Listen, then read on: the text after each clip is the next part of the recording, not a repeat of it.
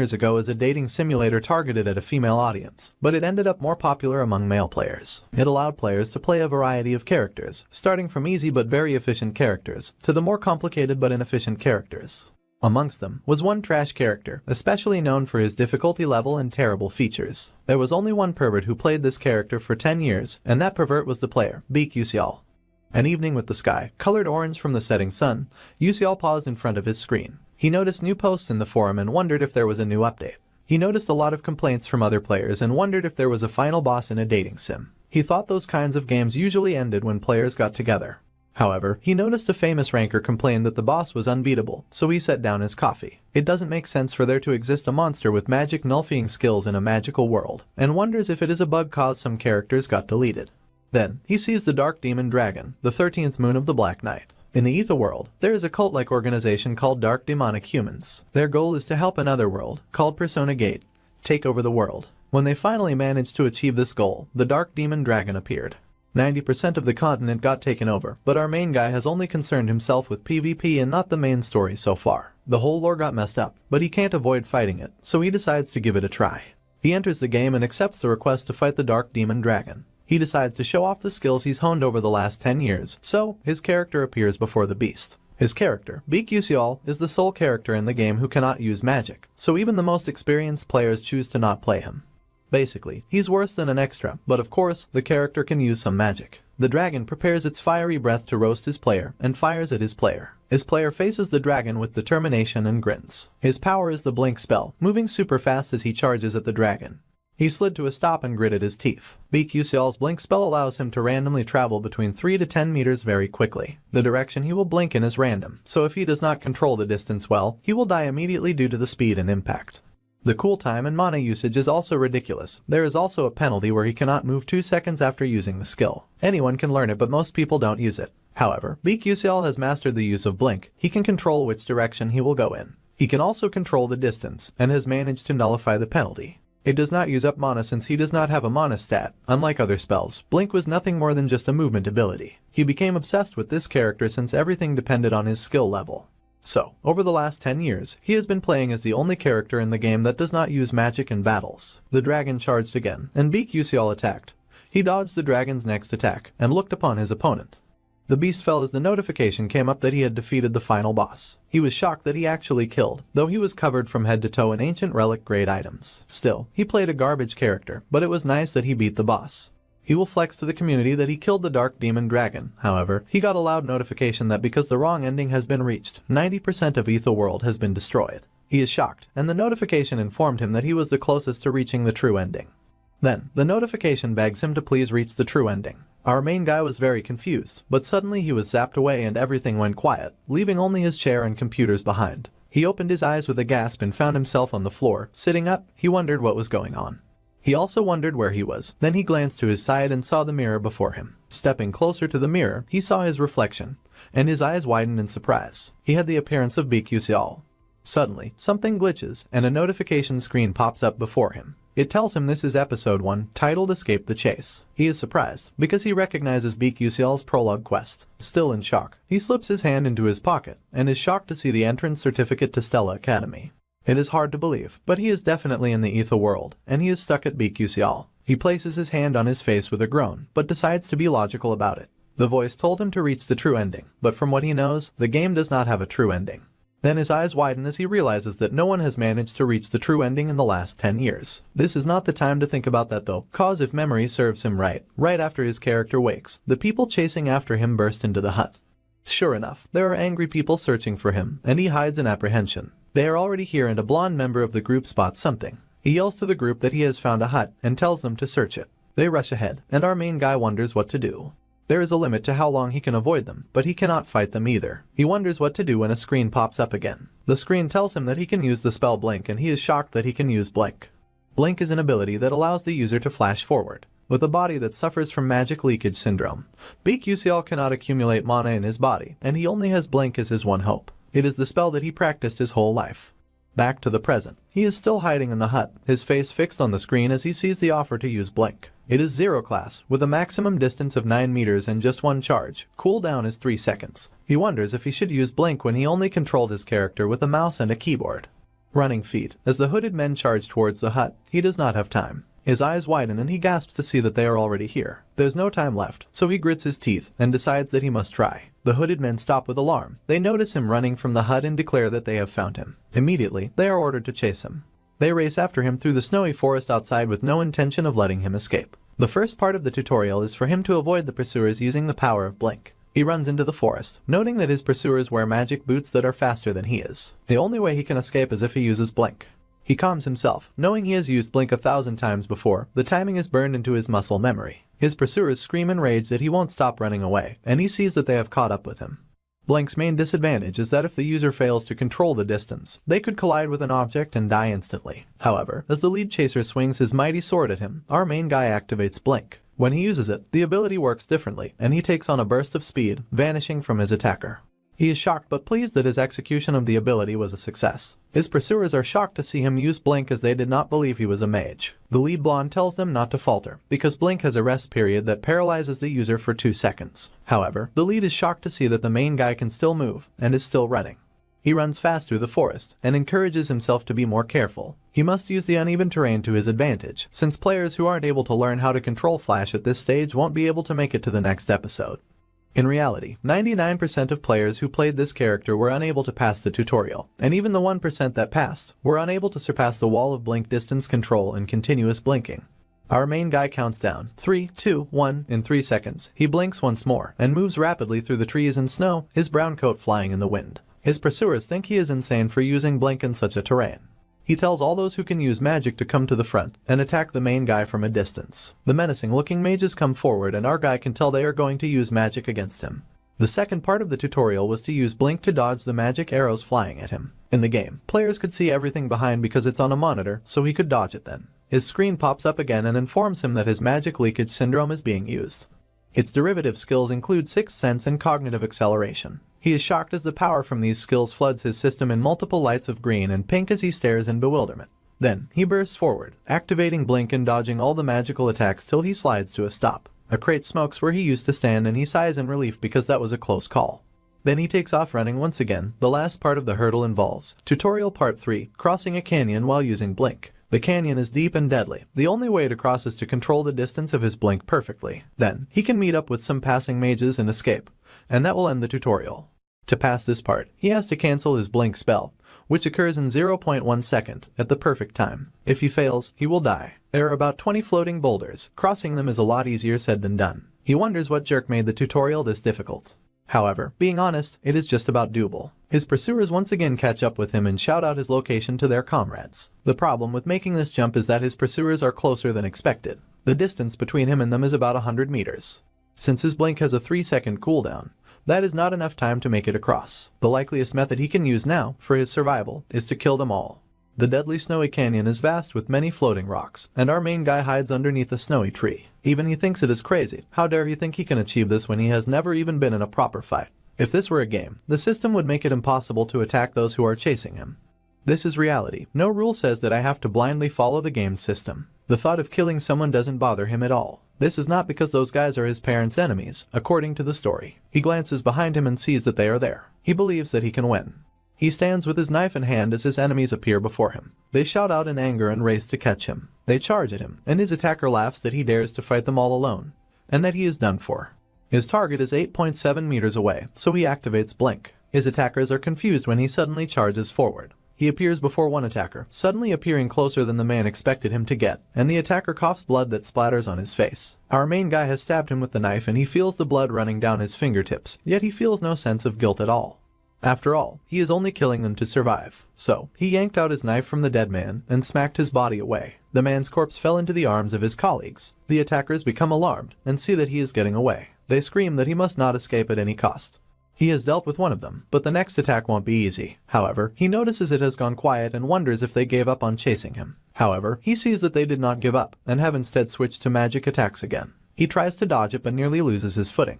The attackers fire magic at him, and the runes glow as the magic is shot right at him. He groans as large giant orange flaming fireballs come flying right at him, and grits his teeth as he tries to avoid it. Suddenly, he sees an opening on a tree branch at the side of the mountain and activates his blink.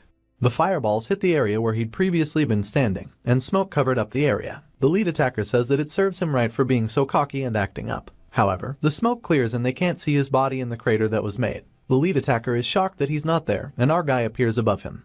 The lead guy looks up just in time to make eye contact with him, and our main guy grits his teeth with determination. One of the peculiarities of Blink is that it maintains the same momentum before and after use. Using the ability, he stabs the lead attacker and the man screams in pain, leaving the other attackers confused and scared. They ask what happened, but blood has already been spilt, and our main guy has sliced through the lead attacker. The other attacker stares in shock as the man's body falls and our guy stands before his fallen corpse, covered in blood. He pauses to catch his breath. Only 2 are left within his range, and he needs to end it before the 2 who fell behind catch up. The other attacker thinks he is a weird guy with an uncanny reaction speed for a mage. He asks our guy who he is. His reaction time is admittedly faster than most professional gamers, but that is only when talking about games. He cannot keep dodging their attacks forever, especially at such a close range, so he shall end it as quickly as possible. However, the second attacker says that he has already figured out his fighting style. All this guy uses is blink and a dagger. As long as he protects his face and neck, then the dagger won't scratch him. The attacker raises his large sword as our guy runs at him. He tells him to bring him on and activates Ice Wave. Our guy activates Blink and the attacker slashes a wave of ice at him. He laughs that he has got our dude, and he will make his face wrinkle in pain. However, he is shocked to hear a gurgle beside him, and sees that our guy has slashed the neck of his companion. He is horrified to see our dude slice through the throat of his teammate. The attacker curses. Earlier, our guy was running like a rat who has never fought before, but now he is acting differently.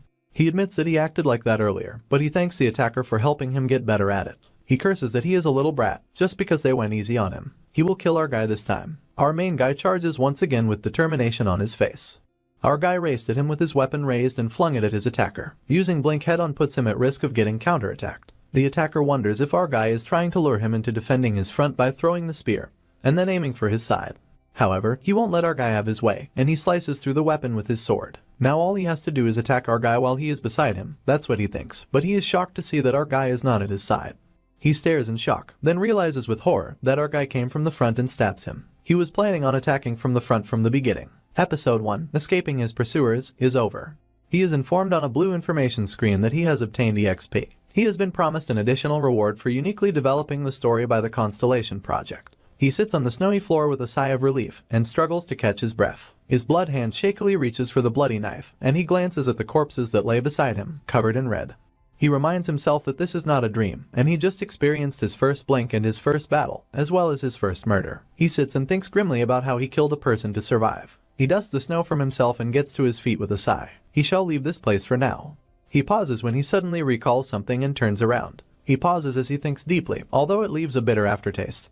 He has to think realistically since he is broke. So he rummages through the corpse pockets and finds around 2 million credit, which is approximately 2 million won. It is better than nothing.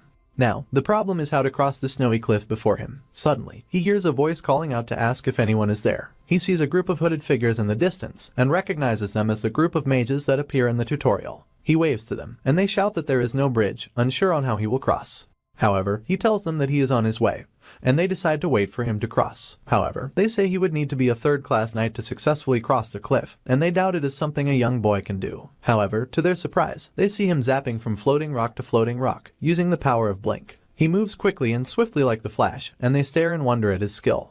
They wonder if he is using a jumping type of magic, and realize he is using Blink. Among the mages, a blue-haired girl with deep blue eyes watches his approach. They are surprised he is using a Blink when it won't be able to control the direction and distance. They are surprised that such control over Blink is possible, and they stare in surprise when 2 more people show up at the edge of the cliff. However, they watch the other 2 charge up some spells that are aimed at the boy they are trying to aid. It's the remaining attackers, and the other mages yell at the boy to watch out. Our main guy barely manages to dodge the attack using Blink. He makes a narrow escape and turns to face those other 2 mages who attack from the distance.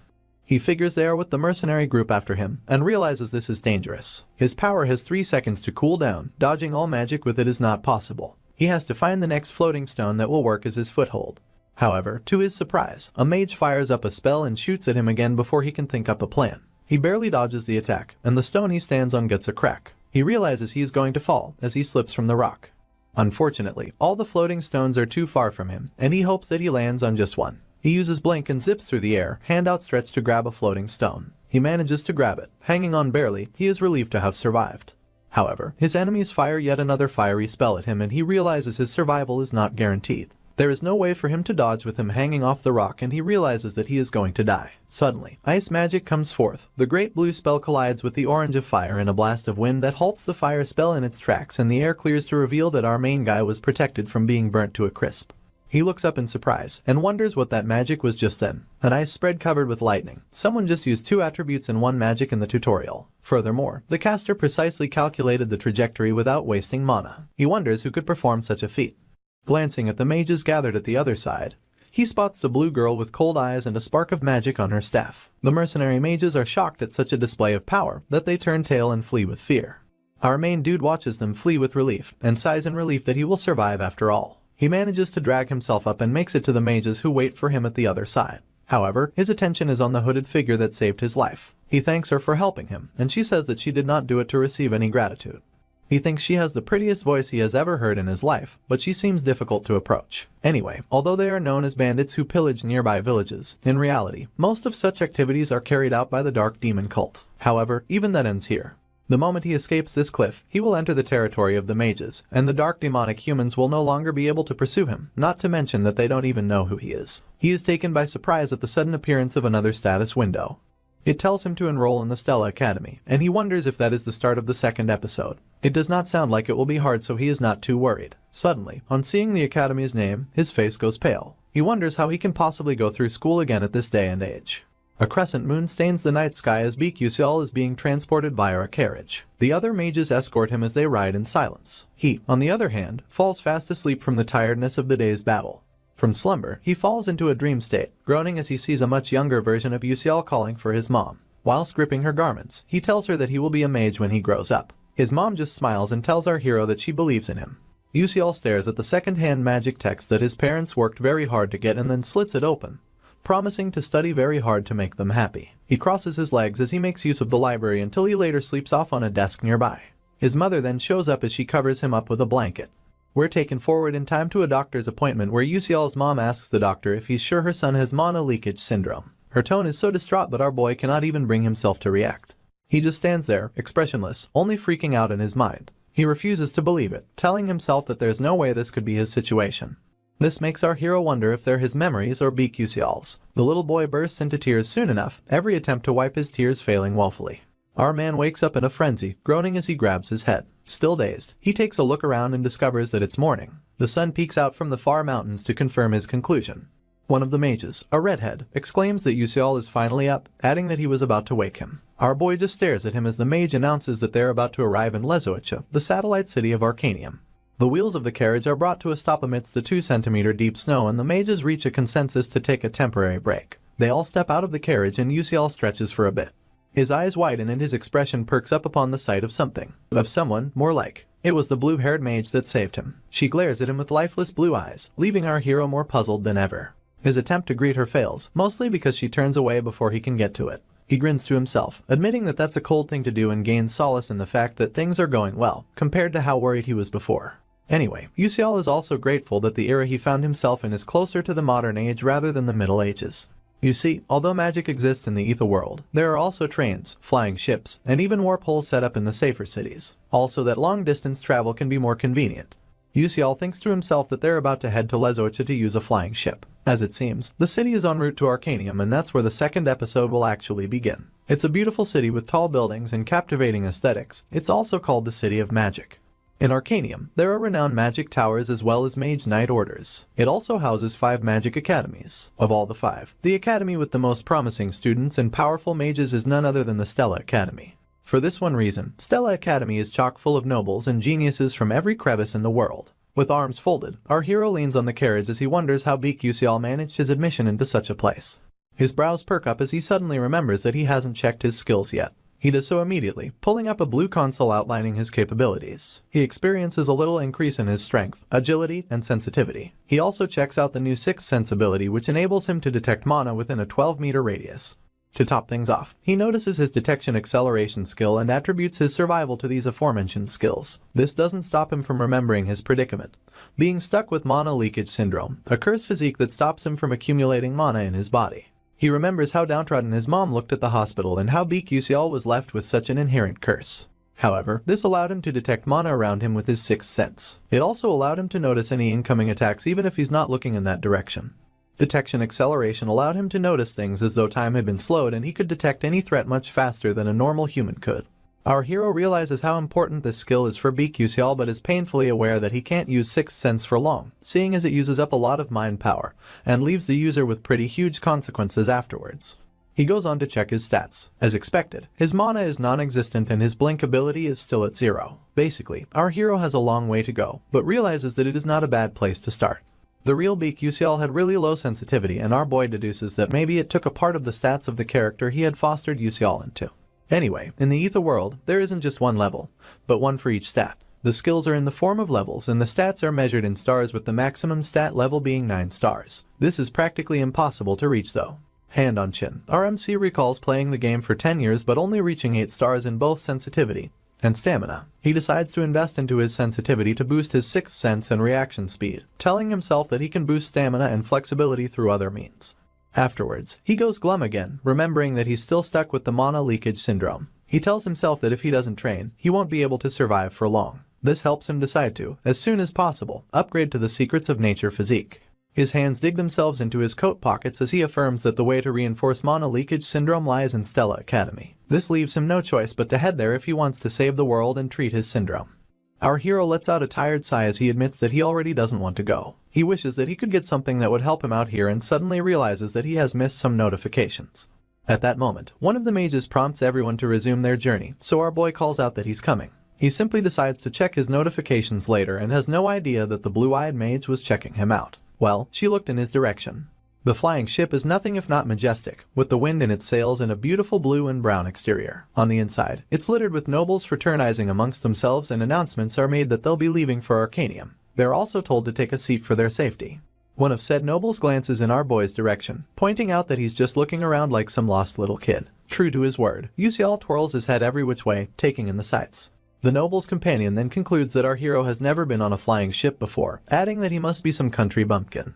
Yusial overhears them regretting why Stella lets peasants into the academy, so he turns to see who's talking. The noble then doubles down, accompanied by 2 of his friends. He quips that the academy is supposed to be the most renowned in the world, and adds that they're sullying the waters with lowly folks.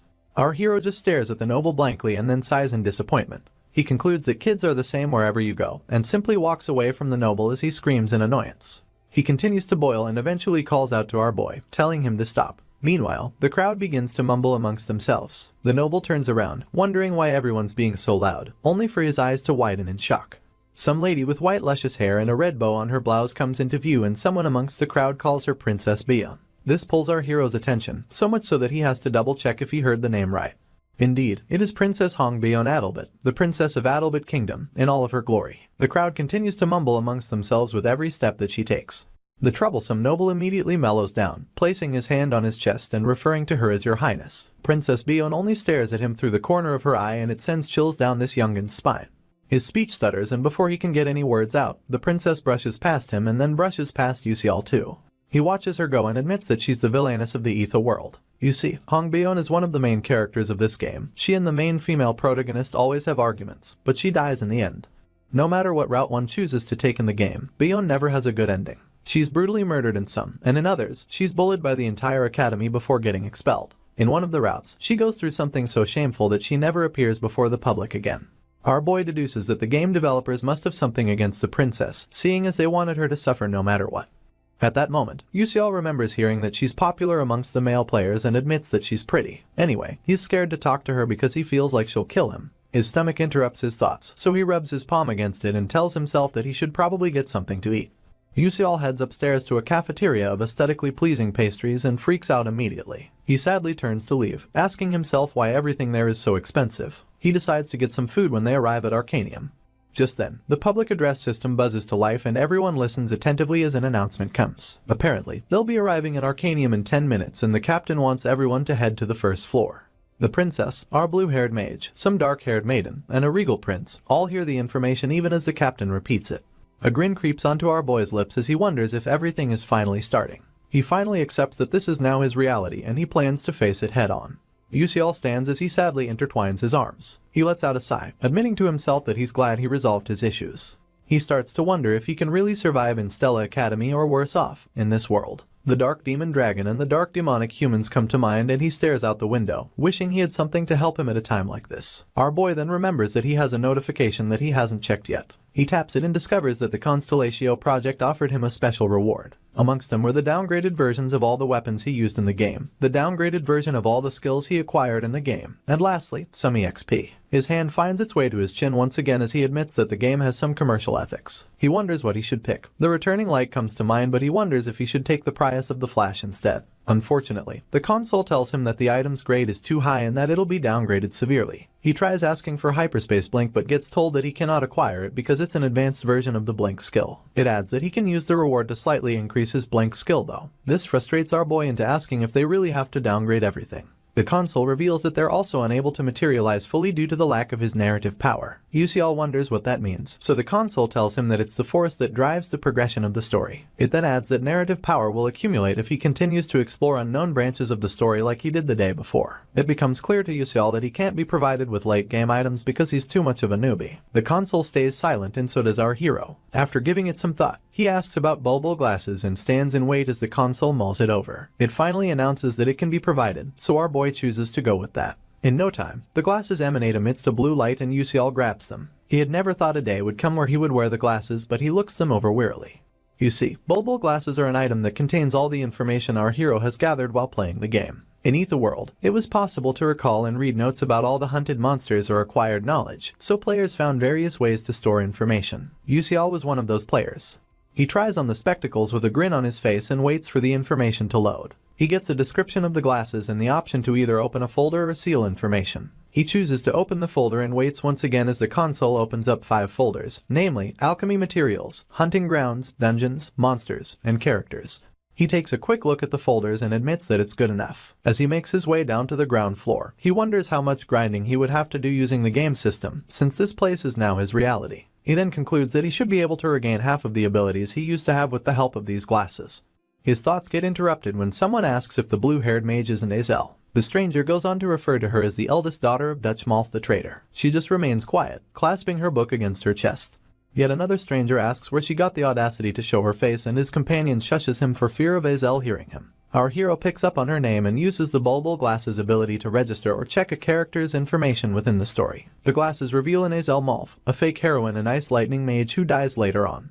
UCL stares at her with surprise after realizing that she's a fake heroine. To understand Azel being a fake heroine, our hero clarifies something for us. Although he's currently in the Etherworld, the game was created based on Don't Love the Princess, an original romance fantasy novel. The novel is about a heroine named Azel who had lost her entire family. She grows by challenging the schemes of Bion, the villainess, and eventually ends up with the male protagonist. In the end, her revenge scheme completely disappears and the male characters protect her. Unfortunately, it had a sad ending after receiving harsh feedback from its readers. But here's the problem. Although the game's world was based off of this novel, its story is completely different. In the game, an original character named Flame was added and she took over the role of the heroine. However, Flame also has a backstory. You see, she was a woman living an ordinary life in the modern world who occasionally enjoyed reading Don't Love the Princess. She ended up getting transported into this world. So, contrary to the novel, Azel became the fake heroine in the game while Flame became the real one. Despite the efforts and numerous attempts by the players, it is said that Azel was not able to survive in any routes. This was the reason why she got pushed from the main heroine position. Our hero removes his glasses and shakes it off, admitting to himself that it has nothing to do with him. He still wonders if it's just his imagination or whether he has seen her somewhere before. The fake heroine continues to walk away and our boy concludes that it has to be his imagination. He then readies himself to hop off the boat. We're transported to Stella Academy, a place for geniuses, a place for nobility, a place for excellence. The students, well-dressed and attentive, listen to their headmaster as he states the obvious. He mentions that dark demonic humans are the mages who have embraced otherworldly powers and transformed into monsters. He goes on about how dark demonic humans continue their invasion even as they speak. They open persona gates and even liberate dungeons to encroach upon the magical world from the back world. He then makes it clear that their destiny as mages is to protect the world from the forces of darkness. One of the students secretly calls his speech boring and his mate concurs. Meanwhile, UCL stands in the back, looking dapper in his new uniform. The headmaster announces that they'll be conducting an oath ceremony for the 4 students who were admitted based on their high scores as well as the freshman representative. He calls all 5 of them to the podium and our boy walks up alongside Princess Bion, Azel, and 2 others. He can't help but think that everyone's faces are shining, fitting their positions as main characters. However, the brightest one of them all is Ma Yuseong, the freshman representative. He happens to have entered with the highest score, leaving people wondering how he's so handsome and intelligent at the same time. Our hero just takes a glance at him, acknowledging that he's the famous Ma Yuseong. You see, Ma Yuseong is best described with the phrase throughout heaven and earth, I, alone, am the honored one. He possesses a mana status of 9 stars and potential close to the realm of deities. He's also a natural genius with the ability to control all the elements of this world. As our hero checks him out, he realizes that although he cannot reach the good endings, he'll aim to avoid the bad ones by bringing the class rep to the good side. However, that's completely up to Flame, the last but not the least of the 4 exceptionals. Yuseol concludes that it all depends on how she acts from here on out. He concludes that it's a good idea to befriend her, seeing as she's also from the same reality as him. He becomes worried about the possibility of things getting complicated if she considers him an enemy, and he faces rejection. Our hero concludes that he shouldn't risk anything since he has the upper hand in terms of information. It turns out that Flame is a romance fantasy novel possessor while he's a romance fantasy game possessor. While the oath goes on, our hero accepts the fact that his importance in the story can't even be compared to a shop NPC. His expression becomes glum once again, remembering that the heroine, Flame, in this case, has the special ability to cleanse the dark demonic humans. She also has an ability that enables her to weaken those around her, so Yuseol admits that being near her will definitely affect him. His role is to support the main characters from a distance and to try his best not to get involved with them as much as possible. At this point in time, the headmaster declares that the entrance ceremony has been concluded and all the students clap in unison. Our hero then gets a notification that episode 2 has been completed. On to the next chapter, we witness the elegance of Stella Academy accentuated by the calming morning sun. Inside lies our hero and his mates, seated behind descending wooden desks. He admits to himself that it has been a while since he graduated college, so it feels quite weird for him to be a high schooler once again. He pulls out his pocket watch soon enough, seeing as he feels good having it. Apparently, a stellar pocket watch is proof that you're a student at the most prestigious magic academy. Anyone in possession of this pocket watch will be treated much better than even those with magic warrior licenses. Our boy begins to daydream about going out and using his pocket watch. Sightseeing will just be a side attraction. At that moment, the class door creaks opens and a man with quite the serious expression enters. He commands everyone to take their seats. Our hero stares quietly as this instructor mentions that they'll be beginning the exams. He asks that the students put away all their items other than writing supplies and announces that those using glasses will be examined prior to the exam. Yuseol remains calm, although he's surprised that the entrance ceremony is accompanied by an exam. It becomes clear that Stella Academy's curriculum is more rigorous than any university in Korea, seeing as you take an exam on your first day. The instructor announces that the exam is for class placement and yells for everyone to begin. Our boy stares at his question paper and panics when he notices that he doesn't know what it says. Apparently, the class placement exam is not only unrelated to the entrance exam, but also notorious for its outstanding difficulty. Students are usually assigned to classes of through F and then S, pertaining to the results of this exam. Princess Bion just minds her work while our boy admits that most of these playable characters are going to end up in S class. On the other hand, characters like Baek Yuseol, who entered the academy in last place amongst 1,141 applicants, can automatically be considered to be assigned to the F class. Dazed, our hero wonders if he can just turn in a blank page since he has already gotten in. He wonders what the odds could be that they'll expel him but gets distracted by a student not too far to his left, Ma Yuseong. That's right, the genius seems to be bored with the whole thing and even lets out a small yawn while he's at it. Yuseol takes another glance in his direction and soon realizes that Yuseong is done with the exam. Our hero sighs sadly and now understands why living is boring for the genius. This reminds him that the nature of the character of Ma Yuseong was boredom. You see, he was born into the most powerful family in the world and seeking as he has the most intelligence and talent, everything was too easy for him. That was why his actions would either be decided as good or evil, depending on what the female lead did. It's obvious that the dark demonic humans will be very interested in Ma Yuseong. Instead of concentrating on his exam, our hero considers the genius's family to be his biggest issue. He then realizes that staring at Yuseong makes him compare himself even more. Baek Yuseol gets an epiphany as he wonders if he can use his bulbul glasses on this exam. He remembers using it a lot when he wanted to stack up additional while studying in the library. He just tells himself that he has nothing to lose and pulls out the glasses from his breast pocket. Before he can even try them on, the professor draws close to him, asking what the glasses are for. Our boy freezes halfway and the professor reiterates how he announced that if glasses are to be used, they would be checked prior. He takes the glasses from our hero to do just that, staring at them intently and furrowing his brows. Still in a panic, our boy speculates about what the problem could be this time. It's obvious that if the professor discovers that the glasses have magic, he might get expelled. To worsen things, the bulbul glasses notify him while they're still in the professor's hands, stating that a missing part of the glasses has been sensed. The system would like to know if our boy wants to call it, but he screams in lowercase that the system should stay the same. After looking the glasses over for some time, the professor returns them, adding that he can't sense any mana from them. He then tells Yusial to ask beforehand next time, and our hero smiles sheepishly as he accepts them. Within himself, he heaves a sigh of relief. He was lucky enough that the original functions of the glasses weren't working at the time. He goes on to put them on, and they immediately provide answers to the questions in blueprint. Our hero is excited that he can really see the answers and refers to this as the jackpot. He buckles down to write, but his new fear becomes coming in first place. He begins to entertain the thought of making it to the class, only for the professor to bellow that the exam is over. He then commands the students to hand over their papers. Without waiting for them, he uses his magic to pull all their sheets to the front, so our boy's paper easily escapes his grasp while he cries out helplessly. He realizes that he only finished 3 questions, but the professor doesn't even crack a smile, so approaching him is out of the question. Said professor looks over the different papers quietly until he sees something he thinks is an anomaly. His eyes widen in shock, and while our boy concludes that he's still going to end up in F class, he notices the teacher grumbling in the front. Soon enough, he yells at our hero to give him the glasses at that very moment. He increases the urgency, but a confused Yusial begs his pardon. The professor takes the glasses and looks over them for the umpteenth time, refusing to believe that they aren't tainted. He then sends another student to go and fetch Dr. Gran, and the student immediately obeys. Our boy, on the other hand, questions what could be wrong with the professor all of a sudden. He remembers writing his solving process clearly so he wouldn't get mistaken for a cheater. Our boy is left wondering if he was caught.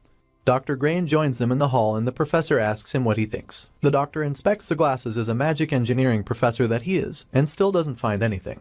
He just admits that it's quite suspicious that our hero could solve a particular problem. The professor is only interested in knowing if Yusial cheated, but Dr. Grain confirms that he didn't. He then adds that he can't feel any magic tool energy coming from the glasses or any of our hero's items for that matter.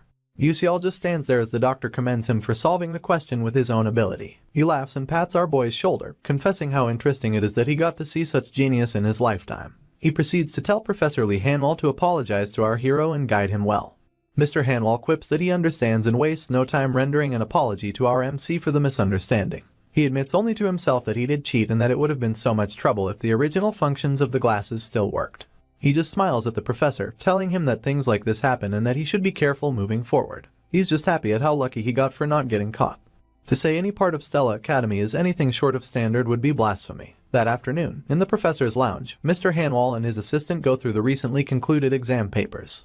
He's especially interested in Beak Yusial's script, so he stares hard at it like a dyslexic man waiting for the letters to rearrange themselves. Just then, someone calls out to him from behind and then approaches him, asking if he's working on the exam papers for this year's freshmen. He stoically confirms this, but the lady is so full of life that she smiles from ear to ear, announcing that she heard about many interesting freshmen being admitted this year. She's Professor Edeltamen of the Stella Academy Council of Elders. Once again, Professor Hanwall confirms her speculation in as few words as possible. He mentions Princess Bion from the most renowned family in fire class magic, Prince Jeremy Scalvin, who had surpassed all his older brothers and was crowned at age 12 solely because of his magical prowess. And lastly, Heewon Ryong, successor of the Magic Tower Master and member of the Full Moon Tower. Still smiling, Professor Edeltamen mentions how hard it must have been to set questions for so many elite children from prominent families, and adds that she saw a lot of interesting questions. Hanwall smirks as he claims to be glad that she likes them. His brows then return to being furrowed almost immediately. True to Professor Edeltamen's words, the questions for this year's placement test featured something new. The first 3 questions were ones that would be difficult for any student who studied in an ordinary manner to solve. The intentions behind them were as follows. The first was a flexibility test to see whether or not a student can move to the next question when they realize that they can solve it. The second was to test for how the student would solve a question that did not appear in any of the textbooks they've studied so far. Professor Hanwall keeps staring at our boy's answer booklet as he bears in mind that the era when rote memorization and theory prevailed is over. Now, it's the era of combat using quick judgment and creative thinking. In truth, those questions weren't meant to be solved. Worse off, over 1,000 out of the 1,141 students left them blank, and out of the 100 that attempted them, most of them couldn't answer a single question correctly. Only 3 out of the new students actually got all 3 questions right. Ma Yuxiang, the prodigy of unknown origin. Flame, a commoner recognized by the principal because her talents are close to that of Yuxiang. And lastly, Beak Yuxial. The professor can understand how Flame and Yuxiang got excellent grades, but he's certain that our hero got the worst admission score. He really didn't expect him to answer those 3 questions right, especially because he couldn't solve any of the other problems. Professor Edeltamen intrudes on Hanwall's thought, voicing her concern about why he's so interested in the scores of the new students. He then admits that there's a student whose scores don't make any sense. Edeltamen smiles once again as she points out that although countless formulas and equations couldn't solve the problems, one could as well solve it without knowing anything. Professor Hanwall then asks her if she thinks our hero could be a genius, only for her to reiterate that it could totally be a coincidence too. She turns to leave and Mr. Han watches her leave. He lets out a sigh of confusion and stares at our boy's girl. In it, he finds a note attached and pulls it closer for inspection. It turns out that Yuseol had been granted special admission because his control of Blink was held in high regard. Hanwall's features stay frowned as he acknowledges that the child granted admission by the principal is different. His lips finally curl into a small smile. He plans to find out soon enough whether our hero is special or it's just a coincidence. Some other students are busy murmuring amongst themselves and our boy returns to class to hear them talking about the results being posted on the bulletin board. Some students are stressed out about the class they'll get and another reiterates that his mother threatened him not to return home without getting into the class. Meanwhile, all Yuseol is bothered by is the fact that he has to check his result in person. In the game, he could just check his result with one click. Anyway, on the bulletin board, the different classes are mounted in shiny purple columns as students gather round it to check. Our boy's arrival draws some attention and one of the other students asks if he's the one approaching. Another mentions that our hero got a 0 on the magic section of the entrance exam. Yuseol just states at the ground as they keep talking about how someone like him managed to get into Stella Academy. They even question the school's standards because of him. Our boy decides to swipe off their mindless comments and approaches the board to quickly check his new class and leave. He tells himself that it doesn't really matter and searches for his name in the F class. He's surprised to discover that it isn't there and surprise soon turns into panic as he concludes that they might have failed him for answering only 3 questions. He begins to wonder if he's going to die now, only for a student to mention his name after seeing it on the board. Well, the student is more pissed than happy, declaring that it must have been a mistake. His colleague quickly agrees with him and they go on to talk about a certain Uslike from Marquis Checkbalin getting into class with rank 29. Yuseol stares in their direction from the side of his eye as they contemplate why someone like him would do well when Kyle came in 17th place and got out in a class. Our boy has to accept that something weird is going on over there, so he walks over to check it out for himself. His eyes grow wide with surprise and he freezes in place. For some reason, our hero's name got placed in the S class. Still in shock, he begins to ask himself why his name is up there. He refuses to believe it and wonders what is going on. Why would he get placed in S class, the most special grade that all students dream of? You see, Class S is a place where the most special students of the academy gather. It's different from the other grades with multiple classes per grade because Class S has only 41 students, and only one class. It still doesn't sit well with our hero that he's been placed in Class S. He closes his eyes and itches his head, all in about to understand. It even dawns on him that he'll run into the main characters of the game more often in Class S. This is bad news because making more contact with the protagonist will only shorten his already short life. Worse off, he can't even change his class. Our boy then makes up his mind to keep a low profile no matter what. He quietly peels away from the crowd, telling himself that he'll manage somehow. On the outside, Stella Academy looked calm as ever. Little did anyone know that in one of its offices Princess Bion was getting slapped silly by her mother. She yells at Bion furiously for getting 3 questions wrong and compares her to Azel who got 2 out the 3 right. She's Hong Yil, the elemental class fire professor. Bion falls to the ground as her mom continues to abuse her, telling her that she's lower than an insect because she couldn't even get the questions that insects got correctly. She yells at her to think of herself as a bug and try again.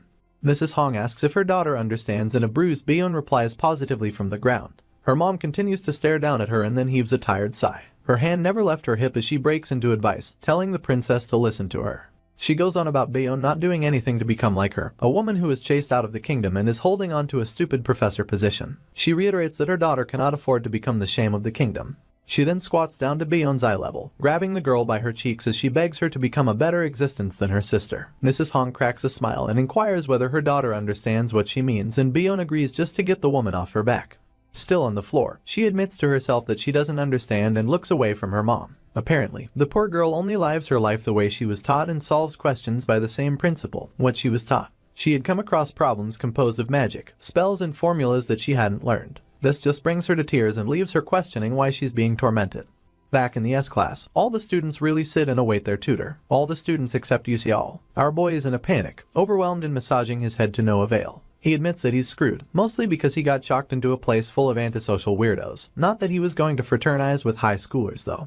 With every passing second he's in the class, he overhears murmurs of other students asking each other how he made it into the class. One of the students whispers to his friend, narrating how his parents had protested about Yuseol being in the S class, but only got told that our hero has the qualifications to be there. His friend confesses that it just sounds weird.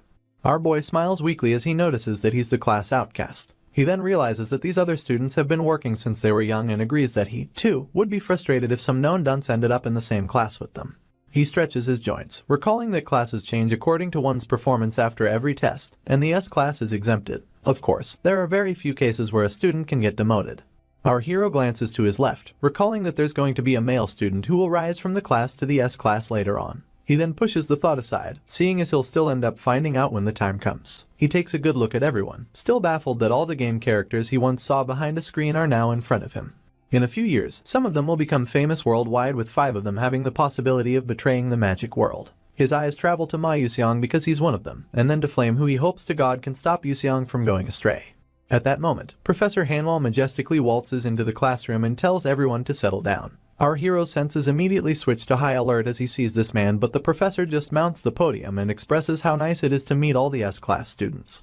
He mentions the possibility of them already meeting him, but still opts to introduce himself formally. The next ending glare deepens as he introduces himself as Lee Hanwol, professor of the S-class. The students, as usual, begin to talk amongst themselves. One of them mentions how famous the professor is, and his colleague points out that the man has almost eliminated 1,000 dark demonic humans, adding that he's called the 7th class magic warrior.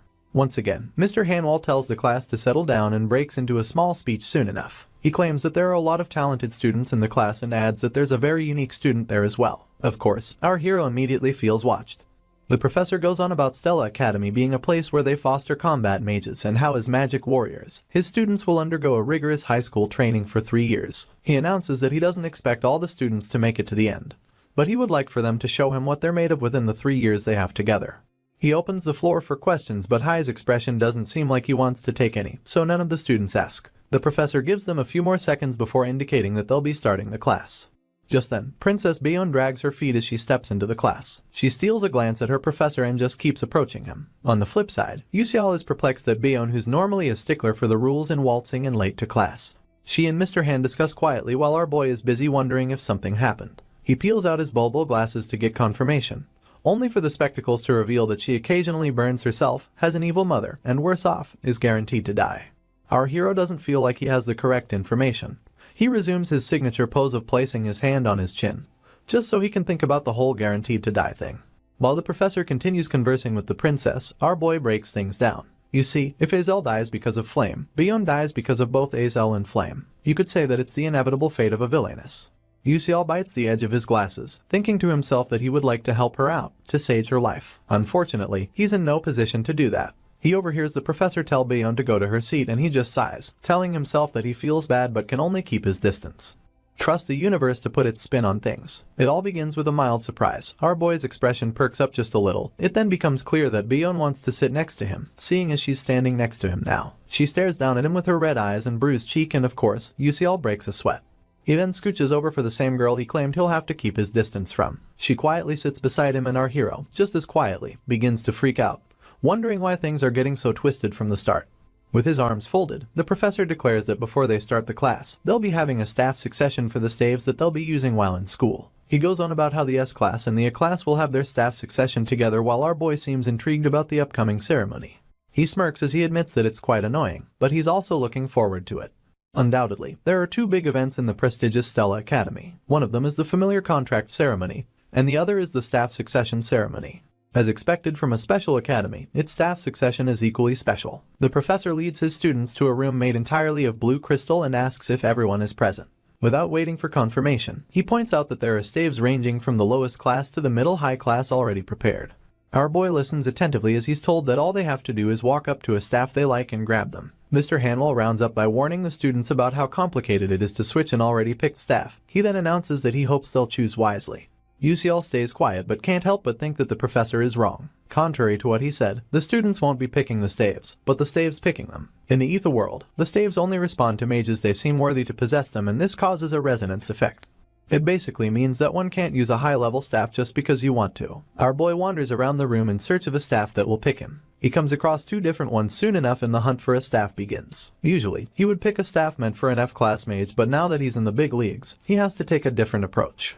Yuseol feels like the staff that would fit his position the most is a wand. It turns out that staves are of 2 classes, the short-form wand and the long-form staff. Wands are mostly wielded by the knight class for close combat and for spamming quick magic. However, staves are used by the bishop class to focus on a single hit with a longer casting time.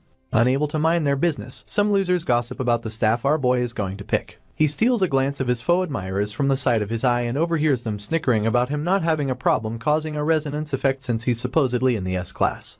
He turns away as the side talks continue, telling himself that they can think whatever they want. At that moment, someone calls out to him, so he softly spins around and sees one of his mates folding his arms with a frown plastered on his face. He asks for the boy's identity and he claims to be Uslek. The name is utterly unfamiliar, seeing as it's Usiel's first time hearing such a name. He then presses Uslek, asking why he's in his face. It turns out that he just wanted to know the staff that our boy would pick, so he tells Uslek that he'll pick anything. The noble smirks as he talks down on our hero, telling him to only pick something befitting of a commoner, and to try not to cause any trouble for the professors. Usiel just stares at him blankly and after a few seconds, tells him not to cause any trouble either. He then walks away from him, leaving the noble furious. He yells at our hero, calling him a bastard, but he remains unfazed by this. Uslek then asks if he's picking a fight and our boy stays quiet. He finds the noble quite annoying, so he pulls out his bulbul glasses to check him out. While Uslek continues to lash out, the glasses reveal his specs. Unsurprisingly, all they have on him is that he's a third-rate bully. Our hero is disappointed at how insignificant this noble is, and just tucks his glasses back into his coat. Disappointment turns into a mocking pity as he wonders how much of an extra Uslek is. The noble then announces that he's going to pick a nearby staff and tells our boy to watch carefully. Usiel is of course very intrigued by the staff, seeing as it's the Edmary. Our hero realizes that the staff is the highest one in the exhibit, a middle high-class one. You see, such a staff is usually used by pro-magic warriors. However, no matter how talented you are, no student should have access to anything higher than a middle-low-class staff. Usiel thinks the same, mostly because professional magic warriors are barely able to grab a hold of middle-low-class staves. Our guy gets a notification about another middle-high-class staff other than the Edmary, some staff that's floating in the midst of its own light. It's then specified that it isn't there for anyone to pick, but only to be shown off. Professor Hanwall interrupts by announcing that every student should stand in front of the staff that they like. In turn, they all obey. Yuseong teases his staff. Scalvin has on a mischievous grin as he grabs hold of his, and Princess Bayonne, as calmly as ever, picks hers. Usiel then notices a flash of light behind him. He overhears some students talking about the staff that he picked, adding that it's the Haddon Amikoten, a middle-class staff. It turns out that even Prince Scalvin picked a middle-class staff too, while Princess Bayonne picked the Suavita La Haven, also a middle-class staff. The bully stays completely dazed while our boy maintains his composure. He is left thinking about just how many students can wield middle-class staves as though they are certified magicians. The bully then admits that it's crazy and curses under his breath. He storms away from our hero, claiming that he can also pick a middle-class staff. Our boy just quietly watches him leave, and other students notice as he takes strides towards the Edmary. They suspect that he is trying to resonate with the staff, and that's what he does. Uslek wields a confident smirk as he reaches out for the staff. He thinks to himself that he would like everyone to watch carefully as he shows them what a true S-class should look like. He grabs hold of the staff, only for it to emanate a loud flash of light, so bright that all the students have to block their eyes with their hands. Yuseong isn't shocked as he realizes that Uslek failed to resonate with the wand. Amidst the fog, the bully is knocked down to the floor. He grunts and grits his teeth in disappointment. One of the students immediately yells out that he seems to have been badly hurt, and another asks for anyone to call the professor. The genius overhears someone laugh as he admits that a middle high-class staff is practically impossible to wield. Calmly, he makes his way to the wand, thinking to himself that it'll be better for the other students to just give up. He brushes past Uslek, still on the ground as his friend tries to help him get a hold of his faculties. He then cracks a sly smile, believing that the owner of the staff has already been decided. Yuseong stands before the Edmary, drawing the attention of all of his mates. They wonder if he is going to pick it up. Some don't believe that even he could handle such a staff. Well, he proves them wrong when he grabs hold of it and the loud flash of light repeats itself. Our boy blocks his sight so as not to get blinded. He then spies with one eye and notices a smiling Yuseong in the middle of the light. The brightness dies down and the genius is still standing, this time seamlessly wielding the Edmary. The other students refuse to believe it. A student wielding a middle high-class staff is the last thing they anticipated. Our hero just heaves a tired sigh, seeing as he is the only one who expected something like to happen. He is just worried that a lot more people will know how talented the genius is. He peruses his new wand and suddenly shoots a glare in our hero's direction. He has no idea how to act, but Yuseong smiles at him soon enough, making things even weirder. Our boy is left wondering if the genius has lost his mind. In other news, Flame also attained a middle high-class staff in the game, a staff named Terravan. Usiel feels like this is where the route will split. Flame being able to wield Terravan will definitely put her on Yuseong's radar because he only respects geniuses. He strongly believes that this will open up the Mai Yuseong route. If only she had gone for another staff, another route entirely would have opened up. For our hero, the task at hand becomes using the female lead to pull the genius to his side. Just then, he sees her walking towards the staff and as expected, she heads in Terravan's direction. He watches her intently, asking himself what she'll do. Every step she takes, our hero gets more agitated. He hopes that she will grab Terabin, then Yuseong will notice her and get a better chance at a happy ending. At that moment, the girl simply walks past the staff, shocking our hero to his marrow. She stands just after it, hand on her chin as she wonders which other staff to pick. Our boy realizes that she is not interested, and questions whether or not she knew about Terabin. Her ignorance troubles him and he admits that the situation is bad. She's supposed to be able to resonate with any staff, seeing as she is the female lead. He grits his teeth as the anxiety builds up. He is worried that she might pick up some strange staff and end up losing out on the other good routes too. At this point, our hero knows what must be done. He begins to warm up his ability, planning to push Terabin to her like a pharmaceutical sales rep pushes medicine when he hasn't met his quota. He activates his blink and in a split second, he arrives right behind Flame. She catches him with the side of her eye, and she turns around in a panic, wondering how our hero got behind her so fast.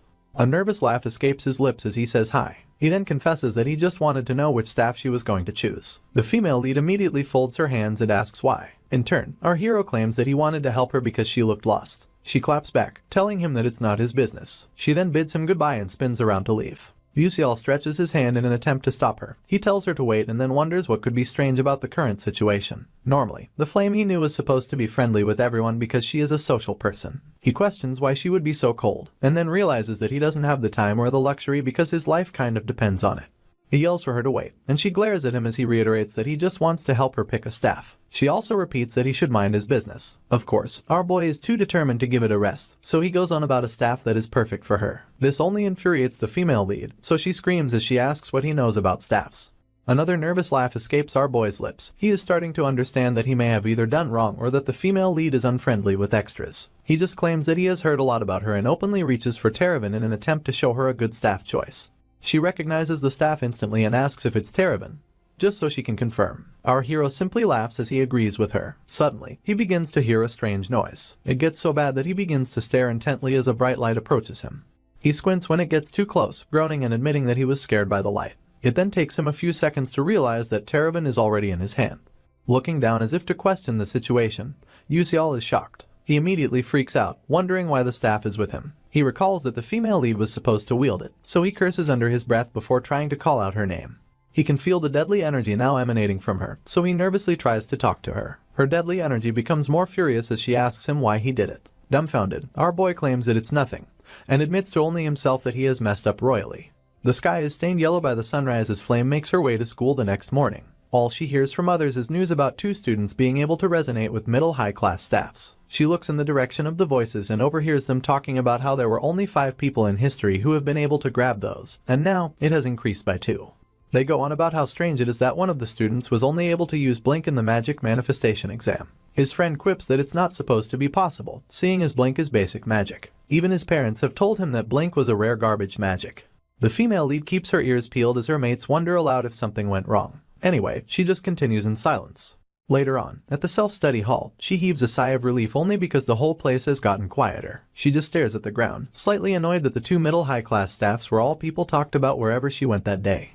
The news spread instantaneously, but the female lead doesn't seem to understand the outcome. She was utterly shocked when our hero grabbed Terabin the day before and it made her question his identity. Apparently, she had read the original novel 3 times before coming into the game, but never has a character like Baek Yuseol appeared, not even once. She remembers vividly that no one is supposed to have the ability to just grab Terabin, but our boy waltzed in and did it. This really pisses her off, so she thinks Yuseol just wanted to show off to her. She imagines him with the staff on his shoulder and a mocking grin on his face and then swipes the thought aside, telling herself that it's pointless to think about that now. She angrily tucks a tuft of hair behind her ear in a bid to walk off into silence. Unfortunately, her mates call out to her, asking if she wants to go study by herself. Flame forces her expressionless face into a strained smile and then asks if the girls think that she is some kind of nerd. One of them immediately denies this, reminding her of the numerous times she claimed that there was nothing to do and just ended up studying. The female lead reiterates that it's not like that. Another girl then speaks up, asking the female lead why she always calls them kids when they're the same age. Our girl laughs it off, claiming that it's a force of habit. She then adds that she has always been treated as an older person where she used to live. On the outside, she continues beating her teeth in a fake smile, while on the inside, she admits that she realized she is inside a novel from the present and can't exactly act like a kid.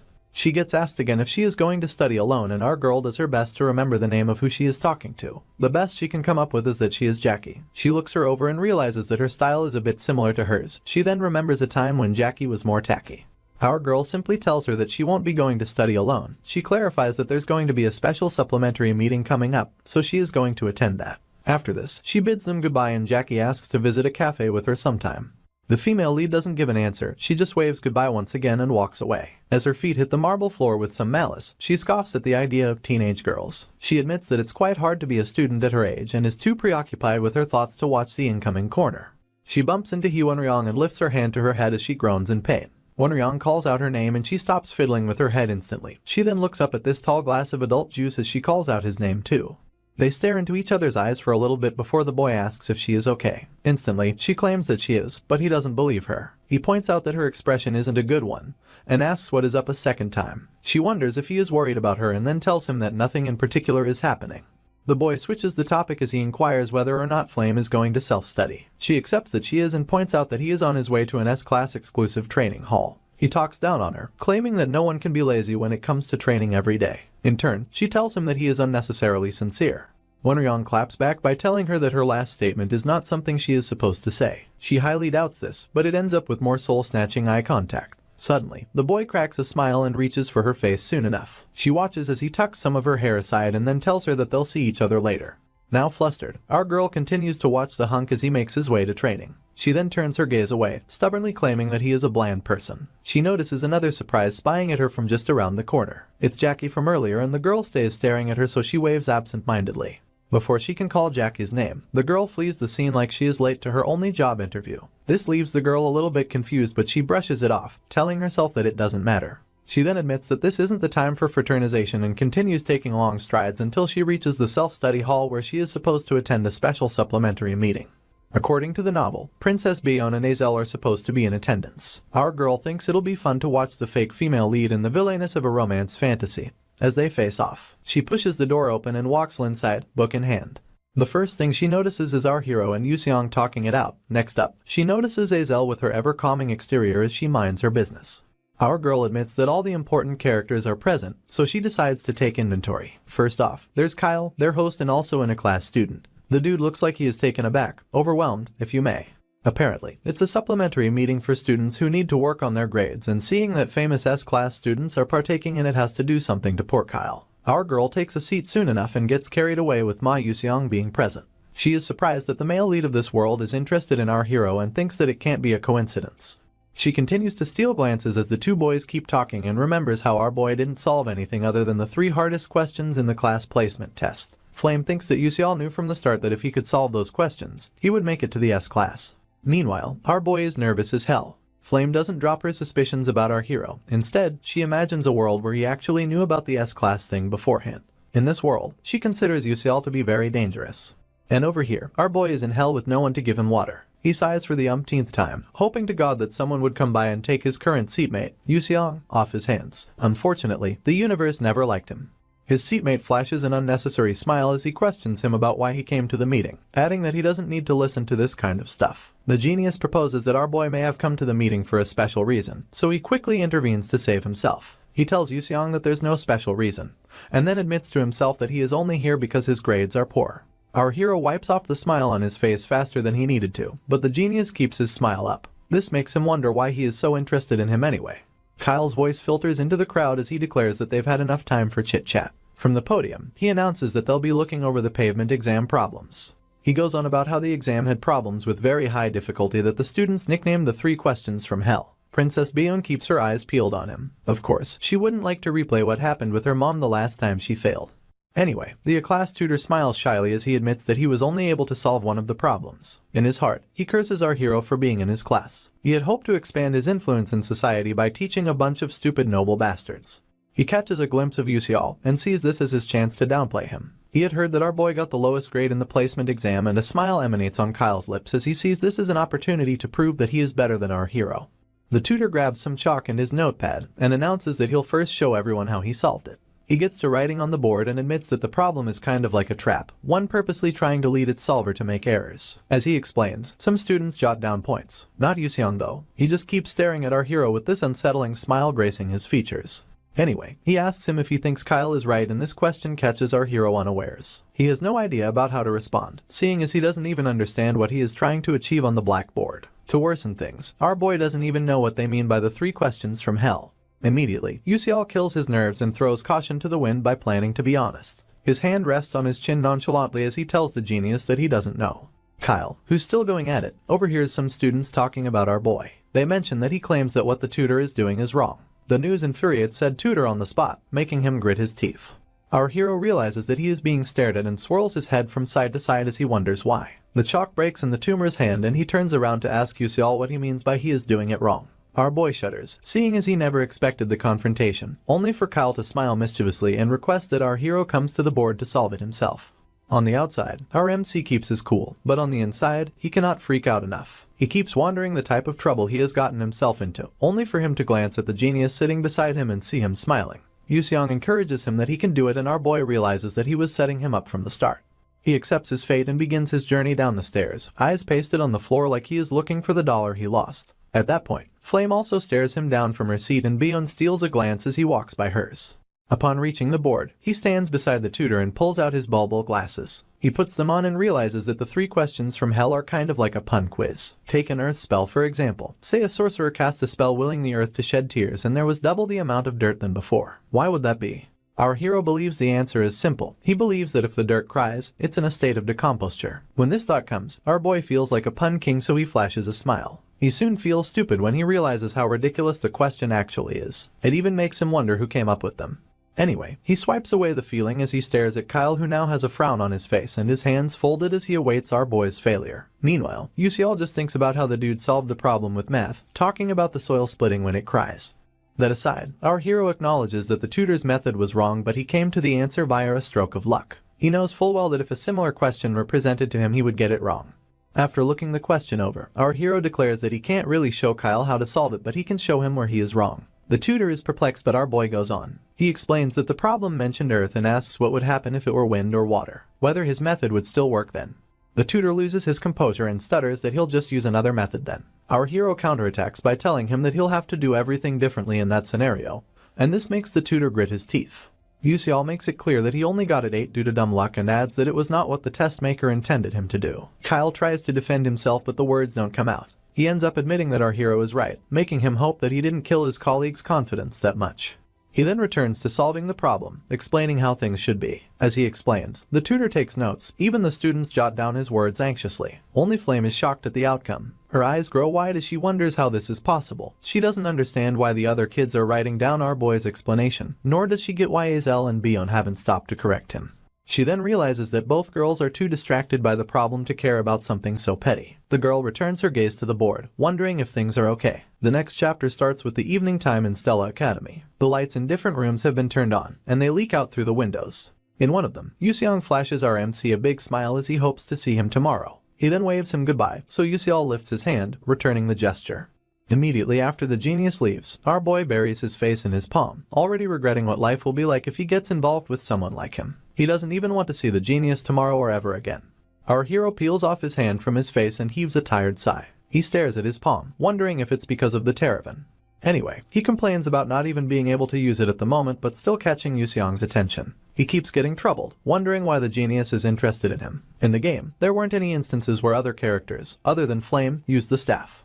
Our boy makes his way to the exit and catches a glimpse of Princess Bion by the door. She just stands there quietly, and it makes our boy deduce that she must be waiting for someone. He instantly shrugs it off, seeing as it has nothing to do with him. Our hero simply watches the ground as he walks past her, only to hear her mention his name. This stops him in his tracks, and he turns to his side, as if to confirm whether or not she really called him. It turns out she did, because she immediately tells him that she has something to ask. Our boy doesn't believe that the great Bion wants his help. On the outside, he stays collected as he asks what she wants from him. She goes on to inquire why he didn't explain the solution earlier. Our hero freezes in place, thinking to himself that there was no way for him to explain a nonsensical quiz. He fidgets for a few seconds, rubbing his neck nervously, as he realizes that the princess must have misunderstood him. He simply reiterates that he had nothing to say, and Bion just as quickly claims to understand.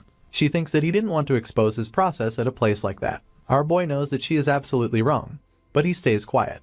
With her arms folded, the princess offers to compensate him. Yuseol tries to confirm what she said, so she repeats it, adding that she'll compensate him fairly. In turn, he is going to explain whatever it is he has in his mind to her. Her expressionless face remains the same, but our hero freaks out. The lights in the self-study come alive as Bion and our boy sit beneath one of them. The princess already handed him the test questions, but they lie helpless on the table. Our sympathetic hero reaches for them and examines them, wondering aloud why the princess would pay just to understand 3 problems from the placement test. She remains cold about it, stating that she has her reasons, and commanding our boy to just tell her what he knows. He wastes no time concurring with Her Majesty. After looking over her test, he points out that she only failed those 3 questions and got all others correctly. He then asks whether she doesn't feel embarrassed coming to him, who failed every other question, for help. She vehemently disagrees, but you can't tell because she lacks emotion. Anyway, she explains that the only thing embarrassing is that she still doesn't know the solution to the problems. The princess admits that she is willing to do anything if it'll help her find answers. Our hero just stares in awe, committing it to memory that she seems to be a model student. He then inquires why she approached him specifically, sharing his gaze between her and the answer booklet, pointing out that she is supposed to have many helpers at her disposal because she is a princess.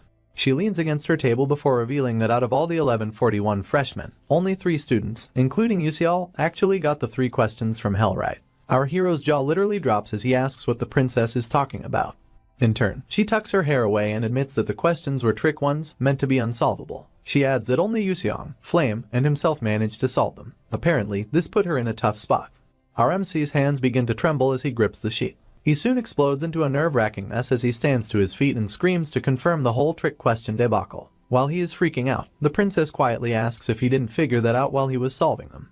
Defeated, he sits back down, ripping the paper as he tells himself that the academy is insane. He now understands why he got into S-class. He stares blankly into space as it dawns on him that it's also why Flame held him back. It turns out that he didn't know all the details involved in building the ether world. He didn't even know about the trick questions existing. With this, he realizes that Flame is different. You see, she has read the entire novel, so even if she doesn't know the game's story, she must be painfully aware of the way things should go in the story. Things like the 3 trick questions, not an extra who wasn't in the original story butting his head in. Since it already happened, our hero admits that Flame had no choice but to acknowledge the existence of Beak Yusial. He buries his face in his hand yet again, his dilemma unable to hide itself. He now gets why the female lead was cold to him earlier on. Just then, Princess Bion intrudes his thoughts, asking why he looks downcast. He tells her not to worry about it but goes on to worry himself. He then reminds the princess of their deal, which binds her to listening to any request of his after he teaches her the answers. She immediately concurs, so our hero asks her to alter his sword and turn it into a magic sword, adding that the blacksmiths of her kingdom can easily get it done. The princess objects to this, pointing out that only low-level mercenaries use those kinds of weapons. She asks why he would use such a weapon when he is a mage. Our hero cuts her off as he reinforces that it fits his style. In truth, he just doesn't feel like explaining how powerless he really is. With a steady exterior, he asks whether the princess is going to get it done or not. Bion takes a moment to mull it over and then announces that it should be easy enough. A small smile visits our hero's features as he admits how nice that is.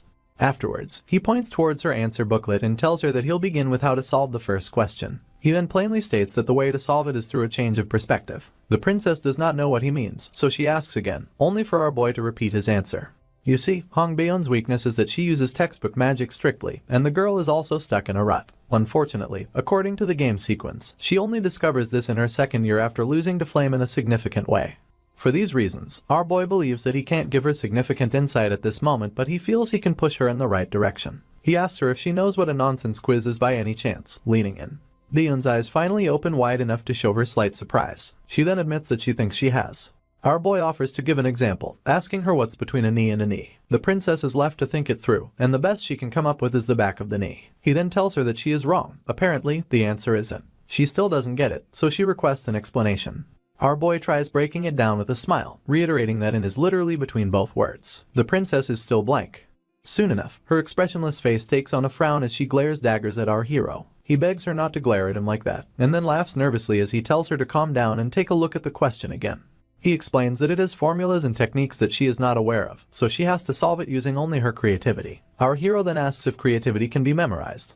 This question stirs the princess's curiosity. She looks away as realization washes over her, and then answers in the negative. Our MC lets a soft smile fly as he points out that having many spells and techniques is important. But for a mage, the most important thing is to look beyond the boundary of your thoughts. The princess's mind begins to open up as she hears our hero talk about how magic can grow with even the smallest chance. He then points out that she only thinks about things as she sees them. Apparently, she didn't know that spells aren't just about memorizing and casting them, because she stares at her desk shamefully when she hears this. Anyway, Yusial admits that the princess might be better than him at analytical thinking and judgment, and adds that she lacks creativity, which is the most important tool for a mage. She looks away completely, intertwining her hands beneath the table because of how hurtful the truth feels. Her entire aura takes on a serious tone, so much so that it unnerves our hero. He even admits to himself that the look on her face is way too serious. To push past this, he flashes a nervous smile and asks if she understands what he is trying to say, even though it sounds kind of complicated. In turn, Bayon confirms that she did. He keeps the smile going, when he is really surprised that she understood him, mostly because he has no idea what he is talking about. Our hero just claims to be glad about her understanding and declares that they get into reviewing more trick questions. He begins by asking what a man said to his horse while putting him to bed. The princess is immediately flustered, so our boy repeats the question for her. Her thumb alone pays her chin a visit as she racks her brain for something creative. Unfortunately, she comes up empty and tells our hero that she doesn't know. Apparently, the answer is it's past your bedtime, a classic play on the words past and your. The next question is about why beds don't work hard. The princess also has no idea what the answer could be, so our boy tells her that it's because they're always lying down on the job. He poses another question about what happened when rock, paper, and scissors entered a race. As usual, Bayon averts her gaze and shamefully admits that she doesn't know. It turns out that it's because rock began to roll, while paper and scissors were stationary. Yep, it's just another play on the word stationary. Not gonna lie, I'm kinda digging these stupid puns. Our hero is excited about his last pun, but his joy gets sucked out when he notices how frustrated the princess looks. She bites her lip in anger as a frown deepens on her face. She has shown more emotion in the last 10 minutes than she has since the story began. To err on the side of caution, our MC drops his once lifted finger. He admits that the princess is about to explode, and this makes him feel threatened. He pushes past this as he asks her what the cloud said to the ocean. Once again, she doesn't seem to get it, so our hero rephrases the question and asks what the cloud said to the ocean when it's raining. Her hand returns to her chin in thought, and as she mulls it over, our hero begs the universe to send him a win as he anxiously watches her struggle. And at last, his prayers were answered when she finally replies correctly that the cloud said it was getting emotional. A nice play on the word emotional. Our boy's eyes widen in a pleasant surprise before he tells her that she got it right. It was a joyous moment indeed. Even for the lady, the surprise washes over her, and it's accompanied by the most beautiful smile that she has been hiding away this entire time. My guy can't help but stare as he realizes that this is the first time she smiles, both in the game and in reality. He cups his chin and flashes her an equally encompassing smile. He then tells her that the creativity of a princess is on another level. She instantly clears her throat, telling our boy that it's enough chit-chatting. She then requests the next question, so Yuseol keeps up his smile as he feeds it to her. The moon is already high in the sky by the time our boy is set free from the prison of education. He walks amongst his fellow night crawlers, tired and wielding eye bags that would make pandas jealous. Sighing for the umpteenth time, he remembers how he spent 3 hours on some stupid questions with the princess. His smile is one of shame as he refuses to believe all the rubbish he said. He is then swarmed with memories of the blunders from his past. Anyway, our hero is now certain that Hong Bayon is undoubtedly an excellent magician with a sharp mind to match, but her problem is her rigid way of thinking. He begins to feel guilty for exploiting this rigid mind of hers, even though she is the villain. His staff comes to mind, so he is left thinking about how to quickly modify it into a sword so that he can do more with it. Our hero pushes everything else aside, seeing as there is nothing he can change about what he has already done. Up next is shopping for the books he'll need for class that day, so he walks around trying to find where to get them. After walking for a while, he finally arrives at a small house and announces that he has found it. The house is quite aged, and the inside is covered in cobwebs, shelves and all. After taking a look around, our hero admits that it's pretty rundown. He steals a glance at a cloaked man sitting nearby, and this is all the proof he needs to know he is in the right place. You see, in the game, this bookstore is said to be owned by the man who has a perverted habit of pretending to be asleep just so he can watch his customers on. In this nameless, decrepit bookstore lies the study notes of Mela, the student who graduated at the top of Stella Academy 10 years ago. Lore has it that it is hidden in this bookstore. If it were the game, the player would only need to click a button to take a major, but since this is real life, students will have to source out textbooks for the courses. In addition, your grades will increase at different rates depending on the textbook used. Our hero continues to peruse the bookstore as he recalls a time when he only bought textbooks from the famous ones. Luckily, he later found out that there were good textbooks hidden in stores without signage. He continues to search for the notes of Mela, imagining how guaranteed he would be to pass if he used them in his study of magical engineering. At this point, he remembers the bulbul glasses and how they will get him decent grades if he uses them, but he wants more. Our hero would like to be able to figure out secret recipes. Just then, he gets distracted. A simple aversion of his gaze reveals the notes he has been searching for. He reaches for the book at that moment, only for another set of hands to reach out for it too. In slight surprise, he turns to see who it is. Apparently, it's Azel, so he calls out her name. She just stands there staring before finally asking if he knows who she is. He doesn't hide that he does. In fact, he points out that she is quite famous. She then admits that she remembers him from the supplementary group and calls out his full name. Our boy falls silent with a panging feeling in his chest as he realizes that she doesn't even remember meeting him before the academy. She innocently continues talking about enjoying his debate in class and adds that it was a shame that he couldn't finish explaining. This reminds our boy that Azel also couldn't finish all 3 questions from hell. She interrupts his thoughts with a farewell and turns around to leave. Yusial reaches for Mela's notes as he watches Azel leave. He then thanks God that she didn't take it. Holding what he came searching for, he is left wondering why the fake heroine would be in an unnamed bookstore. He watches as she picks up a book, stares at the price tag of 78,000, and then quietly returns it after heaving a sigh. His mind begins to run scenarios through his head, but the most likely would be that she is broke. The bookstore is known to sell used books, so the students that come to it are the poor ones, just like our hero. It becomes apparent that Azel, having come from a fallen family, has no choice but to join the category of poor students. The thought of her father probably being killed by the dark demonic humans just spells sadness for our hero. It's even worse that a princess like Azel is coming to buy used books and is still worried about the price. Sadly, it doesn't get better. She also faced an unfortunate end in the original novel, dying before Flame, who became the heroine of this world. You could say that Azel is the most unfortunate character in the game, and you would not be wrong. She spies as our boy drops a couple of books on the counter. He then flashes a smile at the creepy man in a cloak as he asks him to sell him the books. The store owner is quite startled by the number of books and he stutters in agreement, keeping in mind that our boy is much stronger than he looks. He smiles menacingly at Azel, and she holds her tongue as she looks at the books he chose. Our boy finally pokes the bear by asking her what's going on. The fake heroine almost insults our hero, but she stops halfway, claiming that it looks like he picked out some interesting topics. He could sense that she was about to call him names, and doesn't know whether to be amused or offended. He continues poking the bear, so she asks why he is reading topics like the advanced sealing theory. She adds that the theory of sealing is an ancient magic involving the use of an item. So, in the current world where alchemy and magical engineering are already advanced, sealing has become a skill that is rarely used. RMC easily agrees that the subject is one that doesn't have much use. Azel then pastes an ostentatious expression on her face as she discovers that he already knew. It quickly changes to one of surprise when our boy reveals that he is taking the course because people think it's useless. She turns to face him, asking what he means. Our hero's smile returns as he explains that everyone thinks like her, and that's why it'll be easier to get higher grades in the sealing class. He then tells her that he'll be leaving first, and she just stares helplessly as he does so. Yusial agrees with what Azel said, seeing as most students don't want to take on the sealing theory class, and that's why he can spend less time on it and still make a good grade compared to other classes. With this, our hero looks forward to not having any issues this semester. Regret laces the eyes of the fake heroine, so much so that she can only stare in silence as our boy struts away.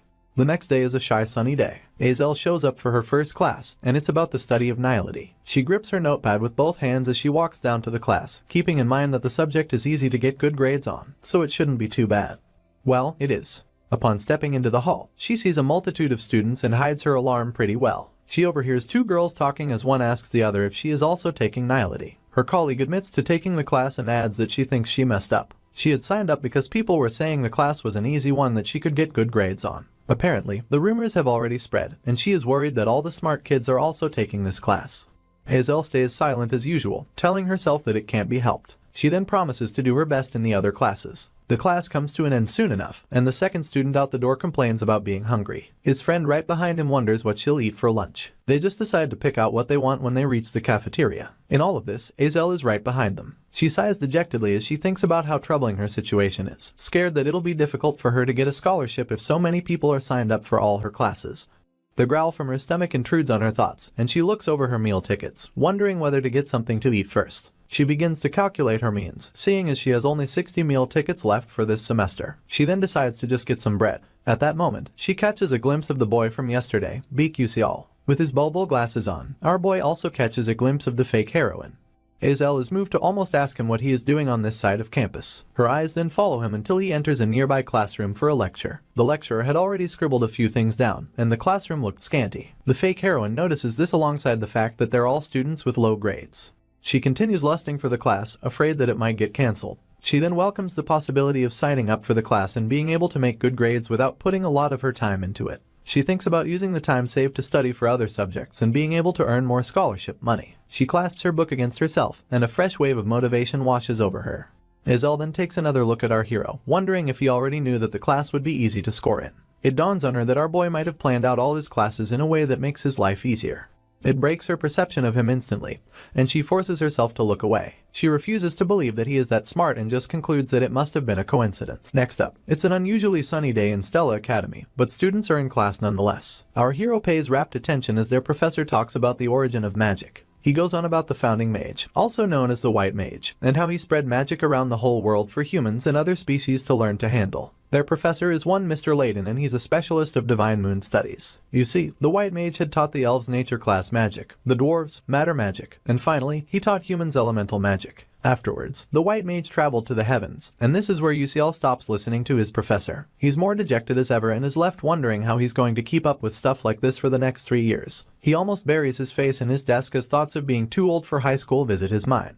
He feels like it's torture and remembers that he could have skipped all of this with a click if he was playing the game. Something on his left catches his attention, so he takes a look, all while realizing how important this course is. He now believes that it can give him clues as to what the true ending of the game is. He rests his head on his hand as he reminds himself that it's all an assumption. Our hero is distracted once again, but glances to his right this time. He has to ask himself if Hazel was always in his class, because the girl suddenly appears in it, concentrating on the lecturer as though she didn't just pop in. Yuseol has no recollection of main characters taking this course, but soon brushes it aside, telling himself that it doesn't matter. After this, he reverts his attention to Professor Layden, who's now talking about how human curiosity didn't end with elemental magic. Apparently, human mages traveled the world and began stealing magic from other species. Unfortunately, that still wasn't enough for them. They only had to stop because it wasn't physically possible for them to learn any more magic. The founding mage had left the 12 divine moons and disappeared. After mentioning this, the professor stares intently at his students as if to let the information sink. He then asks if anyone in the class knows anything about the 12 divine moons. Hazel opts to answer, and goes on about the 12 moons being guardians who protect the balance of power in the continent.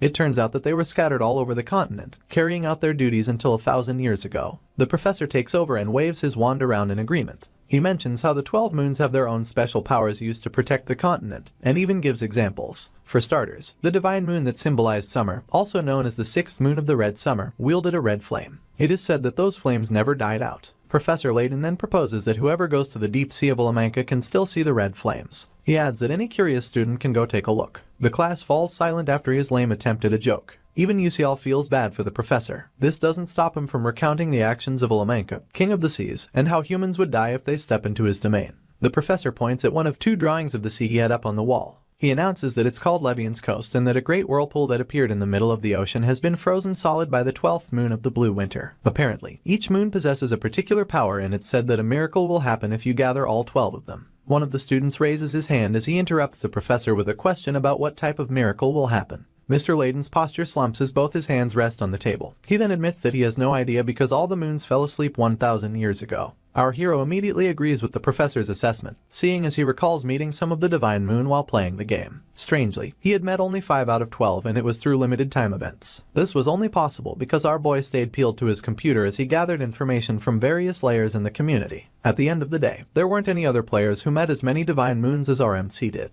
Back to the present, and our hero's expression takes a serious turn. He tells himself that if his assumptions are correct, then these 12 divine moons have something to do with the true ending. He had come to this conclusion because if no one has been able to reach the true ending of the game in the last 10 years, then the answer must lie in the content that no one has been able to reach. Our hero intertwines his arms as he rests them on his desk. He's still deep in thought about meeting only 5 divine moons and how he had to risk his life multiple times to do it. He then tells himself that he has no choice but to risk it if he wants to witness the true ending. He simply resolves to do it all over again. Soon enough, some flame and an unfortunate mannequin suffers the wrath of Professor Hong Yil, Bion's mother, as she teaches a class on the element of fire. She has all the students outside as she strikes a majestic pose and yells them that strength isn't all there is. The professor reiterates that no matter how strong one's attack is, it's useless if you can't hit the enemy. Mrs. Hong simply stands amidst the display of flames as her student etch away at the mannequins one attempt after the other. Her eyes follow a certain attack intently as it flies right above her head and destroys one of the mannequins in a not-so-quiet explosion. She stands in awe of this student. At first, unfortunately, the dust begins to settle and she discovers that said student didn't even hit the target. The professor then takes a look around for who's responsible and notices the silhouette of her daughter holding her staff and biting her lip in regret. She doesn't hesitate to mention how terrible she thinks it is, and Bion just turns away in shame. Bion separates herself as she thinks about her EFF up. She's painfully aware of the fact that she showed her mom yet another sorry sight and stares at the ground in shame. Her hands meet each other on her thighs as she fidgets over how disappointed her mother must be. Just then, someone calls out to her and she looks up with her big eyes. It's some red-headed girl with a soft smile. Her smile then brightens as she wonders if Bion is okay. She wastes no time sitting beside the princess, her smile still plastered on her face. She then tells her that she's so amazing and this surprises Bion, so much so that she asks this girl what she means by that. In turn, the redhead admits that she and the princess used the same magic but hers was much weaker. The princess doesn't care about that, she just points out that she couldn't aim. Right, even with all that power. The redhead flashes another 1000-watt smile as she reminds Bion that her magic itself is incredible and super cool. She proceeds to narrate how she has been hearing about the princess since she was young. Our girl quickly remembers that the redhead is a fire-type mage, just like her. She can't quite remember her though, so she wonders if the girl's name is Arshwang. If it is, the princess may have heard of her. She had heard about a next-level genius of the fire attribute and how she emerged suddenly. With all of this, our girl still wasn't expecting Arshwang's magic power to rival her own. While the girl watches intently, the princess tells her that it must feel good to have such accuracy. In turn, a weak smile graces her lips and she tries encouraging Bion, telling her that with a little practice, the princess's power won't even be comparable to her. Our girl feels like she's being patronized, so she stands to her feet and tells Arshwang that she has had enough of her rubbish. She then adds that she feels better after talking to her, catching a glimpse of the redhead through the side of her eye. She then bids her goodbye and walks away, leaving the girl sitting by herself. Just like a pencil drawing, Arshwang's smile fades over time and she just stares at Bion with an expressionless outlook. The sky bears touches of pink as the sun threatens to set. At this point in time, a certain royal makes her way home. She opens the door and the first thing she sees is her potted plant. Princess Bion is the royal in question and she sighs tiredly after locking the door behind her. Just then, someone calls out for her and she steals a glimpse of who it is. She realizes that it's her aide and said aide welcomes her home. Her name is Yi Taran and she's the princess's exclusive guard.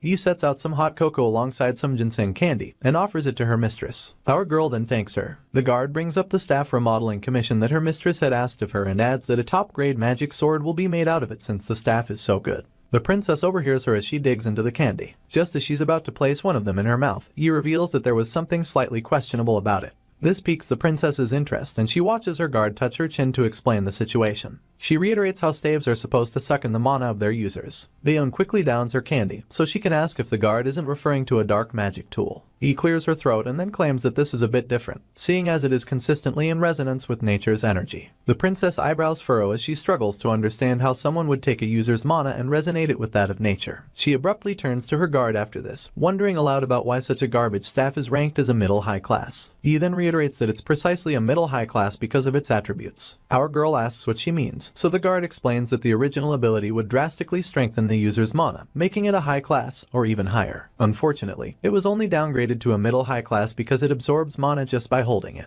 The princess practically gets out of her seat when she hears this. She screams in an attempt to confirm that the guard said high class, following up with a question about how a student can wield such a thing. He admits that she's also confused about that part. The princess needs her head in frustration. She recalls that the Terabin wasn't there for them to resonate with in the first place. Apparently, she doesn't believe that most mages would use that kind of staff even if they were given. She then comes up with two conditions where that could happen.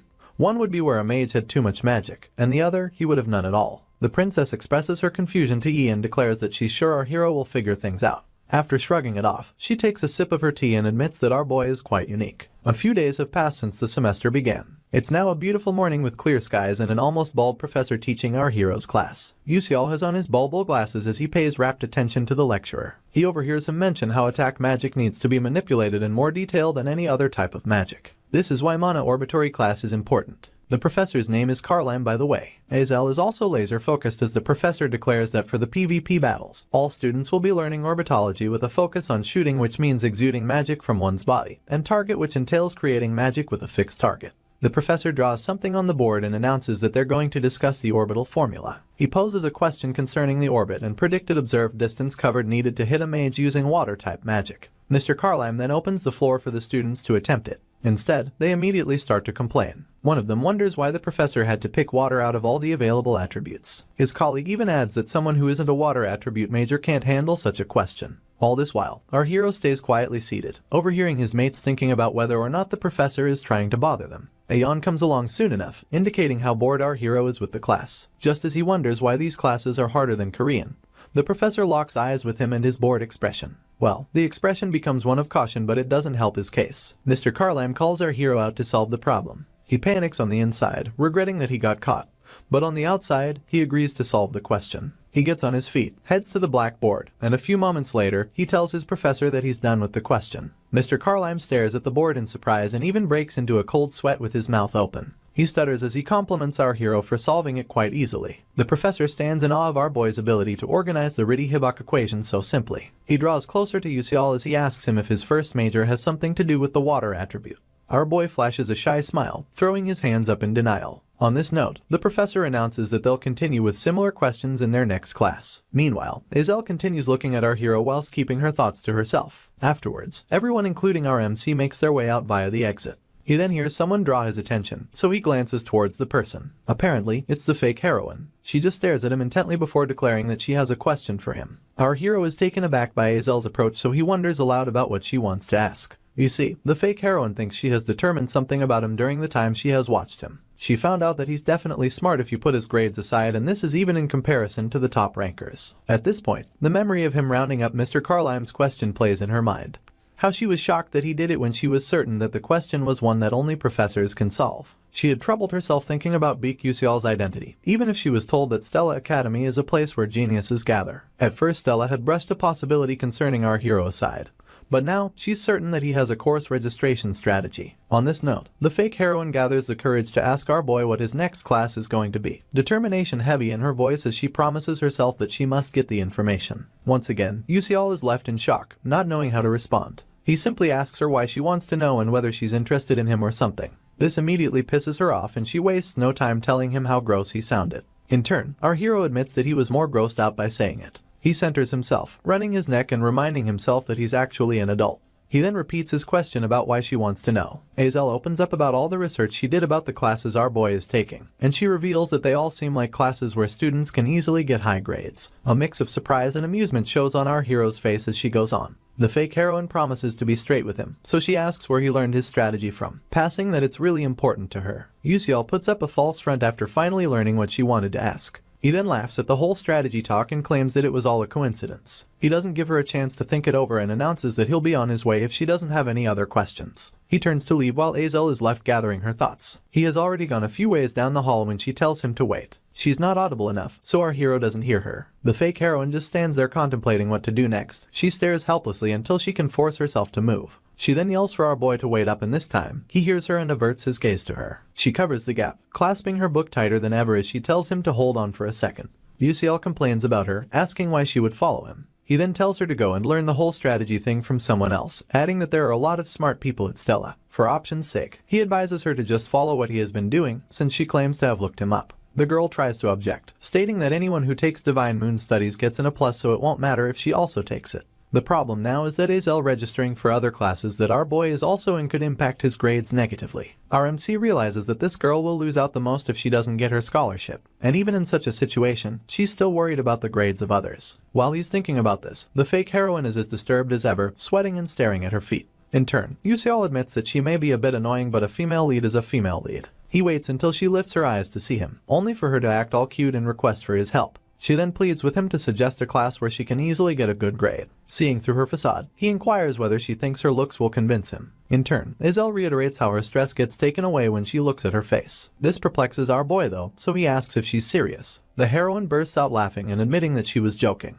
Apparently, she expected our hero to be wound tight, so she prepared some compensation. Upon hearing this, our boy gets thrown off balance. He wonders why most of these kids offer compensation, and is also disturbed by why they're all so snobbish. Azel interrupts his thoughts as she asks whether he knows about the ghost story of the 7th tower. Yusial's eyes widen in surprise before he admits that he knows. Even the heroine didn't expect a positive answer, so she points out that there aren't many people who know the story. Anyway, she mentions that it's an abandoned building that disappeared and that it has a bunch of barriers preventing people from even getting close to where the building used to be. She's about to continue when our hero stops her. She looks at him to beg his pardon but ends up asking if everything is alright after seeing our boy grab his head. G admits only to himself that he might go insane. You see, he perceives this to be big news, seeing as this information can help Flame greatly increase her affection with the male protagonist. The fact that Flame knows this also means that Azel must have known it in the original novel. Worse off, the fake heroine is supposed to give this information to the male protagonist, not some extra like Beak Yusial. To cut her off, he mentions that the story is a scary one, so he doesn't want to hear it and thinks it's not interesting.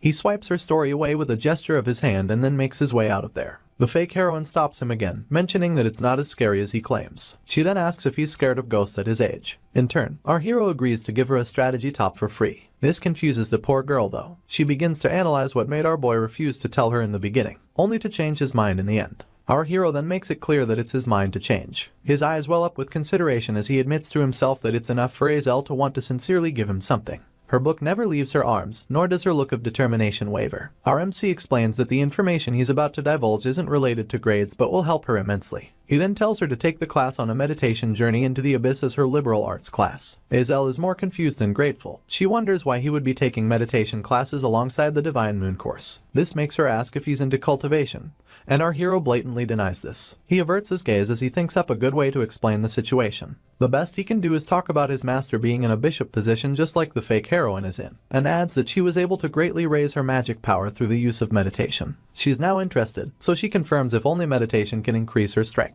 Our boy seamlessly agrees because it may not be known yet.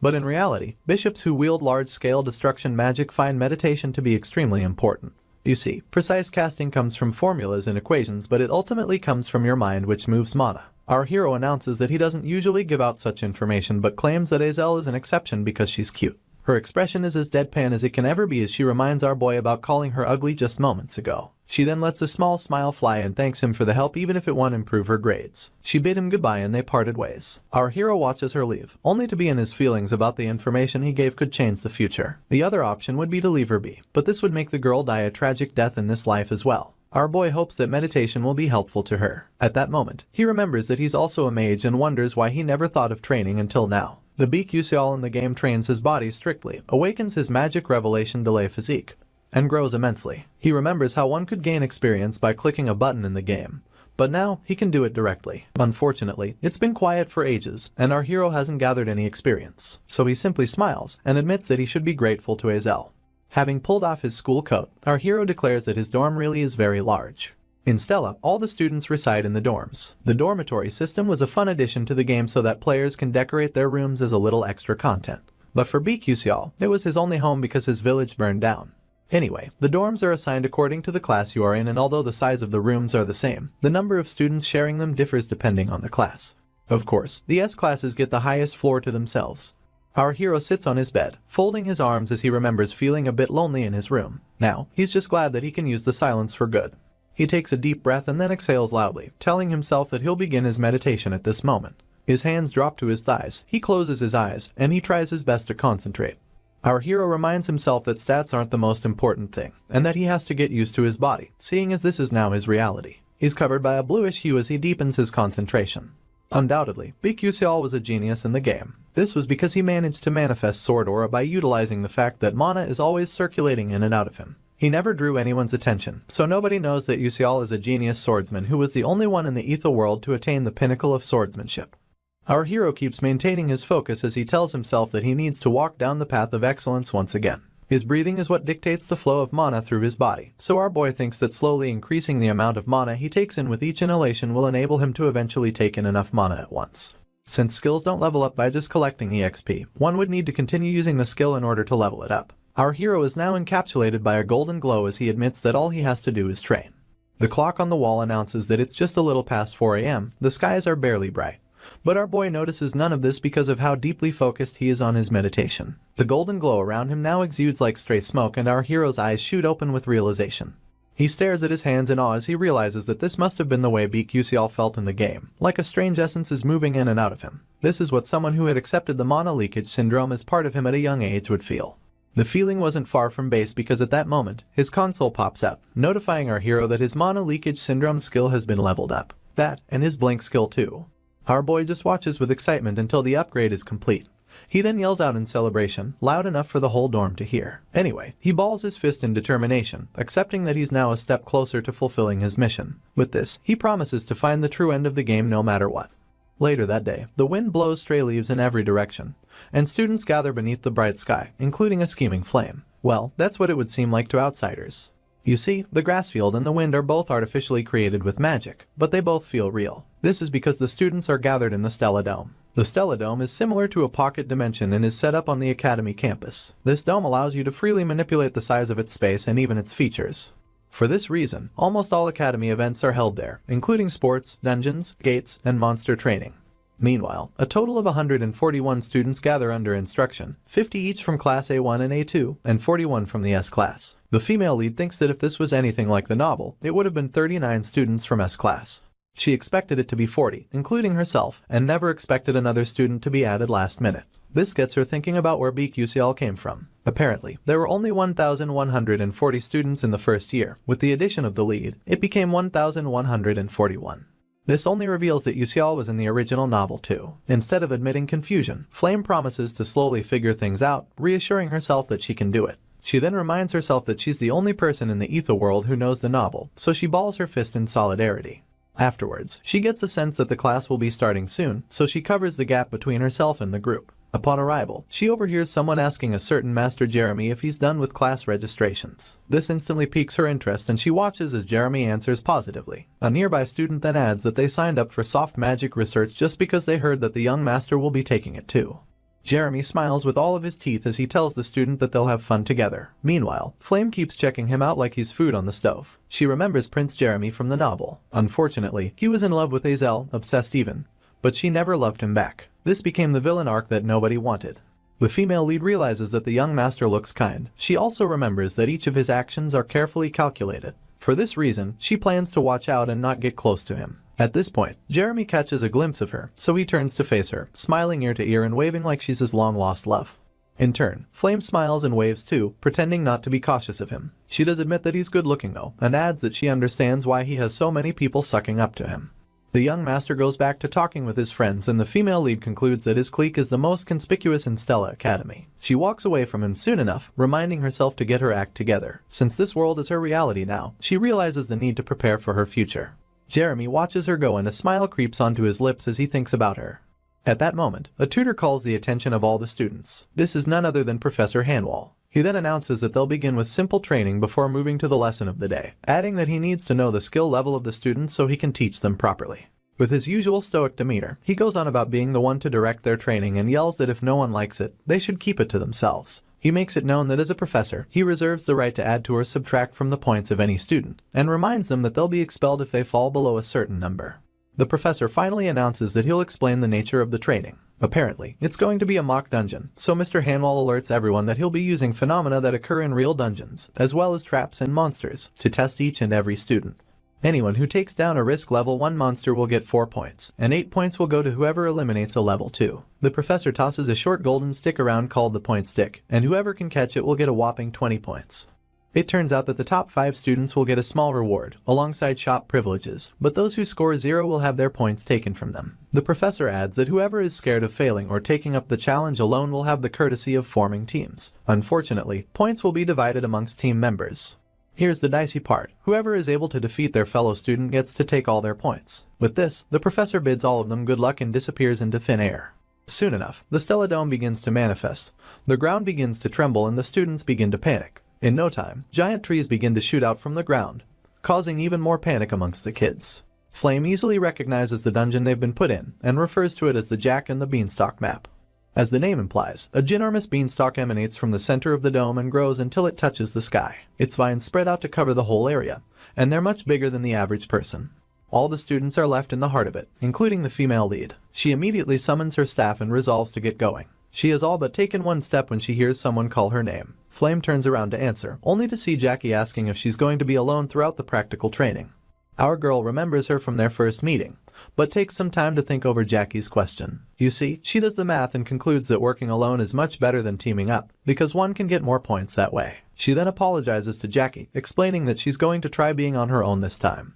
Weirdly, the girl just smiles and tells Flame that she understands. She adds that it can't be helped because of the point distribution system. The female lead stutters as she concurs with Jackie. She then wonders to herself if the girl was trying to be sarcastic. Swiping the thought aside, she smiles and tells her colleague that they'll go together next time. In turn, the girl agrees and goes on her merry way. Our female lead is left riddled with questions. She's not sure, but it seems to her like that Jackie girl keeps trying to mimic her. She brushes this under the rug soon enough, telling herself that it could just be a phase that the girl is going through. An hour has passed since the practical began, and our girl is busy shooting down monsters. She admits that it's quite exhausting and tugs her collar to combat the heat. She's left wondering when the practical training is going to end, only for something weird to draw her attention. She immediately becomes alert as a bunch of hefty vines makes their way towards her with the speed Hermes would envy. In turn, she lifts her staff and activates a defense spell which helps her push back the vines. After this, the vines retreat and the girl is left standing with a sizzling staff. She's taken aback that the field also attacks, so she gives kudos to Stella Academy for making it impossible to underestimate even the dungeon practical training. So far, Flame has collected 18 points, but she's unimpressed because someone could easily surpass her by finding 1 point stick. She decides to continue moving forward, so she puts one leg in front of the other carefully. In no time, she stops in her tracks, her senses picking up a certain presence in the distance. She first mistakes it for that of a monster before realizing that it belongs to a person. She becomes worried at this point and grips her staff with everything in her, seeing as she has never encountered someone who could hide their presence to this extent. She continues to stay quiet until she comforts herself that everything will be okay. Apparently, she's also hiding her presence using the one with nature skill. With specialties like bind, destruction, defense, and healing, it would be an okay choice for Flame to ambush an opponent. She hides behind a vine, using it as shade as she spies on this opponent. She soon realizes that he's holding a stick and it dawns on her that he's actually Yusial. In turn, our hero feels a presence nearby, so he turns around in search of it. Meanwhile, Flame wonders if he's also going around alone. She crouches as she recalls hearing that many students tried to team up with our hero but he rejected all of them. Just as she admits that she's uncertain about what our boy is thinking, her eyes pick out the point stick in his hand, surprising her that he already obtained one.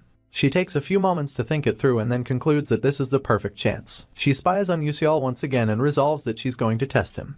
Our girl then summons a light cluster using her staff and as instructed, the lights begin to gather around it. She quickly calculates that our hero is just 15 meters from her current location. Seeing as his back is turned at the moment, she concludes that there's no way he can perform a defensive tactic from such a distance. Just then, the female lead expands her spell, steadies herself, and finally releases a light bullet. Said bullet bolts through the once quiet air in a burst of gold. It comes close to our hero, so close that he only sees it via the corner of his eye. He activates his blink skill last minute and does some bolting of his own. Flame's jaw literally drops from the shock. She stares at where she had aimed her spell, but all she can see is a black patch. Her staff trembles in her hand as she tries to understand how he did it, how he managed to avoid a second-class spell in such a small distance. While she's still in shock, our boy had successfully blinked into the bushes a few ways from her location. It's his turn to hide and spy on his opponent, but he mutters under his breath, asking if she's trying to kill him or something. The light bullet she had used out of nowhere really took our hero by surprise. Now, he's just grateful that the level of his mana leakage syndrome increased, else he would have been in big trouble. At this point, our hero's blink skill lies at class 1, with a maximum distance of 12 meters, 2 more chances to be used, and a cooldown time of 3 seconds. After looking through his stats, he realizes that he can take on Flame to some point, using his remaining 2 blinks alongside his environment, but he concludes that avoiding her would be the best choice. With this, he activates his blink twice and goes 24 meters ahead of her. After sticking his landing, he concludes that he'll be fine since she's so far away from him. Our hero takes a good look around though. He then admits that his present goal is to come in 5th place, so there's no reason for him to risk anything. There's a reason he wants to make 5th place, and that's for the etheric roots. These are roots capable of increasing the health and strength of the user by a certain amount. He concludes that the first 4 spots are going to be taken by the main characters anyway, and in this state, all they need is 3 more point sticks. Our boy simply bows his head as he makes his way forward. Upon lifting it, he sees a familiar face. He stops a few ways from it, only for the rascal to call out our boy as UCL from S-Class. He wears such an annoying grin, but as usual, our MC keeps his cool.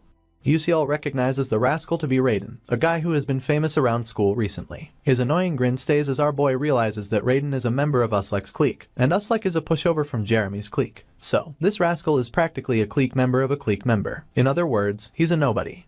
Our boy looks down at the rascal's hand and discovers that this nobody just so happens to have 3-point sticks. This makes him admit that he has collected a lot of sticks for a pushover of a pushover. Someone on Raiden's team mentions how he heard about UCL being a failed student who cheated to get into the S-Class. The rascal intertwines his arms as the annoying grin returns. He then declares that Stella Academy has surely fallen because they gave our boy admission into the S-Class just for solving 3 weird questions. Our hero is practically bored of hearing the same lines repeated all the time, so he concludes that these bullies lack creativity. At this point, he hears his name again and meets Raiden at eye level. In turn, the rascal holds his staff over his shoulder and requests that our hero give up his point stick. UCL simply says that he doesn't want to, a deadpan expression gracing his features. The bully confirms if he's resisting, and smiles even wider as he asks if our hero thinks he can face them alone. At this point, the other 3 members of his team cluster to seem more threatening. The hoodlum goes on about whether or not our boy will use his amazing middle-high class staff, and taunts him by reminding him that he can't even use magic, much less the staff. Our hero just grips his stick as he mulls over his next line of action. With a first-class blink, it'll be difficult to face Raiden, who's from a famous family by the way. Our boy then welcomes the possibility of winning if he had 3 blinks. He accepts the variables at his disposal. First is the point stick in his possession, and the second is the fact that they're in a dungeon. The bully stretches his staff as he continues to threaten our MC, so he just stretches the point stick in return, offering to give it to the rascal without opposition. Of course, our boy gets laughed at, but he also has a trick up his sleeve, so a smile creeps onto his lips soon enough. He instantly uses his blink and appears right under Raiden's nose, catching the rascal by surprise. He stares down, but it's too late. With a smile on his face, our hero attacks the rascal with his point stick, and while he tries to block its effects, he steals one of his point sticks. The after effects leave the hoodlum incapacitated for a few seconds, and he curses our boy, calling him a damned commoner bastard. He struggles until he finally regains his footing and wastes no time cussing out our hero once again. He even screams as he promises to catch him, only for him to notice that Yahello isn't anywhere close by. The sound of our hero's voice gets Raiden to turn around with immediacy. He then overhears him complain about how dangerous the stunt he just pulled was. After this, our hero flashes his opponent a wide smile, thanking him for his point stick. All the bully can do is curse and scream as he commands our MC to give it back. In turn, he simply says that he doesn't want to. With a smug look on his face, our boy keeps flashing the sticks for his opponent to see. He then thinks about how efficient the sticks are. He had learned this coincidentally while other players were playing the game. He had discovered that these point sticks are actually bug items and that they qualify as magic tools because of the amount of strength they possess. You see, these sticks were made with unnaturally high durability so that they won't get destroyed by the magic of students. Although it's more helpful for other mages to use magic, for our hero who fights physically, a weapon with a strong attack power can be very effective. For the millionth time, Raiden curses our hero, adding how perplexed he is because he has the audacity to swipe his point sticks. He then yells at the rest of his clique for standing around and sends them to attack Yahello. At this moment, the entire dome starts to tremble like it did in the beginning of the practical training, leaving the bully no choice but to curse his bad luck. Amidst the trembling, he still yells at his team to load up their magic and adds that they shouldn't let our hero get away. Fortunately, our boy is sneaky enough to slither away and only gets noticed after putting a reasonable distance between himself and his pursuers. One of them alerts the others, so they all line up and fire water elemental attacks at him. He glances behind and notices 2 attacks rushing towards him. This makes him admit that his opponents are better than expected. Not good enough to catch him though. At that moment, he activates Blink and evades both attacks simultaneously. Raiden yells as he asks where our hero went, but his teammate can only complain about how fast he's moving. Our hero keeps blinking from place to place, seeing as he has more experience in player versus player, and also has the advantage of using terrain features as he pleases. The bully's eyes dart from side to side as he declares that all they have to do is hit the hero once. His friend then points out that the dungeon is trembling, but Raiden shouts at him to calm down because he believes our boy is nearby. He instructs his friends to wait until the terrain stops trembling, and to attack our MC together if they see him. He then warns them to be careful about the magic rebound in case their magic fails. Once again, the hero appears beneath Raiden's nose, only to smack him silly using the point stick. The rest of his team lament behind him while he groans in pain. Unfortunately, our boy's disturbance messes up his opposition's magic and a magic rebound ensues. The rascal is the first to curse as his staff emanates cackles of blue lightning. Soon enough, the lightning increases and falls down on him and his team from multiple locations. All they can do is lift their hands to shield themselves. Meanwhile, our hero successfully darts out of harm's way and declares that it's over. After Raiden and his clique groan and complain, our hero announces that he'll be taking another point stick. He then flashes them for his opponents to see. To make things worse, he jokes about giving one of them to his girlfriend, should he ever have one. Our boy just keeps smiling as the bully yells at him to give the point sticks back. He's considerate enough to leave the last one with the rascal and then bids him goodbye. Before Raiden can complain, our hero blinks himself out of there, leaving his opponent to scream curses into thin air. All this while, a mystery girl has been watching everything unfold. On the other hand, our hero chuckles and celebrates the fact that he struck the jackpot. He reminds himself that if he had fought normally he would have been robbed. But since this is a dungeon, things are different.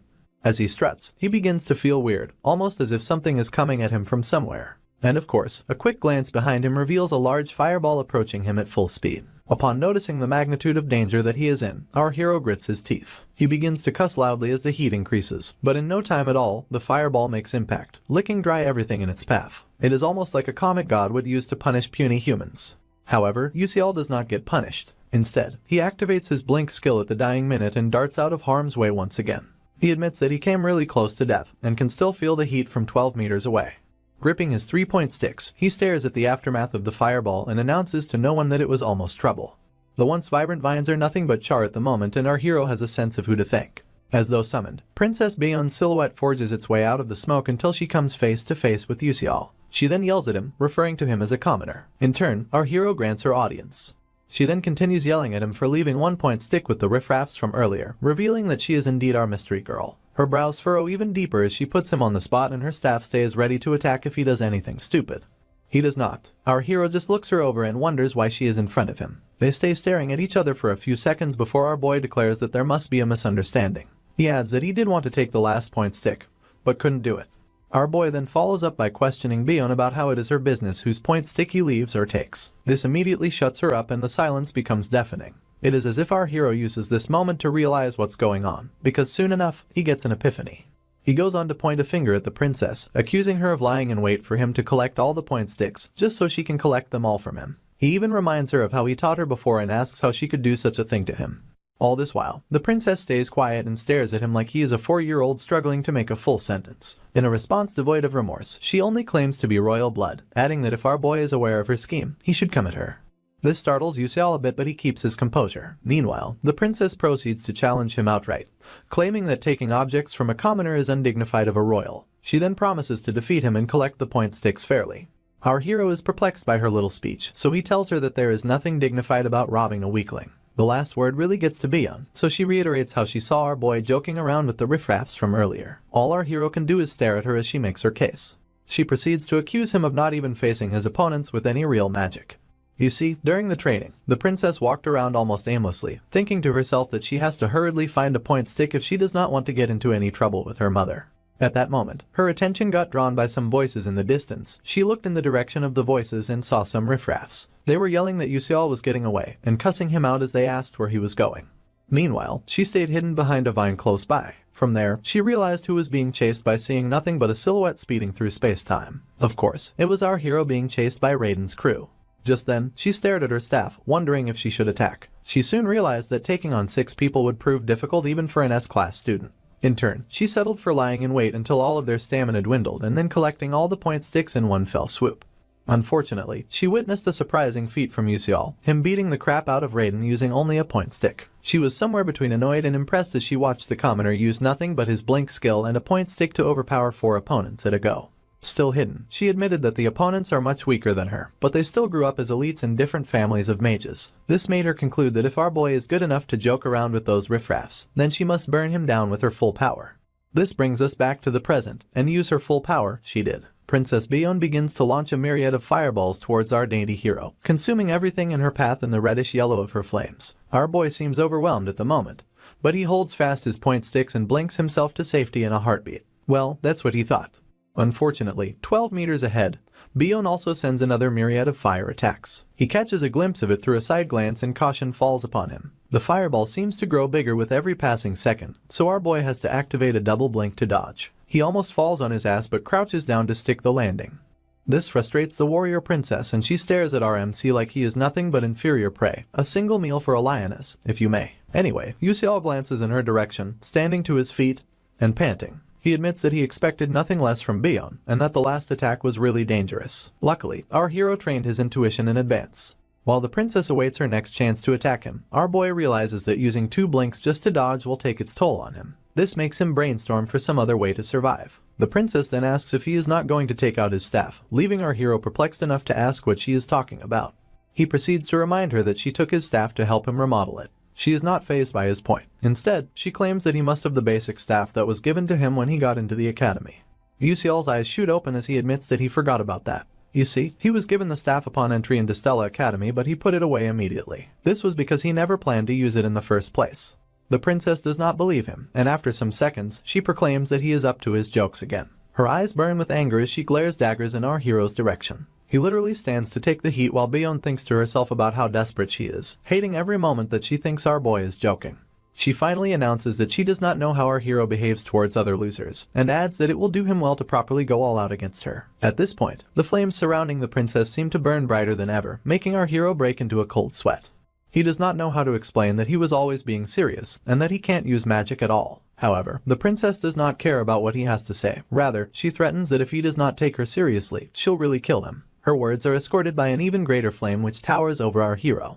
As both opponents face each other, Bion raises her staff, keeping in mind that she'll definitely crush our hero today. Once again, she sends multiple fireballs his way and our boy is mortified as they approach. One of them grazes his uniform, leaving only a hair's breadth for him to escape. He uses blink at the last minute and slides as he makes his way to safety. Unfortunately, the princess is relentless. All of our boy's senses warn him of the impending danger, and a look in the opposite direction reveals a mountain of flames.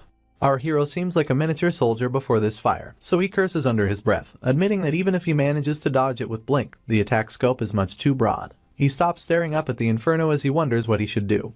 At this point, something draws his attention, a sound in the distance, so he turns around to scope it out.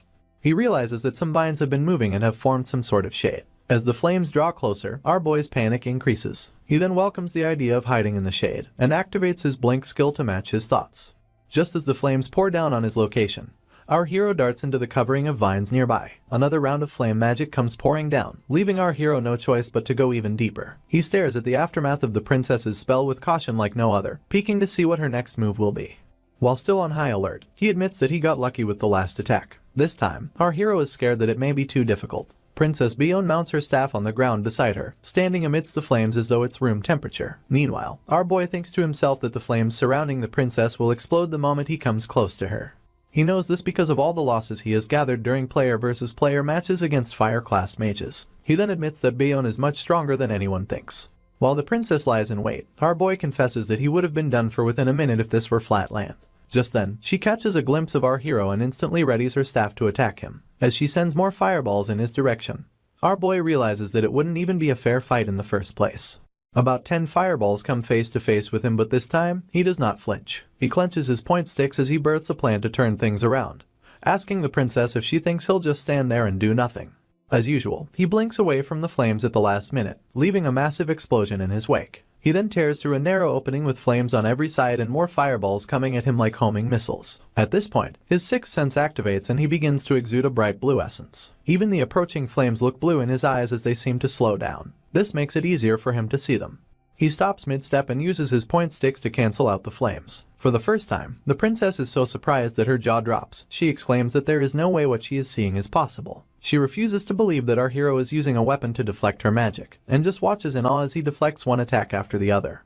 Meanwhile, Yahello is in the zone, but only he knows that his senses are fading as more time passes. With every swing of his arm, with every application of his sixth sense, he can tell that this feeling of facing a mage and moving his body is much too realistic compared to just clicking a keyboard and moving a mouse around.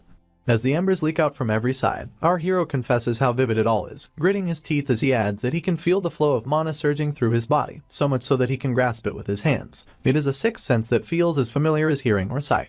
The princess is left wondering how our hero is doing it, seeing as a location full of trees is supposed to be more advantageous to someone with the fire attribute. She bites her lip angrily, deciding to send even stronger magic to our MC.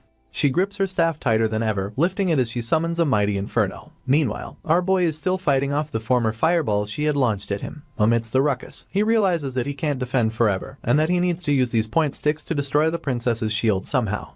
The fireballs burn out during the time it takes Bion to summon her mighty inferno, and our boy notices this instantly, seeing as it is the only window he may ever get.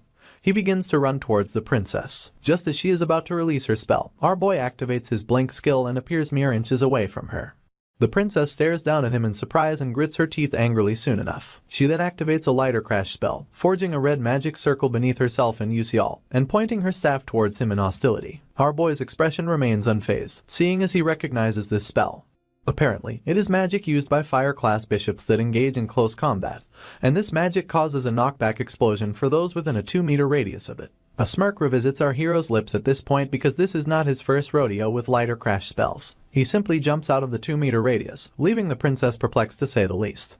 She opens her mouth to complain, but our hero wastes no time blinking his way back into her radius. He then uses the surprise launch to attack her shield with everything in him. As the barrier begins to break down, the princess just can't accept her fate. Unfortunately, it is not up to her. Our boy then delivers the finishing blow to her shield and it shatters accordingly, leaving the princess no choice but to deactivate any of her ongoing spells. Bion drops to her knees from the after effects, groaning upon impact. Our boy then walks up to her, still wielding all 3-point sticks. He drops to his knees just to be on eye level with her. He then smiles and announces that he won.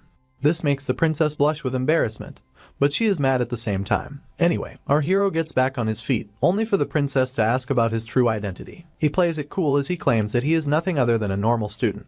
At this point, he diverts his attention to someone behind him, yelling that she can stop hiding and come out now. True to his words, a silhouette behind a nearby tree finally reveals herself to be Flame, the female lead.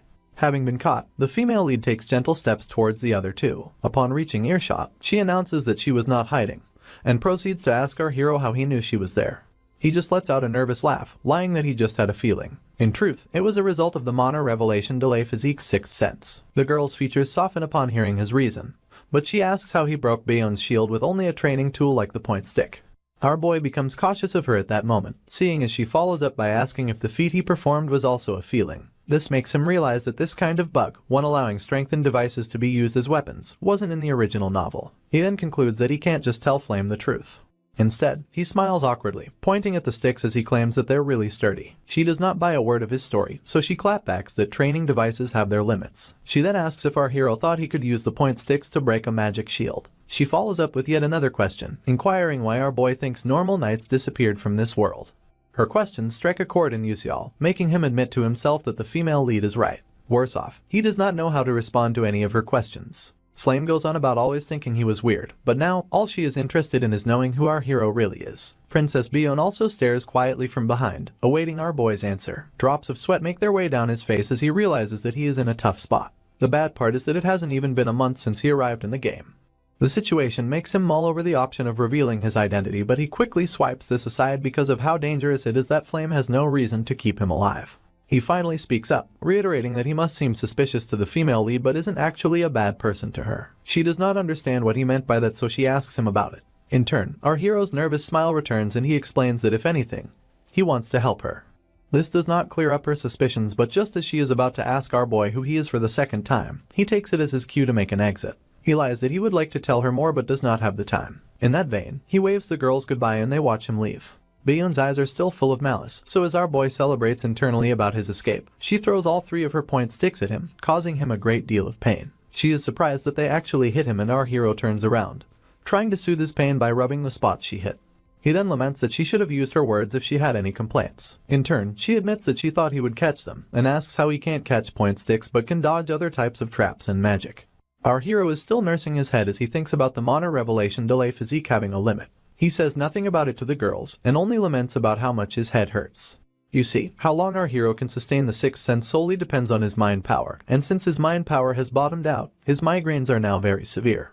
Yuseol proceeds to question Baeon about why she threw the sticks at him. She only claims that she lost their tiff and adds that they're now his. Our hero wonders if it is the princess's pride talking and fears that his ranking will rise too much if he accepts the point sticks. Worse off, the other prizes are worthless to him.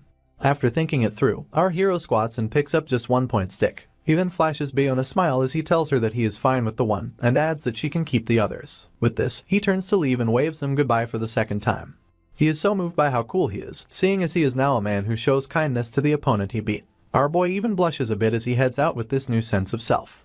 Meanwhile, both ladies are unimpressed. Flame asks the princess if Yuseol is an idiot and she thinks he could be. The princess just blames his lack of common sense on the fact that he is a commoner. She then stares into the abyss, still worried about our boy's identity. Meanwhile, a magic device placed in a boardroom reveals the location of every student taking part in the practical training, representing them with nothing but red dots on a screen. From time to time, each student takes center stage as they battle whichever opponent comes their way. In the boardroom, Professor Hanwell looks back, half disgusted, as his superior declares that the S-class students are incredible this year. This superior is none other than Elder Telix of the Magic Council of Elders. He even admits that the training was worth coming to watch. Beside him stands Jorina Aeon of the Blue Mage Tower Board of Directors, and she also concurs that it was fun, adding that she was more impressive when she was younger though.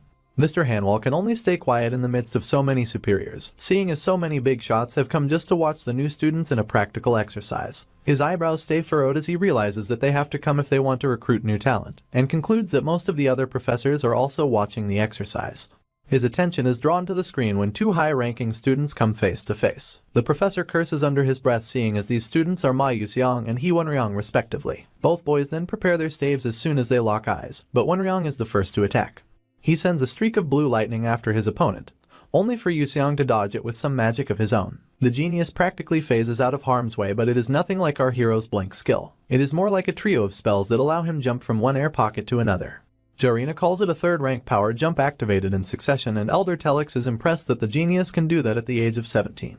As usual, the professor stays quiet, thinking to himself about how a normal mage would generally have to be in their mid to late 20s to be able to master third-rank magic. But here Yuseong is, using it freely at 17. As they continue to watch the altercation, another member of the Magic Council of Elders expresses his disbelief and points out to everyone that both boys have 3 elements each. Yuseong controls earth, lightning, and fire magic, while Wonryong possesses wind, water, and fire magic as well. The professor watches them go and realizes that most mages have only 1 element. Most of them only gain 2 after vigorous training, so by all ramifications, 3 elements and above is considered to be talent. Meanwhile, the genius, using fire as his major element, continues to face off Wonryong, who uses water as his, and these two have possessed their talents from birth. For the first time, Mr. Hanwall's expression switches from stoicism to panic as he hears a loud cawing sound. At this point, he and all the other visitors witness a large winged beast with flaming blue eyes and talons the size of 2 children as it lands in the middle of Yuseong's battle. The professor refers to it as a hidden boss, and said beast lets out a loud cry as it begins to descend. Both students watch with caution as the bird continues to fall, and soon enough, it thumps against the ground in defeat.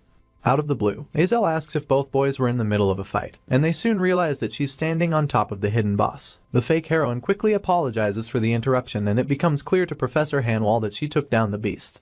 You see, a hidden boss is a type of hidden event that only appears when a mage has abilities to a certain amount. Not only are they hard to find, but it is also difficult to defeat them. Azel makes her way down from the corpse of the hidden boss, leaving the professor in awe of the fact that she took it down by herself. One of the elders present refers to her as the eldest daughter of the traitor Grand Duke Malf, and Elder Telex adds that it is unfortunate that her talent will not bloom like it is supposed to because of her father. His attention is drawn to the screen soon enough, and he witnesses our hero going up against the Adalbert princess in a battle of flames. He and the other elders watch with rapt attention, but his hand makes its way to his chin as he wonders who the princess is up against, stating that he has never seen the person before. At that moment, our boy uses his signature spell and the elder's eyes open in shock. He is left wondering if he just witnessed a blink spell. It turns out that multiple mages and countless scholars have been trying to control the blink skill for hundreds of years, but everyone failed, either dying or becoming crippled from the after effects. Because of this, scholars ended up giving up. It is established to be an impossible spell to control, so you can understand Elder Telex's shock as he witnesses a student who can control blink effortlessly as though it is in his hands and feet. The more our hero combats Bion's attacks with his point sticks, the more the elders ask who he is. Professor Hanwall has no choice but to introduce him, mentioning that our boy's name is Bikusial. The elder turns to listen to him, so he goes on about how our boy is a unique student whose specialty is using the blink skill. The other scouts begin to talk amongst themselves after hearing this, adding that this is a completely different league from Yuseong, Wonryong, and even Azel's overwhelming power. On the other hand, Elder Telex asks the professor why our hero does not use any other type of magic, and instead just jokes around. He then reiterates that our boy could have ended his battle long ago, if only he used magic. This leaves the elder quite confused. Suddenly, a voice from behind announces that our hero is actually fighting with all seriousness. They turn around and witness as a cloaked young man makes his way into the boardroom at this point. The other elders then refer to him as Eltman Eltwin, and the young man smiles softly towards them. He continues to defend our boy, telling everyone gathered that he has been fighting seriously from the start, and asks if it does not seem that way to all of them. A disappointed smile comes to his lips as he declares that their ignorance is interesting. He then goes on about our hero's fighting style, reminding him of the chivalry that once existed in the old generations. His words are taken literally, and even Elder Telex inquires whether he is referring to the same chivalry that disappeared alongside the old weapons. Mr. Hanwall keeps his eyes peeled on the battle between bishop students, admitting to himself that he also sees chivalry. By chivalry, the elders mean the mentality of a knight to fight with a sword even in a world where magic prevails. It is a testament to the existence of heroes who have existed since long ago to protect the world against evil. It was said that these heroes always faced evil with a single sword. The elder sinks into his subconscious as he refuses to believe that someone fights with a sword when magic already exists. He thinks it is realistically impossible, but before him, Yuseal is battling his opponent using nothing but a point stick as a sword. He then stares at the young man who professed that our hero is chivalrous, wondering that if such a person of his caliber thinks that, then who is he to fight it? You see, Eltman Eltwin is actually the headmaster of Stella Academy, which is well known as the best magic academy in the world. He is also a 9th rank master mage and one of only 10 great sages in the continent. So, if such a person believes in our hero, no one else in the room can prove otherwise. Some time passes before the first dungeon tactical training finally ends. Later on, in the S-Class training exclusive training hall, some perplexed student attacks a mannequin with the wrath of the gods. It turns out that it was just Wonryong putting in some time to train. He pants heavily after his last attack, stares at his staff in regret as he curses the fact that he is almost out of mana. He then grips the staff, refusing to give up because he believes he is still far behind. You see, out of all the students that participated in the practical training, 39 of them were eliminated. Azel came in first place after defeating the mysterious winged beast, while Wonryong came in second. As for his opponent, Ma Yuseong, that genius came in 6th place. He walks back to the dorms, feeling like he did not win at all. He keeps staring at the ground as he revisits memory lane, thinking RK himself that if Azel hadn't interrupted this match against the genius, he probably would have lost.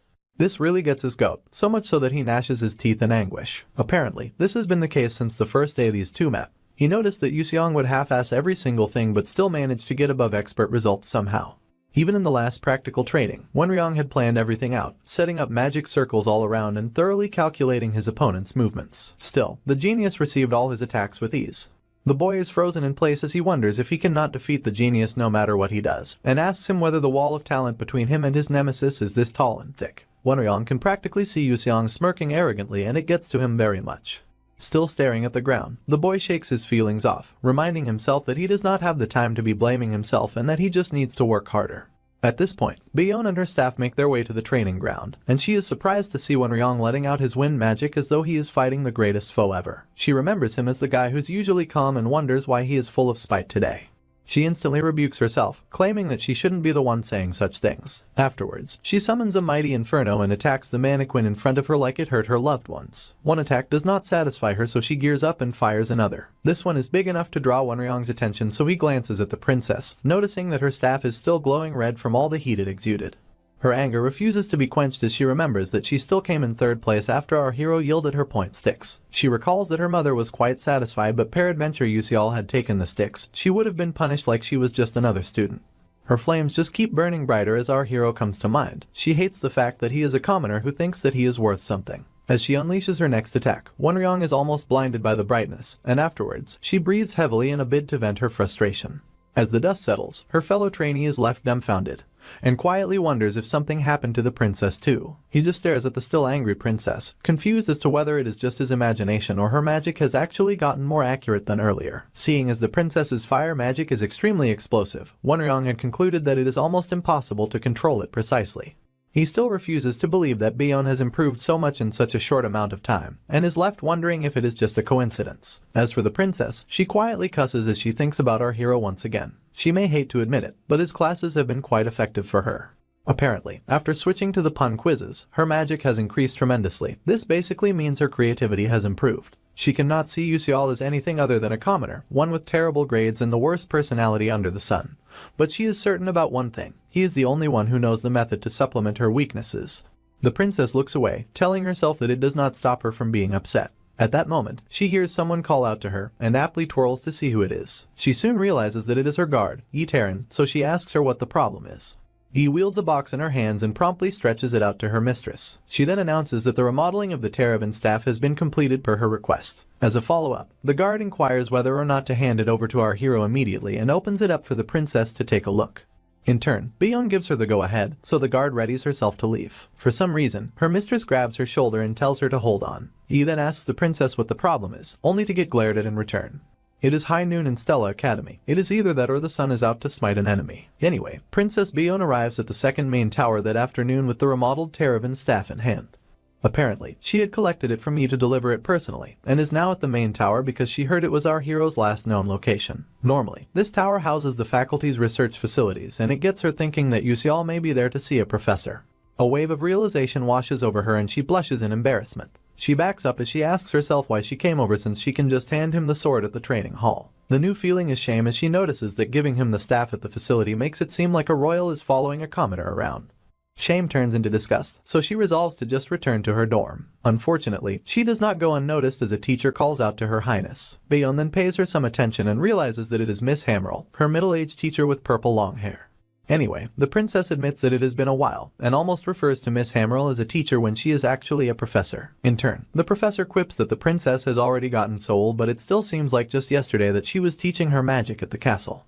She then segues into asking what her highness is doing in the facility. Byeon hesitates before commenting that she had some business to handle but is returning at the moment. The professor lets her know that it is better that way, seeing as the facility is a bit disorderly. Her statement piques the princess's interest, so she asks about it. Miss Hammerl wastes no time revealing that it is hectic because some magic officials have come due to a student named Beak Yuseol. The mention of our hero's name strikes a chord that leaves the princess wide-eyed. Her highness is now very interested in the matter, so she pays close attention as the professor reiterates how our hero fought battles without using a lick of magic, adding that Byeon should know this since she fought with him. Her Highness averts her gaze to the ground shamefully, realizing that her former mentor watched her fail. She regrets showing something so unsightly to the teacher she respects the most. The professor notices this almost immediately, so she tells her student that she does not need to blame herself, adding that her opponent tried his best. This does not do anything for Her Highness. Instead, she asks if her mentor feels the same way even if Yusiel did not use any magic. In turn, Miss Hamrel claims that it is because of our boy's creed. This is news to Beon, so the professor reiterates how the headmaster saw our hero fighting and proclaimed that he was doing so with a creed, adding that the headmaster mentioned our hero's efforts to revive chivalry which was lost many generations ago. Her Highness almost loses her bearings as she raises her voice to repeat her mentor's last words about chivalry. She then admits that the theory makes sense, and soon enough, she slips into her subconscious, replaying how our boy had used his point sticks as a sword during their battle. She stares at the remodeled sword in her possession and wonders if chivalry is also the reason why our hero wanted it. A gulp of saliva ensues for the princess before she goes back to talking with her mentor. She reiterates not using magic in a magic academy will only attract penalties for our boy. Worse off, he'll end up receiving penalty points during magic practical training, amongst other things. Miss Hamrel intertwines her arms as she concurs with Her Highness, adding that our hero has decided to walk that path despite the consequences. She thinks it's incredible that Yusiel is still pushing himself after the great achievement that is Blink. Beon, on the other hand, just quietly stares at her mentor as she adds that she thinks our hero's creed must be the real deal. Later on, the princess stops by an alleyway to sulk, thinking to herself that everyone would mock anyone who said they dreamed of chivalry, and wonders if our boy wants to be a knight in this generation, whether he is doing it as a joke or seeking it sincerely. Just as she starts to feel guilty about getting mad at our hero and telling him to stop joking around, he shows up. He wastes no time asking what the princess is doing in an alleyway, all while chewing on the ethelic root he got as his prize for 5th place. Beon's cheeks stain red from embarrassment and she quickly clarifies that she's not there because of him. Confused, our hero also makes it clear that he never said she was. It becomes a stalemate as the princess stares daggers at our hero and he shoots her a dumbfounded look in return. She just gives up, looks away, and stretches his remodeled staff at him, yelling at him to take it. Our boy gets excited immediately and thanks the princess for it. His eyes cannot hide his intrigue as he pops the box open to reveal his staff. He discovers that it is a shapeless sword, but just swipes the thought aside seeing as the people of Adalbert have excellent craftsmanship. At this point, our hero bears no regret over helping the princess. Riding the wave of his excitement, he asks Beon if he can keep the box, mostly because he thinks he can fetch a good price if he sells it. She just shuts her eyes and tells him to do as he pleases. In turn, our hero does a small dance to celebrate the free money coming his way. The princess isn't the least bit surprised by our boy's commoner behavior. A sort of sadness finds its way into her eyes soon enough, and she calls out Yusiel's name. Our boy replies to her excitedly, only to get asked if he really isn't going to use other magic. The question takes him by surprise, so he stares the princess straight in the eyes, making her blush some more and hate every moment of it. She bites her lip in regret and immediately tells him not to bother. She then spins around, announcing that she'll be leaving. Still confused, all our hero can do is watch her go. After a few seconds, he also turns to leave, trying to decipher what she meant by other magic, especially because Professor Hanwell said something similar earlier. Our hero revisits the memory of his professor gripping his shoulder and claiming that he has chosen a difficult path. The man had told our boy that he understood his intentions, adding that he would respect his creed or some nonsense like that. Bottom line is that the entire thing confused our hero, but he accepts that what's good is good. For now, he grips his sword, knowing full well that as long as he has it, he'll be safe enough for the next episode. Up next, he decides to give it a proper look. The sunset stains a now empty training ground and our hero arrives there just in time to test his new sword without the prying eyes of the public. He wields it soon enough, asking himself if all he needs to do is channel his mana into the staff. Upon gripping it, a golden hue begins to surround the wand, and the more mana he pours into it, the more it transforms into a sword so sleek it would give gladiators a run for their money. The glint in our hero's eyes cannot be compared to anything. He is just really excited at how cool his sword turned out to be, seeing as it turned out much better than he expected. He lifts the blade towards the dimming sun and it still shines. His demeanor then drops once again as he thinks about Flame being the one who's supposed to wield the Terravan. You see, the female lead is quite special. Even though she is human, she can wield elf, angel, and even dwarf magic. As for the Terravan, it turns out that the staff cannot be used by just anyone because it continually absorbs the user's mana. But Flame has the ability to recover her mana using the energy of nature, and uses the Terravan as her lethal move in the game. On the other hand, our hero does not have any mana to begin with, seeing as it cannot accumulate in his body even if he continuously absorbs it. The mana just gets directed to the Mana Revelation Delay Physique. In simpler terms, the concentration of mana in our hero's breathing is used as the output of the staff. He becomes excited again, this time because he seeks to check his stat window. The blue notification bar pops up in accordance and reveals that our boy's strength has gone up by a small percent. His Mana Revelation has also become a level 2. Yusial looks everything over and confirms that the etheric roots he won from the practical training is the reason for the strength increase. A small smile graces his features as he acknowledges that he now has a weapon that he can use to directly increase his strength and other factors, rather than do it by using EXP. Up next, our MC resolves to try using the sword, so he fires it up, telling himself that he'll be busy from now on. Days pass, and the students gather for a mandatory class where the lecturer announces that they're going to learn actual magic. The students just line up a small ways from him and listen as he yells at them to spread out and hold their staves. This professor is none other than Virian, the magic defense lecturer. Mr. Virian does laps around the training ground as the kids practice their magic shields. A quick glance around makes him admit that there are quite a lot of talented students in his current group. He's even happier because he lined them up according to their ranks. At this point, something sticks out like a sore thumb and the lecturer shoots questioning looks in its direction. It's our hero, Beak Yusial, and the lecturer wonders if he's the infamous S-class that everyone is talking about. He only sees our boy as a commoner who managed to resonate with the middle-high class staff and got 5th place in the dungeon practical training. After concluding that he doesn't like Yusial, the lecturer approaches him and asks why he isn't doing anything. Our hero nervously picks his face as he explains that he doesn't need to learn basic magic because he's learning a different defensive technique. A forced smile comes to Mr. Virian's lips as he feigns interest in our hero's methods. In truth, he finds our boy to be arrogant and practically hates him for not, at least, learning the succession magic of Adalbert like Princess Bayonne. On second thought, the lecturer concludes that a commoner like our hero couldn't learn something like that. He heard that our boy can't use any magic other than blink, and for this reason, Mr. Virian puts him on the spot, asking him to show the other students an example of this incredible defensive technique that he's talking about. Our hero remains silent as the lecturer scans the room for a suitable opponent, and finally, the man chooses Morso from B class. In response, the brown-haired scrawny kid flashes our boy an arrogant smirk.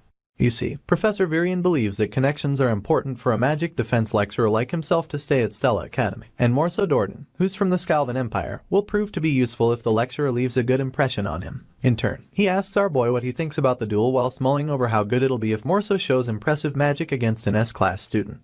Yusial doesn't see any reason not to duel the boy, so the professor tells both contenders to step onto a platform. They obey almost immediately and stand face to face while the other students watch from down below. Some rascals in the crowd yell at Morso, telling him to kick our hero's butt, and another rascal announces that he should embarrass our boy publicly. A smile visits the noble's face as he assures his friends that he will. This little show of classlessness opens our boy's eyes to the fact that his opponent is part of Uslek and Raiden's crew. None of this dissuades him. In fact, he thinks it's good. It turns out that our hero is only taking the class because it's mandatory, and there was nothing to do since he can't use magic. A glance in Mr. Virian's direction reminds our boy that the lecturer has been notorious since the first year episode. Anyway, he flashes a soft smile and resolves to check the results of all his training up until this moment.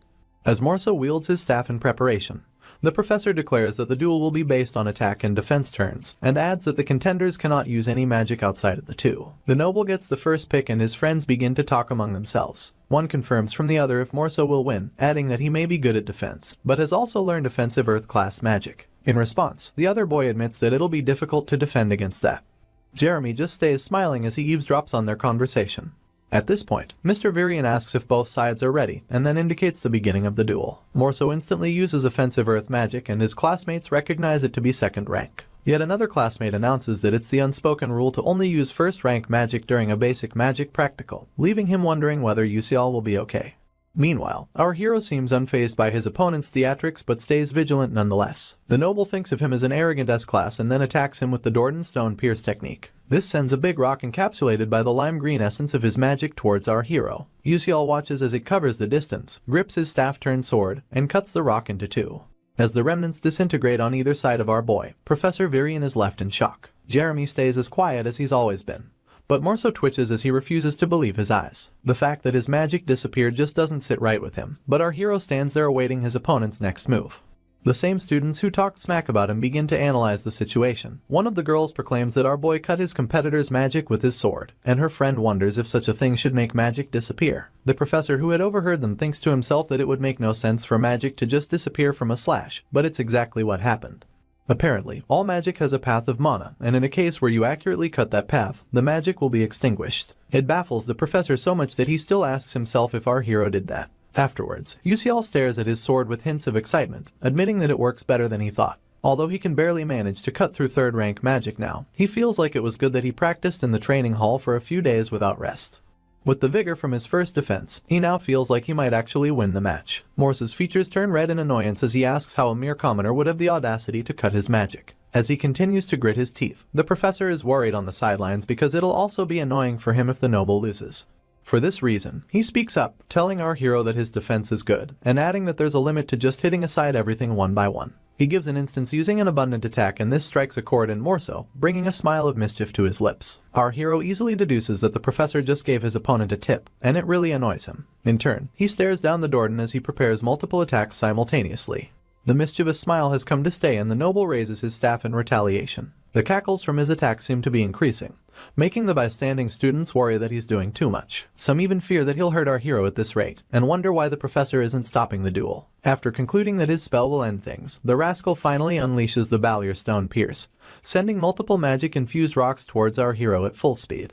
Yusial's eyes pop open as he just stands there, wondering what to do. The rocks cover the distance soon enough, but our boy is fast enough to count a total of 11 rocks. He then deduces that there's only one method left if he can't blink or slice them, and that is to block them all. In the presence of everyone, our hero begins to rotate his wand in a way that none of the rocks make it past its axis. Morso almost explodes from the ensuing anger of seeing his spell being dismantled like that. He never expected his strongest one to be blocked so easily. Even Professor Varian grits his teeth in annoyance, cursing in his mind as he asks what Morso is doing. The poor boy has no idea that things will be difficult for the lecturer if he ends up losing. As for our hero, he whispers that he just tried copying something that he saw in another game, and he's just as surprised as everyone else that it worked. Apparently, he had used a technique called panning. Terabin, his staff, has the disadvantage of requiring several times more mind power than others to maintain its form, so after using it, your stamina is guaranteed to fall rapidly.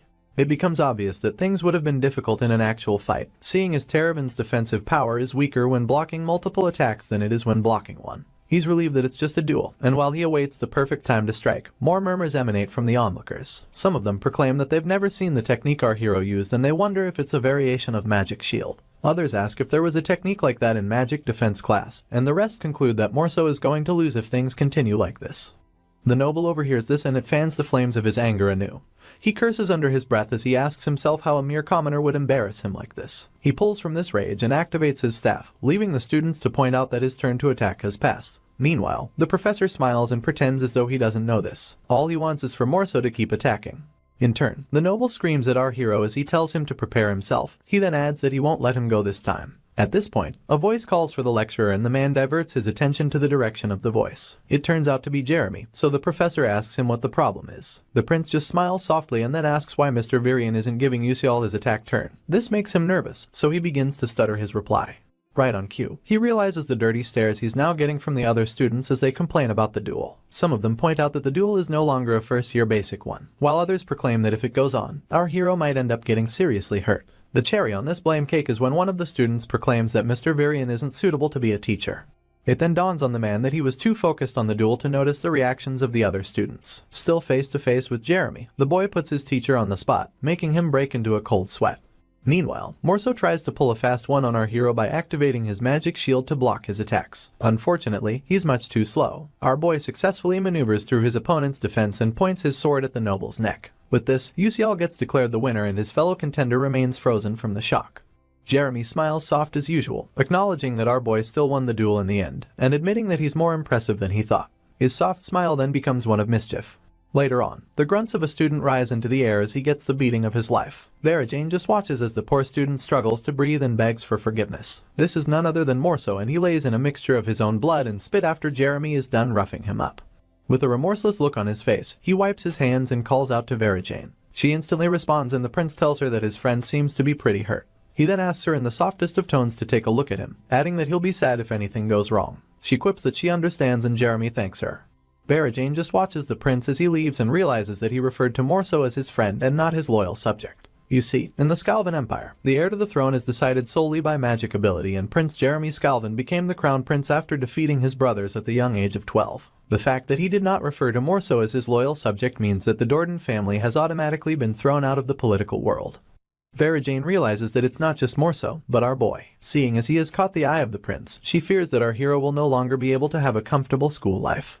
The next day, the wonderful Stella Academy houses a bunch of students and they all make their ways to their various classes. Our hero, on the other hand, makes his way to the lab for an alchemy class. There, some of his mates gossip about him and how he chose to follow the oath of chivalry. They mock him for his choices and proclaim that he's doing it because he's desperate for attention. One of them then points out how our boy won his battle against Morso of the Dordan family, and his friend reiterates how the Dordans are influential in the Scalvan Empire. At this point, Flame can't take it anymore. She's utterly irritated because she hears about Yusial everywhere she goes. The girl slams her hands against her desk, deceiving herself that she doesn't want attention. Instead, she tells herself that she just doesn't like our hero getting so much of it. Just then, the alchemy lecturer announces that the class should focus. She's none other than Professor Mazentire, and she breaks into a small speech about how alchemy requires accurate measurement and timing, as well as perfect temperature control. The experiment for the day involves practicing the Tyrant Fatigue Recovery Potion, one of the professor's original concoctions. She once again asks them to focus, but Flame seems worried. Apparently, she finds the practical annoying because everything will go wrong if she messes one thing up. Still wielding a tube of purple liquid, she admits to herself that she tries to avoid alchemy because it's particular and difficult.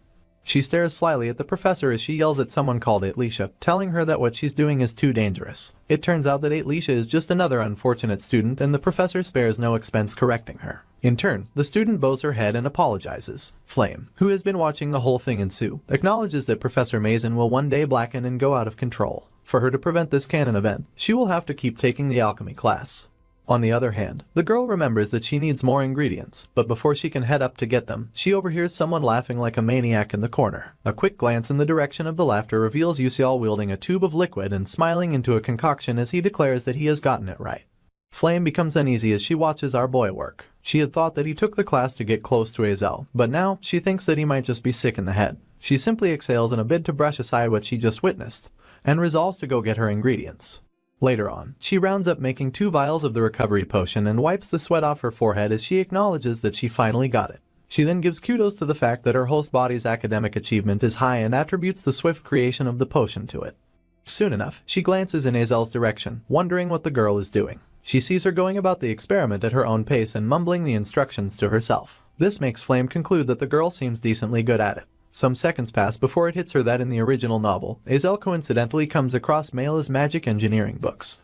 She even recalls that the girl created a high-rank compatible product to the Tyrant Fatigue Recovery Potion in this very class. This leaves her wondering why Azel is making the potion the normal way this time. Her hand stays on her chin as she glances in our hero's direction once again. She then questions how he knew to change the experiment ingredients as he wished.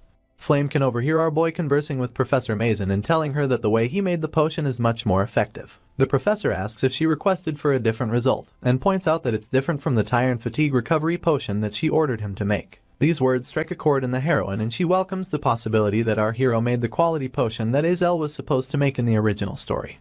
The heroine senses that something is strange and stays on the premise that our hero made the potion Azel was supposed to. As she eavesdrops on his conversation with the professor, she overhears her scolding our boy for not listening to her, and for having a bad attitude. She massages her forehead to ease the annoyance and proclaims that this is why commoners just don't make the cut.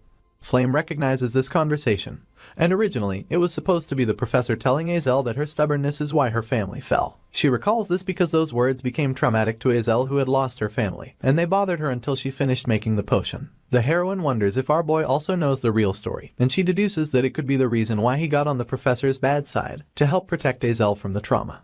At this point, Flame remembers that Professor Mazen has quite the influence within Stella and that if anyone gets on her bad side, they will face the after effects on their grades in other classes. This only makes her question Yusial's identity, and it leaves her wondering why he would go so far for the fake heroine. Suddenly, Professor Mazen bursts out in anger, yelling as she asks our hero to watch his tone. She even screams that he should bring his parents to school immediately. Our hero falls quiet after this, seeing as he had forgotten about his situation. He had been so focused on the alchemy that he didn't recall this part of the game's development. He then whispers that he doesn't have parents.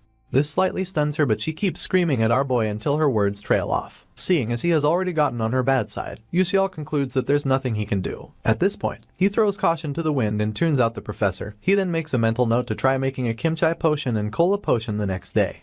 After a few weeks, the alchemy professor is still on our boy's case, yelling out his name in front of the other students and reminding him that she has warned him not to use any other ingredients that she hasn't taught him to. In response, our hero calmly tells her that he's creating better results by slightly altering her compositions.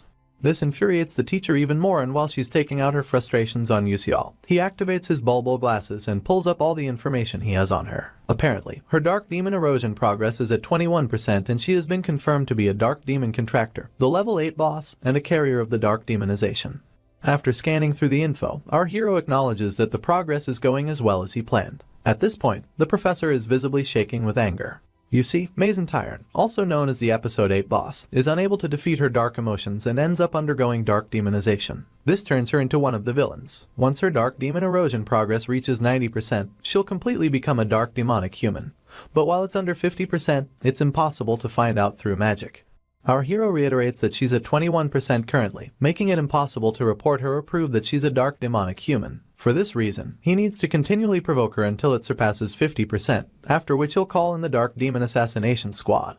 For a typical dark demon, there would have been a way to overturn it before she completely underwent the transformation. Unfortunately, Tyron is a dark contractor who willingly underwent a contract with a dark demonic human, and their seeds are already blossoming inside of her, making it impossible to reverse. Back to the present, our hero glares at his professor, acknowledging that the 4th episode hasn't even started yet, and that he has to prepare beforehand because she's a very strong boss. If he doesn't prepare, the professor will turn other students into dark demonic humans and also threaten Stella. In turn, Miss Mason intertwines her arms as she reiterates that our hero's attitude is still the same as ever. She then tells him not to expect a good mark in alchemy. He remains unfazed, and it's evident in his expression. He even thinks this is better, seeing as there won't be any additional damage if he continues to receive attention. He then resolves to focus on building his muscles rather than doing assignments. Sadly, he gets blindsided when he discovers that the practical exams are going to be a group project. Worse off, that he's stuck with Azel and 2 other awkward boys in his group. Both boys just stare at each other in silence, and Azel staring at the desk doesn't help matters either. The atmosphere feels like someone died, so our hero takes initiative and introduces himself to the group. The first boy introduces himself as Ka Sehun, the other one is Mal Lewin, and finally, Azel introduces herself. Lewin immediately buries his face in his palms as he whimpers about their group being screwed. He then proclaims that the professor always gives bad marks to students she dislikes, and that it doesn't even matter if they do the exam. This makes our boy feel sorry for infuriating the professor, only for the fake heroine to finally speak as she points out that they can't just give up. She goes on about how the alchemy exam is assessed by at least 3 alchemists from the alchemy castle, making it difficult for Miss Mason to ruin their grades all by herself. Both Lewin and Sehun brighten up upon this realization. They then smile at each other as they announce that they'll try their best, and admit that they always wanted to work on the project at hand. In turn, our boy smiles softly at Azel, and she averts her gaze as though she didn't just turn the tides on their project. Anyway, she explains that it won't be that hard to create the D-Vitality potion given for their assignment, only if they combine their knowledge. She then announces that they have to begin by gathering the ingredients properly. The first and most important ingredient on their list is the tail of the fire lizard, and our hero volunteers to get that. Azel points out that the monster corpse is the most important part of alchemy and makes sure our boy understands that he needs to carefully select it and bring something fresh. Yusial quips that he understands, and his confidence doesn't go unnoticed by the fake heroine. She's left wondering if she can trust him though. Meanwhile, our hero just smiles slyly, knowing full well that he'll simply dropship the fire lizard to his location. Upon nightfall, our hero turns up for a one-on-one meeting called by Professor Mason, only for her to hand him a piece of paper with instructions to give it to the C Group first-year alchemy students. As she specifies that Team 12 will be exempted, a sinister smile accompanies her statement. In response, our boy quips that he'll do as she says. You see, the alchemy practical exam is done in front of the alchemy castle's official alchemists, and per adventure our hero shows a pathetic sight in front of them. His path as an alchemist will be blocked forever. As the professor watches him leave, she intertwines her arms and quips that she'll teach him what it means to go against a professor. The next day, Flame is busy making use of the S-Class training hall when someone calls out to her. She twirls to see who it is, only to realize that it's Beak Yusial. He goes on to hand her the piece of paper, telling her that it's an alchemy assignment. The heroine accepts the note with thanks, and he adds that they were instructed not to tell anyone about it. Apparently, the professor thinks Flame will understand when told to keep it a secret. She just heaves a tired sigh as the hero makes his way back, keeping in mind that Professor Mason probably meant the note for Team 12 because Yusial is on it. The girl opens the note soon enough, and it reveals that the assignment for the practical exam will be changed from the D-Vitality potion to the Tyrant Point potion. The heroine then wonders if her professor thinks that she'll just do nothing. Soon enough, she gets some sort of epiphany and takes a beat to think things out, asking herself if the hero will be prepared for this incident since he has knowledge of the original novel. She deduces that for the exam, he'll prepare the Idyllic Spider's scales for the Tyrant Point potion rather than the tail of a fire lizard needed for the D-Vitality potion. Flame stares at the note for a little longer and squeezes it within her palm as she resolves to use this another chance to test our boy. A loud announcement is made, pointing out that Yusial has been transported to the Daredevil Stadium. As he makes his way out of the warp hole that transported him there, the first thing he does is complain about his head. The second thing is to complain about how dizzy warp holes make him feel. Just then, his attention is drawn by someone welcoming. A quick glance reveals a blonde lady pointing towards a huge passageway and smiling as she welcomes him to Daredevil. Our hero wastes no time letting her know that he's only a cadet, but she's adamant that a cadet from Stella Academy is worth the same treatment as an official mage. Anyway, our hero begins to draw unnecessary attention as a passerby pinpoints him as a cadet from Stella Academy. Other people begin to murmur after this, some quip that they've never seen the Stella uniform before, while the others express how jealous they are of him. The blonde lady then reminds him that she mentioned him getting special treatment and adds that he should reach out if he needs help with anything. In turn, our hero simply thanks her and gets a move on. He thinks to himself that as long as he has a pass and a Stella pocket watch, he'll get treated as an official mage no matter where he goes. A soft smile then crosses his lips as he admits that his academy sure is nice. In addition, he gets to use a warp hole for free when it would cost 100,000 credits on a normal day. Thanks to this advantage, our hero has been using the warp hole every weekend to go around the city, and has confirmed that the information he has is mostly the same.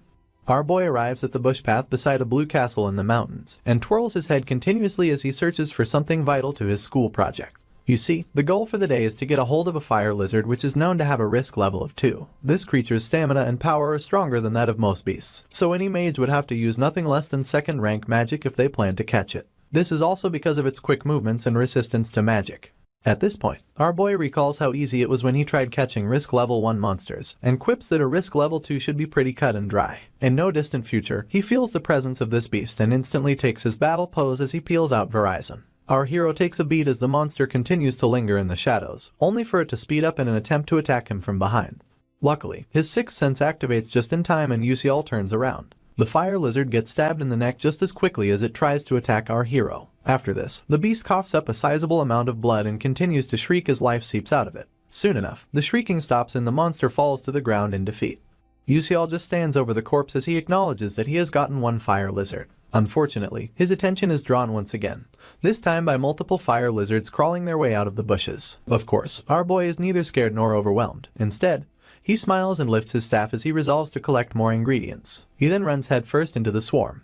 Later on, Azel can't hide her surprise as he reveals everything he collected. He points out that they're super fresh and the fake heroine claps back about how obvious that is. As they wait their turn for the practical exams, she admits that our hero seems to have an eye for ingredients. In turn, he just smiles and quips that as long as she knows it, he's good. Up next, Azel announces that they just have to make the potion perfectly, and tells the other 3 boys on her team that they should get to it.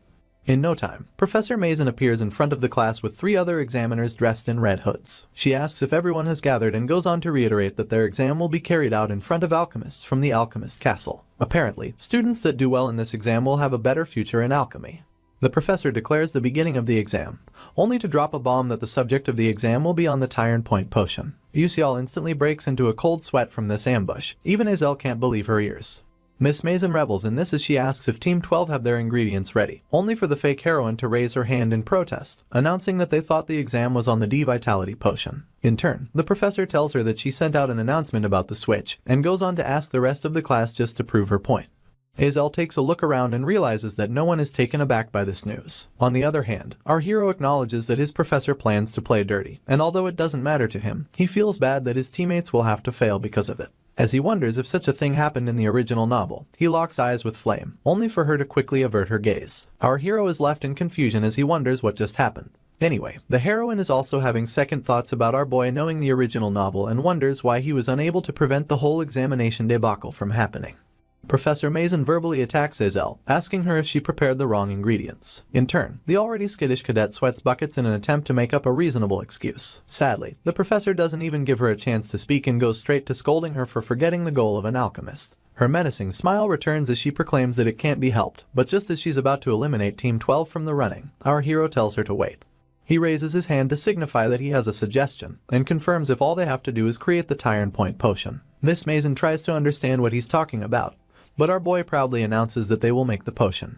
He goes on about making it with a higher efficacy than that of the professor and using different ingredients to pull it off. She didn't expect this to happen, so the shock is evident on her face. In turn, our boy smiles and rubs it in, leaving Miss Mason to suppress her anger.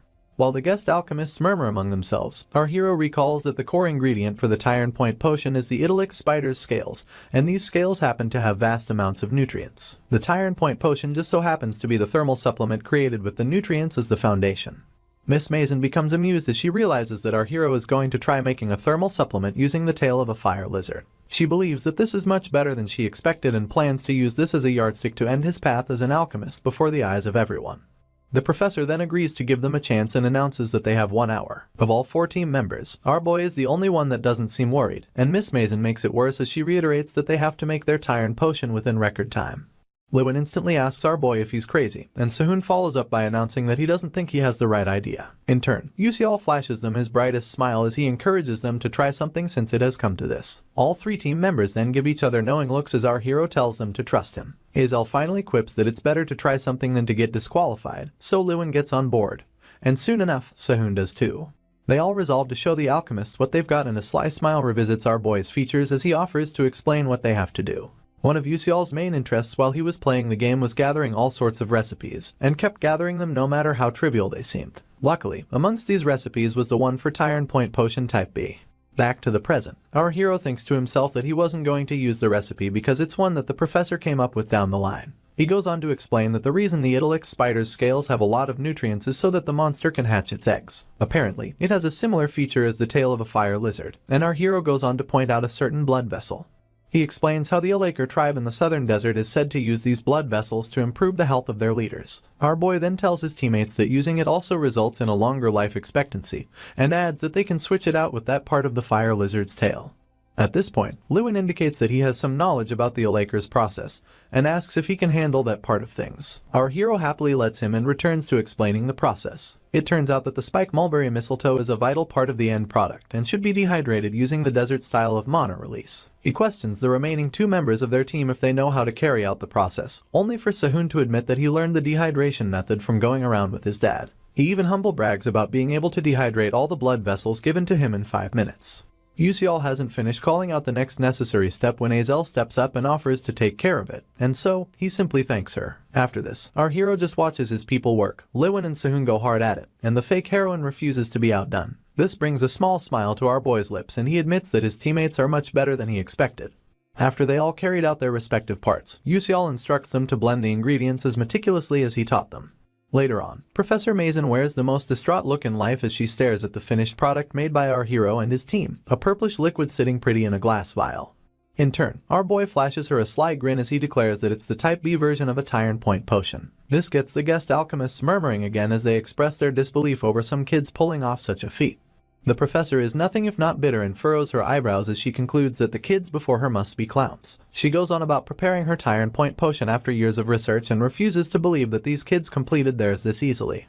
At this moment, one of the guest alchemists steps up and offers to confirm the potency of the potion. She stretches out her hand for an over-the-vial test, only for a bunch of blossoms to surround the potion. This leaves the alchemist pleasantly surprised, and when asked what the problem is, she reveals that even though the potion is incomplete, with some ingredients added excessively, it's more effective than that of Professor Mason. The moment she says this, our hero and his team immediately beam with smiles. The guests continue their mumbling about how incredible they find the potion and how the students sure possess unique knowledge. This annoys the professor beyond what she can stomach, so she yells at the alchemists to hand over the potion, and adds that she'll check it personally.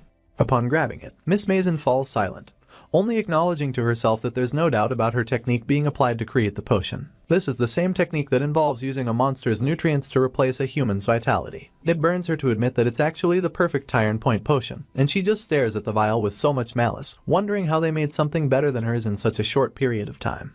The professor squeezes the vial even tighter, telling herself that she's still the one who gets to grade these students. She then resolves to disqualify them for not having the necessary ingredients. Meanwhile, our hero and his team await their fate as Miss Mason finally announces that she has finished inspecting. Just as she's about to decree a negative result, one of the guest alchemists cuts her off and announces that Team 12 deserve more than an A+.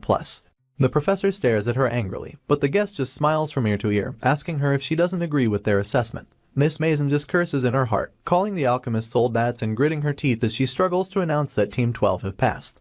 The team is originally stunned by the news, but their surprise turns into happiness soon enough, making all 4 of them smile as they declare that they did it. They walk away from the examination hall, giving kudos to one another while their professor stares at our hero with the most malicious intent she can muster. She then whispers that he should just wait for her next plan. Sadly, this increases her dark demon erosion progress. On the other hand, Flame is busy training to sharpen her control skills. She then stretches after putting some time in, unconsciously announcing that going to school at her age makes her body ache. This draws the attention of the student next to her, but he has no idea what to do with what he just heard. Soon enough, she notices some students petting a girl named Arshwang and telling her that she's doing well. Another friend of hers even points out that she's still doing much better than the princess. Flame watches as Arshwang wipes her tears and realizes that she had heard about the princess being a genius fire mage. The girls continue to gossip about Bion's insane growth speed, adding that they practiced for several years but she already surpassed them. The heroine overhears everything and it dawns on her that the princess's control of her magic should only start to develop in the second year. This leaves her wondering how she's already controlling it so well. As Arshwang and her friends make their way out of the training room, Flame wonders if Bion's growth is thanks to Beak Yusial. The strangeness of the alchemy practical exam revisits her mind at this moment, seeing as the Type B Tyrant Point potion was a recipe that the future Azel was supposed to find. Unfortunately, Professor Mason would steal and complete it for herself. The heroine scratches her chin as she wonders how our hero could know a recipe that didn't even appear in the original novel. She recalls that he didn't seem to know about the switching of exam subjects, and she gets another epiphany as she realizes that our boy knows things about the future, but not things from the original novel. This helps her welcome the idea that he's actually a regressor and not a possessor like herself. It all begins to make sense, seeing as Yusial being from the future would justify him knowing things that will happen but not the small incidents that occurred to Azel. Apparently, Ma Yuxiang once gained the chance to regress in the original novel, and this was granted by the 11th moon of the Silver Mage, the sole being with the power of time in this world. The heroine is still deep in thought, trying to link the being's power to our hero, when someone asks her what's wrong. This makes her snap out of it and she soon realizes that it was He Wenryong talking. She thinks it's the perfect time, so she covers the distance between them and asks him what he thinks about Yusial. In turn, the mage expresses his ignorance over why she's asking, but goes on to say that he thinks our hero is a slightly strange boy. Flame tries to confirm if he feels anything else, but Wenryong quips that he doesn't. This saddens the heroine, so she bows her head in disappointment. After some seconds of silence, her friend asks if she's bothered by our boy, and this makes her lift her head once again. She wastes no time admitting that he does bother her, much to Wenryong's surprise. Flame conveniently leaves out the part about being worried because our hero seems to know about the original novel, just like her. She suddenly announces that her behavior won't cut it, leaving her friend to ask what she's talking about. In turn, she admits that whining like this doesn't match her personality, and declares that she's going to confide her thoughts to Yusial. Wenryong's eyes shoot open as he reads a different meaning into the heroine confiding her thoughts to our boy. The mage escorts Flame until they get outside the training ground, and she thanks him for hearing her out with a smile and a wave goodbye. Wenryong returns her gesture, but the moment she gets going, his hand drops to his side and his countenance becomes a sad one. He just bows his head as he continues to think about the heroine.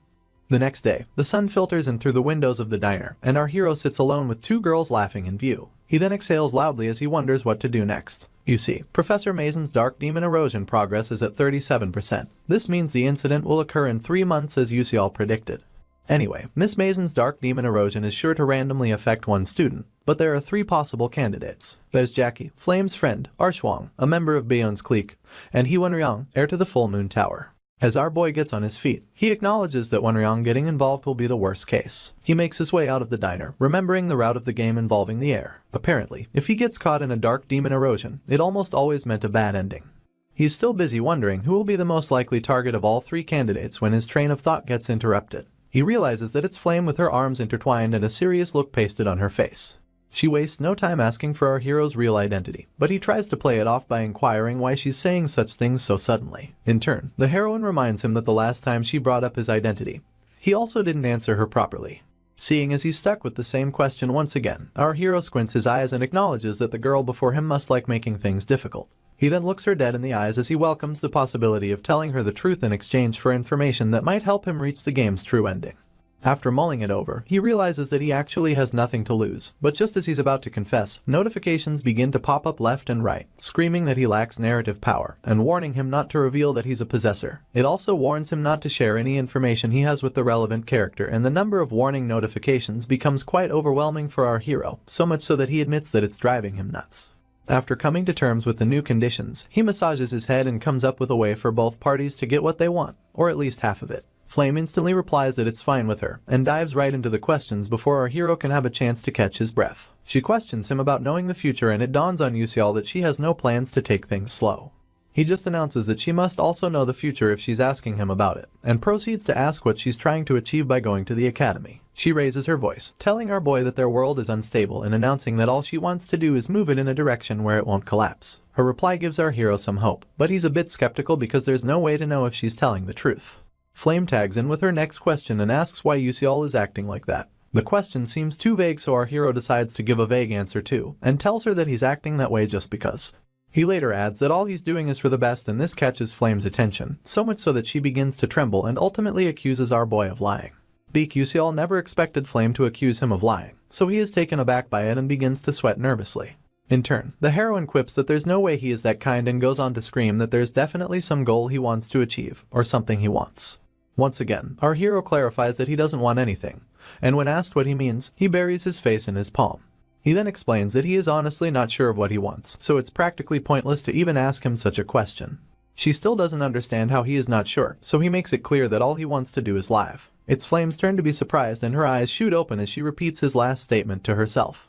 After this, she simply apologizes for overstepping, leaving our hero to wonder if that's all she can do. Unfortunately, things take another turn as the heroine clasps her mouth shut and runs away crying. Yuseol then realizes that it's actually his turn to ask a question, but he is also too distracted by why she is crying.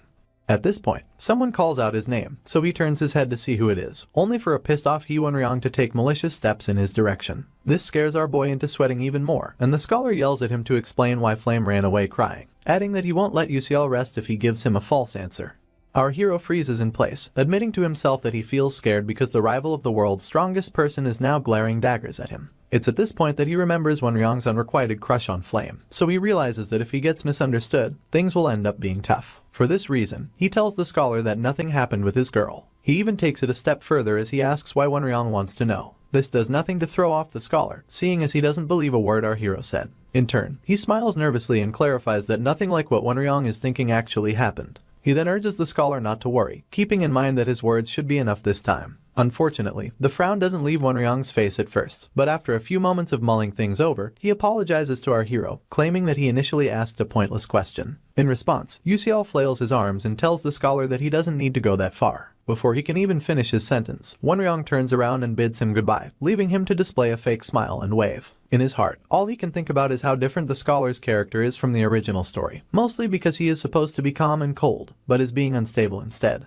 Our boy then admits that something feels off about all of it. Nightfall arrives in the blink of an eye, with lights leaking from various rooms in the academy. In one of them, Azel picks out a book and places it on the table in front of her. She goes on to close her eyes in a bid to regain her focus, but it just doesn't work, so she calmly opens her eyes once again. Just then, a memory from her near past comes visiting, one where she asked Yuseol for a chance to question him about something. In response, our hero wanted to know what it was, so Azel asked if the alternative mixing method he came up with during their test was a spur-of-the-moment thing. He continued to stare at her and then revealed that the first part of it was. This left the fake heroine in a daze, and it followed her for the rest of the day. You see, she was used to thinking of herself as a genius, and had planned to keep on going until she was strong enough to defeat Bayon's mother. Right now, she doesn't feel like she is worth anything, and groans as she questions her identity. She goes on to ball her fist as she realizes that if she continues going at this rate, she'll never be able to avenge her father. Apparently, the Adelbits, who are a dirty and mucky lot, were the ones responsible for framing Azel's father and causing his death. The fake heroine then claps her cheeks as she tries to regain composure, and announces to no one that she can't just let things remain the same. With this, she resolves to work even harder. On the other hand, Flame lies in bed, trying and failing in her attempt to get some sleep. She is too busy regretting why she chose to stay in a room that could house 4 people rather than choosing an exclusive S-class room for one. Since sleep refuses to come, she opens her eyes and revisits the matter of Yuseol. He definitely said that he didn't have a goal he wanted to achieve, and Flame believes this is proof enough that he regressed. Apparently, in the last part of the original novel, the 11th moon of the Silver Age said specific words to Ma Yuseong, revealing that turning back time is possible. The only problem is that it will come with the price of losing most of his memories, not to mention the fact that he'll simply cease to exist after fulfilling his mission. To make things worse, no one will remember that he saved the world, and all his loved ones will come to forget him. After the 11th moon told him all of this, he went on to inquire if he would still go back in time. Battered and bruised, the hero still smiled and announced that he will do it if that's his fate. This was when Azel, the heroine of the original novel, came out to stop him, claiming that she would rather go to ruin while remembering him than live in a world where he doesn't exist. She then hugged him and ended up convincing him to give up on the world. For this reason, he no longer regressed and the world was destroyed. Or so went the epilogue of the original novel. Flame sits up in bed to critically analyze the situation, welcoming the possibility of this world being different from that of the novel, and Baek Yuseol being the one who regressed using the power of the 11th moon. With this, she concludes that after fulfilling his mission, our hero will disappear and his existence will be totally erased from history. The heroine then stares at nothing in particular as she realizes that RMC, who's supposed to have lost all his memories and be left with only his mission, has decided that he just wants to live. She grabs her sheets even tighter as this fact unsettles her, but before she can finish collecting her thoughts, someone draws her attention. It's her redhead friend, Jackie, and she rushes in, bearing news of Wonryong coming to see the heroine. The moment the redhead announces that the visitor is waiting on the first floor, Flame buries herself under her sheets and tells the girl to lie to Wonryong that she is not around. Jackie tries to object to this, but the heroine pays her no mind and simply announces that she is going back to sleep. This leaves the red-headed with no choice but to stare helplessly and swallow her saliva alongside any other opinions she might have about the matter. Soon enough, she heads to the first floor to address Wonryong and meets him waiting with arms folded. She had quickly put on a coat before heading down, and upon coming within earshot of the scholar, she shyly called out to him. In turn, he looks her over and asks her to identify herself. The blushing redhead is disappointed but does well to hide it by asking what he means. Wonryong then responds by only inquiring about Flame's location, so she stutters as she reveals that the heroine is sleeping due to her sickness. The scholar immediately registers this as Yuseol's fault and concludes that she is feeling down because she confessed her feelings to RMC and got rejected. With this, he simply tells Jackie that he'll be going back to his quarters, and walks away without hearing her response. She just stands there alone, with the wind blowing her coat as she watches him leave. The redhead then admits that she likes him so much, but he doesn't even remember her name. Apparently, it has always been this way, seeing as Flame has always been the one with outstanding abilities and somehow always got everyone's attention. Meanwhile, all Jackie could do was watch from a distance as the heroine seamlessly got Wonryong's heart without even wanting it. At the moment, she just stares into nothingness in the middle of the lot and balls her fist as she admits how annoying the whole thing is. The next day, Professor Mason is summoned to the first main tower by Mr. Akehadon, the academy's vice principal. He points out that she got embarrassed by a student, only for her to bow her head and admit how ashamed it makes her feel. In turn, the vice principal turns around to take a good look at her, simultaneously reminding the professor that they have high expectations for her. She had been researching the random sequence convergence technique with the Moon Shadow Order doctors, so Mr. Akehadon would like to know if it's going well. Professor Mason's expression brightens upon hearing this, and she wastes no time giving an affirmative response, even adding that she'll not disappoint the vice principal. Afterwards, he gently grabs her shoulder and admits that he'll trust her. She then tells him to leave it to her, and makes her way out of his office. The VP just watches her leave, only to call her an idiot when she goes out of earshot. Apparently, he calls her that because she is so blinded by glory that she has no idea that she is being used because. To make things worse, it turns out that Mr. Akehadon is a dark demonic human, so he silently mocks the professor for working for him when her mission as a mage is to fight against his kind. With his hands behind him, he quips that he can't wait for the day alchemic magic engineering will be complete. On the other hand, Altalicia, Miss Mason's assistant, is struggling to keep a stack of papers from falling over, and the other students just watch her as she complains about not being able to see in front of her. Luckily, Baek Yuseol turns up just in time to pick up half of the stack. He then flashes the assistant a smile as he asks if she is okay. They end up in the professor's storage space where they lay the stack of papers to rest, and Altalicia thanks our hero for his help, pointing out that she would have gotten into trouble with her boss if it wasn't for him. He simply brushes her compliments aside as he quips that it's nothing. Just then, he twirls his head to take a look around the storage room, and soon realizes that the place is chaotic to say the least, with crumpled papers littering every nook. His eyes shoot open the moment he notices the drawings on the chalkboard, so the assistant reveals that it's a formula that Miss Mason is researching with other doctors. She calls it the random sequence research technique, and this makes our hero visibly jolt out of surprise. He takes another look at the technique and recalls that it's the first formula of alchemic magic engineering.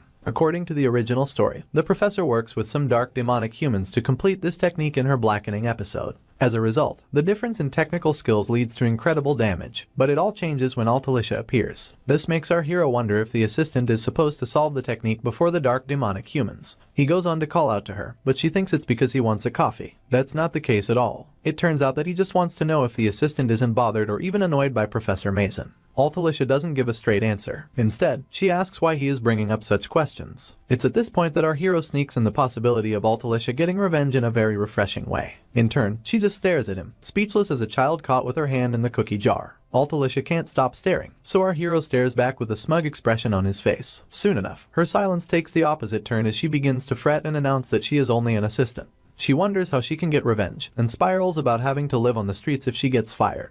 While she continues down the rabbit hole of being homeless, Yusial interrupts her with a suggestion, telling her to just become a greater alchemist than the professor. She tries to figure out what he means, but our hero simply comes close to her, looks into her eyes, and tells her that if she follows his suggestion, no one can look down on her. Tears gather in her eyes upon hearing this, and she averts her gaze as she admits that such a thing would be so nice. Our MC can tell that she is already tired and that there's no way she's satisfied with only doing Miss Mason's dirty work in a dusty storage room. Due to his knowledge of the original story, he knows that Altalicia has a dream to become an alchemist that'll make a bunch of inventions. He also knows that she has the talent to make her dreams come true. This is because she is destined to one day become this generation's greatest genius alchemist and will use her genius brain and innovative thinking to create countless items. Once again, the assistant apologizes for not getting our hero any coffee, but he simply tells her that it's fine. He realizes that the lady before him has been discouraged by reality and had to put her dreams aside. For this reason, he resolves to help her make them come true as soon as possible. Some time passes and so does the first round of Stella exams, after which Yusial pays constant visits to Altalicia. Their most recent meeting is going on at the moment and the assistant is overjoyed as she listens to our hero's opinion of her latest idea. She then tells him that she was thinking of adding a function where the user could change the color of a pen just by pressing a button. In response, our MC chuckles and suggests that she adds an eraser while she is at it. Altalicia easily buys into the idea, seeing as she thinks a mechanical pencil would be perfect. She goes on to scribble in her notepad after this, leaving Yusial to admit to himself that her inventions are now moving along smoothly. The only problem lies in her formulaic solutions, which are unfortunately lacking. As Yusial makes his way down the hallway, he keeps telling himself that he needs to lead the Altalicia to the answer before Professor Mason reaches it. Sadly, it's not as easy as it sounds. Just then, someone calls him an old man and asks what he is spacing out for. He soon realizes that it's Flame, but it doesn't stop her from telling him that he'll bump into something if he continues to space out while walking.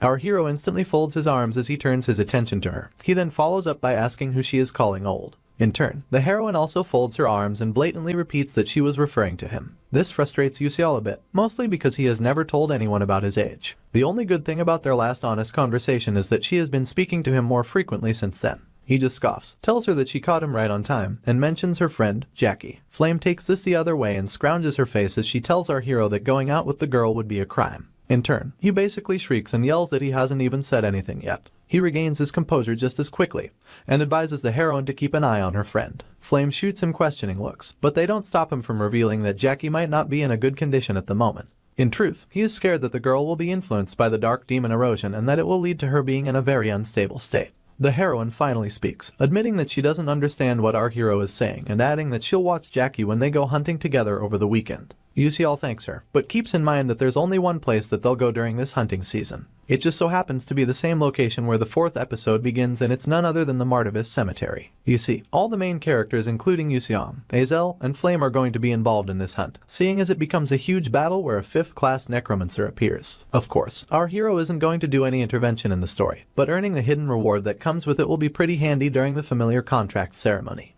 For this reason, Yusial approaches Professor Hanwal and hands him his leave pass. In turn, the professor takes a good look at it and discovers that our hero wants to leave under the grounds of training. He then quips that it's not like the boy can learn anything about swordsmanship or chivalry at Stella Academy. Our hero begs the professor's pardon, but he quickly clears his throat and acts like he didn't say anything. After this, Yusial notices something on Mr. Hanwal's desk, and upon closer inspection, realizes that it's Yusiang's leave request. He then decides to bring up the topic to see what the professor will say. Our MC starts by mentioning that there are many students requesting leaves to go hunt, and without looking up, Professor Hanwal reiterates that they are all heading to the Martavis Cemetery for club activities, or to try and win points. In response, the hero points out that he was right, adding that although Yusiang and Wenryong have high marks, they're still proving their diligence by going hunting for points. This gets the professor to look up from the documents he was checking out, and he tells our hero that Yusiang is actually heading home. As it turns out, Wenryong is only going because of Flame. Yusial's brows shoot up as worry begins to consume him. This is because he is certain that the others won't be able to defeat the necromancer's attacks without the help of Yusiang. To make things worse, our hero knows that the scholar wouldn't head home without a specific incident, and is now left wondering what has gotten into him this time. Once again, he recalls that the current members of the team will definitely not stand a chance against a 5th-class necromancer. His fingers make their way to his chin as he asks himself what he can do at a time like this. It's bad enough that he can't request for support without concrete evidence, but he also can't tell anyone any proper information because of narrative power. At this point, he balls his fist and admits that he can't just let them die. He then centers himself as he comes to a conclusion that he has to solve the problem himself. A few days later, the students arrive at the Martavis Cemetery as planned, and the place is as gloomy as they come. In no time, one of the second-year students named Doc Chulkwing defeats a fish monster with his fire magic. He then stares down at his recent victim, with an arrogant smirk pasted on his lips as he quips that it only needed a blow to get defeated. Just then, another second-year student named Kasif Derek begins to yell at him, calling him an idiot and asking how he could destroy everything. This makes Cholkwing steal a glance at him as he continues to furiously question him about not listening to his orders. In turn, the boy ruffles his own hair as he laughs nervously and apologizes. This does nothing to calm Derek down, seeing as he keeps screaming and asking why Cholkwing is laughing. At this moment, Bandion just tells him to leave the boy be, because talking too much will only tire him out. Hazel, who has been right behind her, stays quiet the whole time, only to get told that she doesn't need to worry about guys like Derek and his friend. As she quips that she understands, both boys give in to the urge to remind them that they can hear their conversation. Miss Dion doesn't seem to care about that, so Derek tells her to shut up and watch her mouth in front of a new student. The fake heroine just watches as the girl laughs and proclaims that she doesn't want to shut up, and as they begin what seems like a staring game, Hazel retires to her thoughts. The only reason she came with these people was because they claimed to have an empty seat in their club, not to mention the fact that they are allowed special leaves from the academy. It's just an added bonus that they also don't seem like bad people. At this point, Dion interrupts Hazel's train of thought as she tells her to come along, and she perks up as she gives an affirmative response. Just then, a loud noise fills the atmosphere and is accompanied by a bright light. The fake heroine then joins the others as they stare in the direction from which it came, wondering what such a sound could be. Cholkwing thinks it's someone fighting passionately nearby, so Dion points out that it won't be good if their hunting grounds overlap. For this reason, she asks Derek if it's fine to go say hi to the fighters and he gives the go-ahead. Together, all four students approach the noise, only for Hazel to freeze in place upon seeing the people responsible. It turns out to be none other than Bion and Flame. Flame and Bion are still on each other's throats when the others arrive, and Hazel just watches as they go on about who caught the predate fish first. She acknowledges that the predate fish is pretty big and that it's of a difficulty level of 3. In fact, it has become obvious that they're in a battle to raise more points, but she says nothing on the matter because it'll only complicate things some more, not to mention the fact that it'll make her speak with the younger sister of the enemy who took her father's life. She plans to leave rather quickly, but Derek interrupts Flame and Bion, calling them his juniors and asking that they express their concerns to him, seeing as he's their senior. The princess is quick to tell him to shut up, adding that he should be on his way, and in response, Derek tries to challenge her for what she said. Unfortunately, she just piles on as she tells him to act like a senior if he's actually one. Suddenly, the ground begins to rumble, putting their petty arguments in perspective. In no time, skeleton hands begin to find their way out of the soil until the students come face to face with a bunch of undead soldiers. Meanwhile, Beak Yusial is on a part of the cemetery that bears a warning never to be entered alone. The baffling part of all of this is that he's busy gaining more and more EXP in this restricted area. In such a short amount of time, he takes down so many predate fish that he's left hoping that he gets to use magic too. This is because he's kinda tired of using only blink. While he keeps looking for something special, his attention is drawn to the part of the cemetery where the others are facing off skeletons. He acknowledges that he has found them, keeping in mind that he doesn't have any opus skills or overwhelming power to sweep away the skeletons like Ma Yuxiang does. For this reason, our hero tells himself that he has to fight in a way that only players can. With this, the fourth arc of the game begins, the Necromancer's attack. Without wasting time, the skeleton general makes a run at Yusial with its murderous eyes and red essence escorting it. Its job is to lead hundreds of other skeletons, and our boy knows for certain that it's one of 3 semi-boss ranked skeleton generals in this arc. He's also certain that he would die immediately if he were to fight against it using his current ability, so he has no plan to face the beast normally.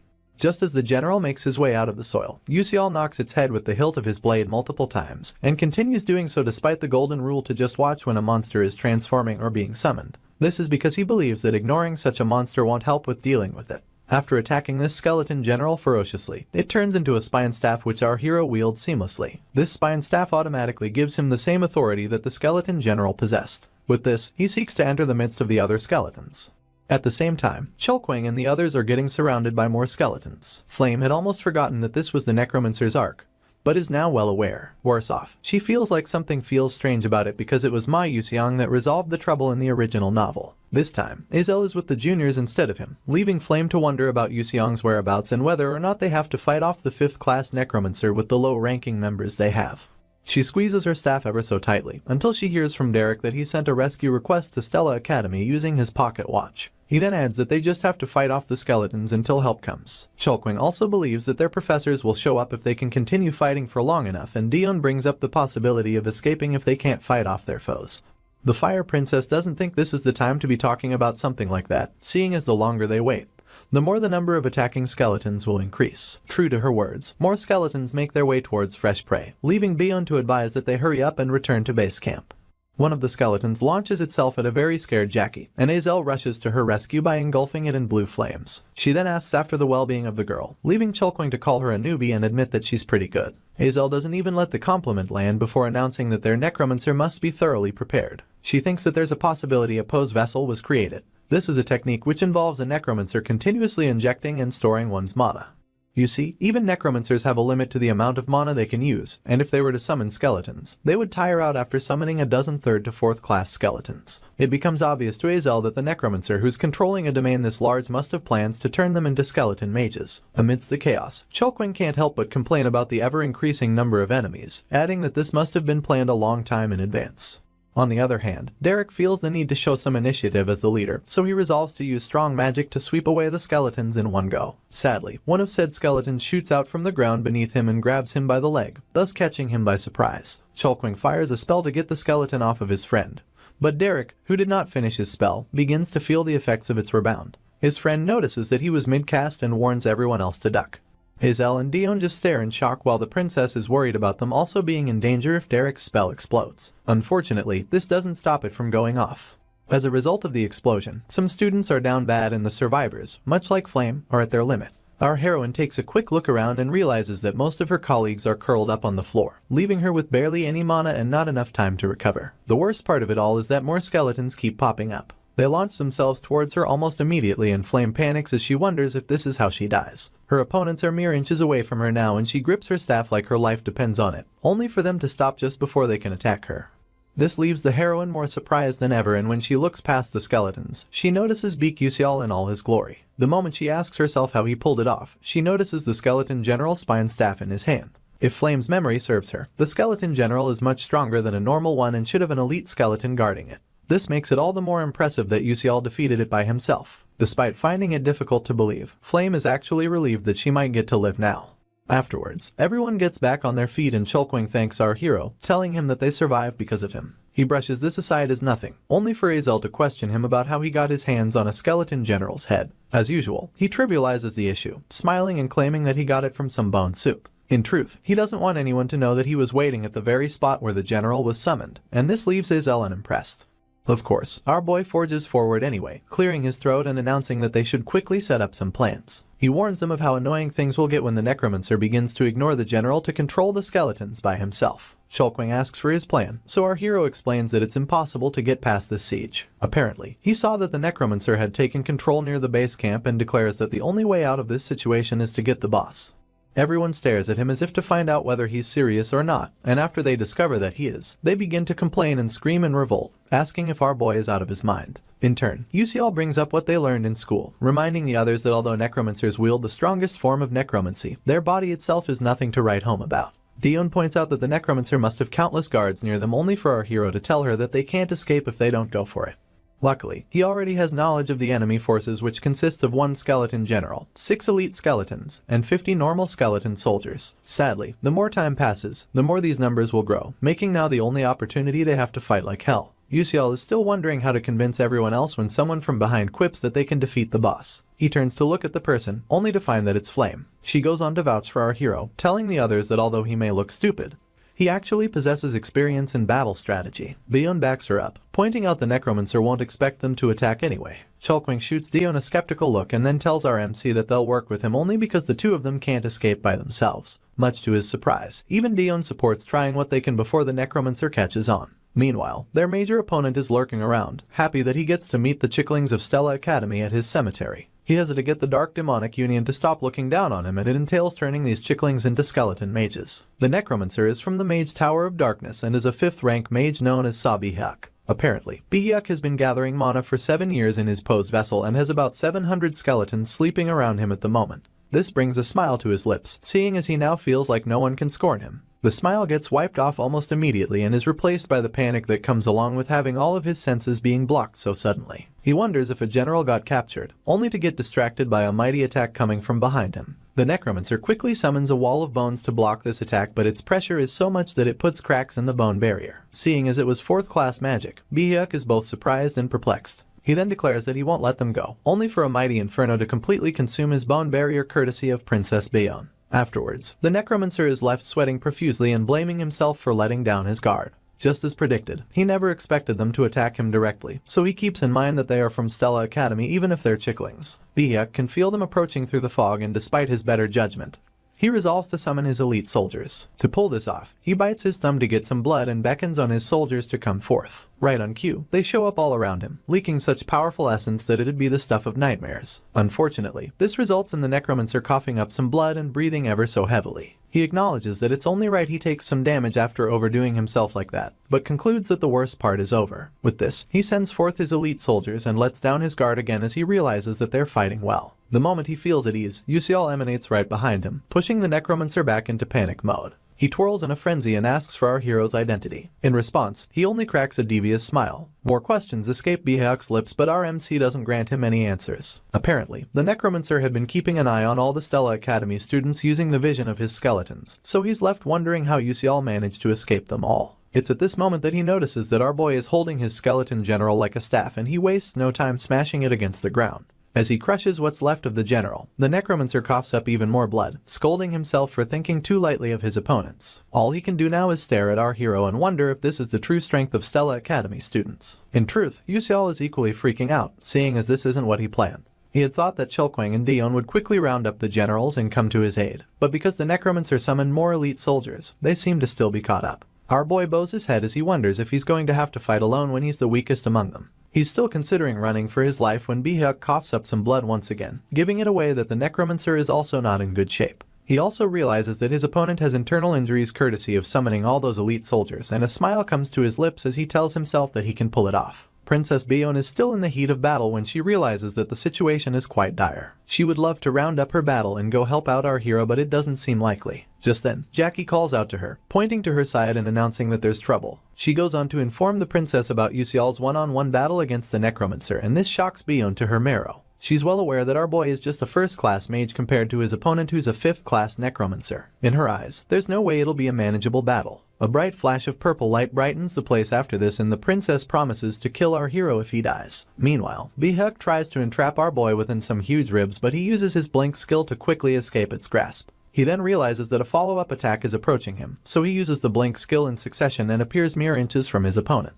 The necromancer is quite startled when this happens and screams that there's no way. Yusial just flashes his usual smile, peels open his jacket, and brings out the 2 cola potions. Apparently, he had prepared them ahead of time because they are excellent for dissolving bones. He pours the contents of the tubes onto Bihyuk's bone barrier and the dissolution begins, emanating smoke as the bones break down. The necromancer hurls multiple curses at our boy, even calling him a rat-like bastard, and after this, he uses his bone pierce technique to send skeleton phalanges after him. As usual, the blink skill comes into play and Yusial appears right behind his opponent, feeling like everything has fallen into place. Sadly, the moment he seeks to attack the necromancer, Bihyuk turns to smile at him, and this is signal enough that he has messed up. Almost immediately, skeleton claws pop up from underground and dig a hole through our hero's left leg. Blood and pain escapes him at this moment, and he grits his teeth as he admits that he has been had. With this, our boy quickly puts some distance between himself and his opponent. One look at our MC's condition and the necromancer's happiness returns, leaving Yusial to learn that he's not only a 5th class in name after all. Despite his initial naivete,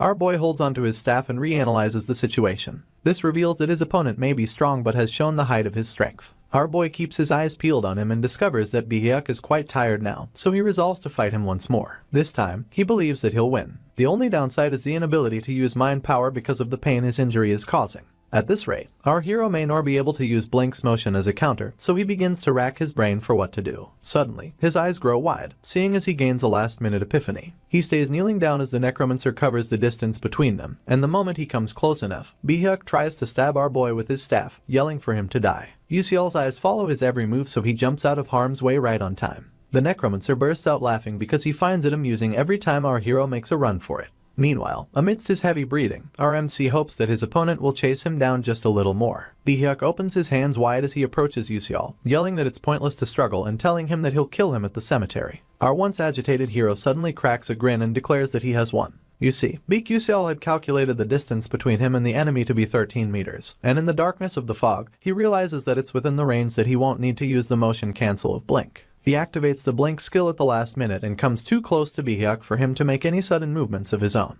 The necromancer then remains frozen in shock until our hero pierces him in the chest using his staff. At the same time, all the skeletons he had summoned stop in their tracks and begin to disintegrate, leaving Chulkwang to ask the question that's on everyone's mind. Did Yusial really defeat the necromancer? Jackie falls to the ground as she quips that she can't believe it and follows it up with screams about them being safe and alive. As for our boy, he's still lying on top of Bihak's body, involuntarily so. He then manages to pull himself off of the necromancer and points out how tired he is. All he wants to do at this point is to go home. Afterwards, they were all transferred to Stella's Magic Knights and then returned to school. Yusial gets face to face with Professor Hanwall, who stares down at him with so much malice as he reiterates what our boy told him before he left. Apparently, Yusial had told him that he was going to train somewhere with good mountains and good air, but the professor doesn't see how that describes the cemetery. He and his bandaged leg apologize to the professor, only to be told that he'll still receive penalty points according to the school's rules. He makes it clear that there are no exceptions, but also points out how amazing it is that he saved the life of his friend while breaking school rules. For this reason, he'll also receive appropriate rewards. All he has to do is await his fate, so Yusial thanks the professor and watches him leave. He heaves a sigh of relief almost immediately and resolves to be on his way. Seeing as he was told to give his thighs a few days to heal up, Yusial is all about resting for now. He catches a glimpse of Azel through the side of his eye and turns to face her. She instantly thanks him for his help earlier and he tells her to just buy him a meal later. The girl falls silent after this, but when our hero seeks to leave, she asks if she can pull off what he did. This stops him in his tracks, so she asks again if she'll be able to do it if she tries. Our boy begins to panic a little, mostly because the original Azel never asked questions like this, and he blames himself for her current state of mind. In his eyes, his interference has only given the girl trials and has never provided her with a chance to overcome. In turn, he tells her that she doesn't need to ask him such a question, adding that she has already achieved a miracle that others would call impossible. Azel is taken aback and asks how he found out about it, and the only thing Yusial says is that he has been watching her. She instantly goes red in the cheeks after hearing this, but our hero is busy bothering himself with whether or not his last statement made him seem like a stalker. In a bid to save what little dignity he has left, he adjusts his tie and briskly walks away. Azel, on the other hand, stays in place, staring at the ground as she realizes that Yusial is the only one paying attention to her despite her being the daughter of a traitor. She feels all warm inside as she recalls that he's watching her, and the thought of a miracle helps move this along. Later on, a bunch of students alongside some nobles, people from the magic faculty, and some others from the mage towers all gather for some commendations. As the whole place stays busy, our boy can't help but feel like they're doing too much. A swift glance at Princess Biyun reveals how outwardly excited she is, with her eyes glistening and her mouth curled into a smile. She notices that Yusial is looking at her, so her demeanor changes as she questions him about it. He quickly denies looking at her and is saved by Professor Hanwall soon enough. The professor yells at the crowd, telling them to quiet down, and after this, he announces that he will be handing out commendations to 12 brave students who fought against dark demonic humans. The icing on the cake is that the awards will be given by the headmaster himself. Upon hearing this, all the students including Yusial light up. His eyes follow the headmaster to the stage and he can only see him as the peak of humanity, the 9th class master mage known as Eltman Eltwim. Apparently, he's 300 years old and is known for always putting on a warm smile. This mage warrior is undoubtedly the strongest in the world and is also known to possess the destructive title of Decimator. Well, he doesn't seem like it as he taps Chulkwang on the arm and tells him to work hard in the future. Up next, he comes face to face with our hero and Yusial can feel the immense pressure coming from the headmaster. It's so much that he can feel it just by locking eyes with him. This makes him understand what it's like to be in the presence of one of the 10 9th class mages in the entire world. Despite the pressure he's feeling, our hero resolves not to avert his gaze and the headmaster notices this. It pushes him to laughter and he just tells our boy that he's as hardworking as ever, just like he hoped. This only leaves Yusial with more questions and he continues to stay puzzled even after the commendation ceremony comes to an end. Beak Yusial gets his reward in the form of 5 million credits, so he just stares at the envelope, telling himself that he won't have to worry about money for a while. In addition, he received a pose vessel said to be the heart of a necromancer. It's some sort of purple orb with a thin line of exoskeleton wrapped around it. At this point, our hero can't help but think of Altalicia, seeing as she'll soon be able to create a subspace. To fulfill this, she'll have to solve the random sequence convergence technique. But after that, carrying items around will become easy. Our MC is just glad that the other students passed on the reward to him. As though that wasn't enough, Yusial also gets system rewards for completing the Necromancer's attack arc. He gets a boatload of EXP, followed by the Constellation project promising him a downgraded version of an item he used in the game, a downgraded version of a skill he obtained in the game, and finally, some more EXP. Our boy had seen this before, so seeing it again leaves him a bit torn. After taking a closer look at the situation, he announces that he would like to use the EXP to upgrade his blank skill. This is when the memory of how weak he truly was in the last battle comes flooding in, with the hole in his leg proving that he had to improve in some way. For this reason, he concludes that it's pointless to work hard like the others when he can just use his knowledge to go as far ahead as possible. Just like that, Yusial gets a notification about his blink skill reaching its EXP limit and increasing by 1 rank. It becomes a class 2 skill with a maximum charge of 3 as compared to the former max of 2 charges. A glowing golden light surrounds our hero and he can literally feel his skill getting upgraded. He then balls his fist excitedly, keeping in mind that he can finally be at ease while using his skill more often. All that's left for him to handle is the Azel situation. At the same time, the fake heroine is on a meditation journey into the Abyss class. She and her classmates are on their knees and have their eyes closed as the professor guides them through the journey. Suddenly, Azel hears her name being whispered and the shock makes her eyes shoot open. She begins to wonder if she fell asleep, only for some sort of fairy to tell her that she can't use magic in the middle of meditation. The girl tries to argue but gets told to look above her head. Azel is quite surprised, and even more so when she notices some blue crystals floating up above. She can't help but wonder when she made them, seeing as she didn't use any techniques or make any calculations. Worse off, she begins to worry about whether or not the other students noticed, mostly because they should have felt the flow of mana before the first class spell was completed. The fake heroine makes peace with her newfound ability and credits it to be a result of her meditation. The only problem now is how UCL foresaw all of it. Later on, Azel visits the cafeteria and then finds a suitable place to sit outside. She peels out her red bean paste cream bread, happy that the reward she got made it possible for her to afford a 15 credit meal. She joyfully takes a bite of her meal, but hears someone call out to her almost immediately. She stops the meal after this and her gaze shifts to Crown Prince Jeremy, who has this quaint smile plastered on his face. The prince inquires if Azel has joined any clubs yet, and when she claims that she hasn't, he asks her to join his club. She quickly tugs on her loaf of bread as she asks Jeremy for his conditions, but the prince claims that he doesn't have any, adding that he just likes her and wants her to join. Of course, Azel can tell that he's lying, not to mention the fact that he only wants to use her as a trophy. The moment she looks away, Jeremy curses under his breath and points out that the girl doesn't believe him. He comes closer to her just so he can reiterate that he really doesn't have any conditions, and then squats to whisper in her ear. He tells her that she needs to join his club and stay with him so that he can do all sorts of things for her. It's at this moment that he reminds her of his station, and Azel thinks to herself that she knows about it more than anyone else. As it turns out, the Scalvan Empire and the Adalbert Kingdom have quite the hostile relationship. For this reason, Azel's difficult life would end should the Crown Prince be on her side. It dawns on her that she won't have to get happiness from mere bread, nor would she have to bear the humiliation of being a trader's daughter. Despite it being a terrible idea, the girl seems to lean towards giving a positive response. But the moment the first letter of agreement escapes her lips, Flame shows up and gives her a resounding slap. This surprises both Azel and Jeremy, and they both stare at the heroine in a bid to know what's going on. Amidst heavy breaths, Flame yells at Azel, calling her a piece of trash and spewing rubbish about them agreeing to work things out.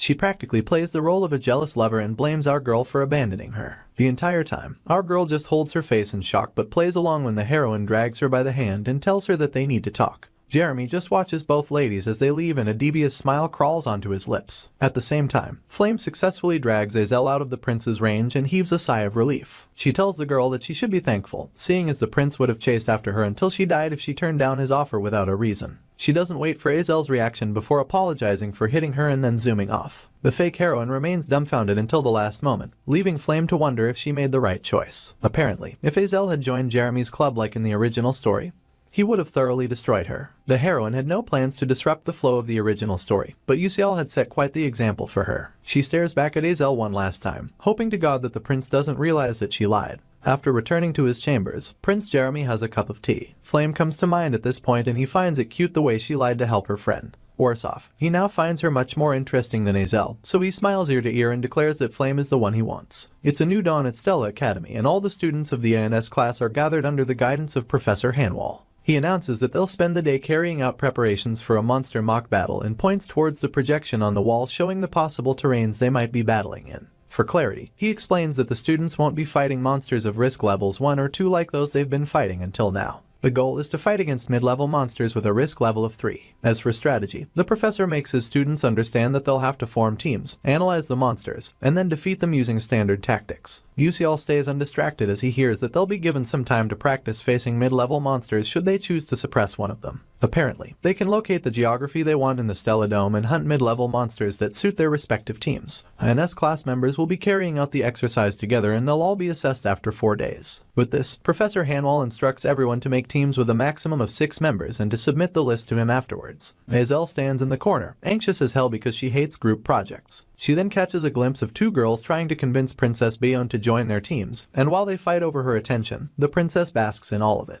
The spotlight is obvious to an onlooking Azel, but it only reminds her of what her life was like before the Adalbits destroyed her family. You see, both families had the same starting points, the Grand Duchy of Malf with the ice attribute, and the royal household of Adalbit with the fire attribute. During a time when both families kept each other in check and controlled the magic world, Bion and Azel were born as children of genius talent. Back then, Azel thought she had been chosen, but now, she's full of doubt as to whether or not she can get revenge on Adalbert. She's still standing in the corner when our hero approaches her. He calls out to her, asking if she's alone and breaking her out of her trance while he's at it.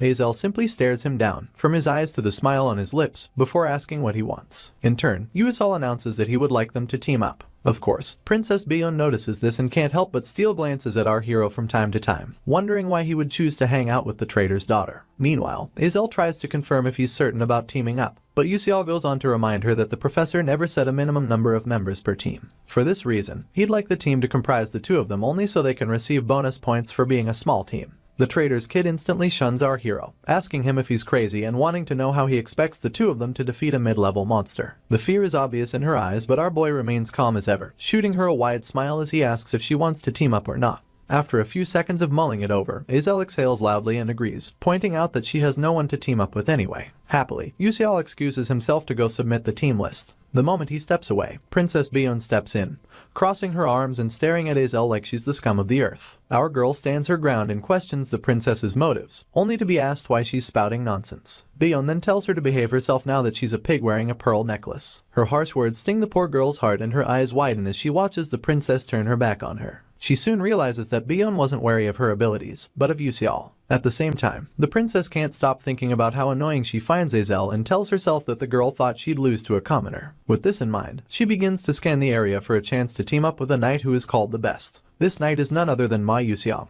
The princess calls out to him and he abruptly turns in her direction. He follows up by exchanging pleasantries, only for Bion to go straight to asking if he has formed a team yet. It turns out the knight planned to do the exam alone, but the princess presses him about teaming up with her. A sly smile graces Yuxiang's chin as he wonders why he should do that, so the princess informs him about Yuxial and Azel teaming up. This comes as a surprise to him and Bion milks it as she speculates that the opposing team won't go for a mid-level monster, but a mid-large special monster. With this new information coming to light, she repeats her proposal to Yuxiang and he finally cracks a smile as he admits that it'll be fun. Apparently, he always wanted to compete against our hero at least once in his life, so the princess declares that they should get on it. She steals more glances at their opposition, promising to defeat them properly this time. The 4 days allotted to preparations pass by in a flash and the monster mock battles finally begin. Professor Hanwall takes center stage as he announces the commencement of the ANS class assessments. One group makes ample use of lightning magic while another uses fire to take out a tree monster named Mugrika. Flame is busy observing this beast and even concludes that she's capable of taking down a mid-level monster like that. She exhales loudly, keeping in mind that she has practiced enough. You see, our girl is well aware that she can't gain reverse bonus points using a special monster's attribute, or even fight a mid-large special monster, but a mid-level monster of risk level 3 sounds perfect for her to gain the highest score. Naturally, 5 first-class mages come together to defeat a monster with risk level of 1. But if you put compatibility, experience, and environmental factors into the mix, the same group can defeat monsters a few levels higher than that. As a light class mage, Flame is unfortunate enough to not be compatible with any other classes, but she hopes everything goes well for Azel.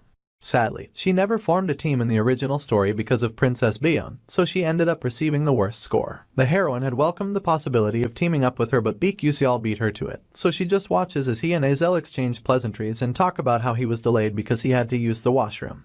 Anyway, Flame's mind is at ease now that our hero is on the girl's side, mostly because her future will turn for the better. At this moment, Group 16 rounds up their assessment and Professor Hanwall calls for Group 17, which happens to be Flame. The heroine quickly responds to her professor and makes her way towards the assessment arena, walking past our boy and Azel while she's at it. For some reason, she had forgotten to lace her shoes, so she trips on them and begins to stumble. Just before she can fall flat on her face, Yusial comes to her rescue and catches her by the neck of her uniform and exhales as he keeps her stable. Flame abruptly turns to thank him for his help and he swipes this aside, telling her to simply tie her shoelaces. As memory serves, it was fine when Jackie tied the laces for her, but this doesn't stop our hero from offering to help her out. Of course, she turns down his help, keeping in mind that it would have been terrible if she went to fight like this.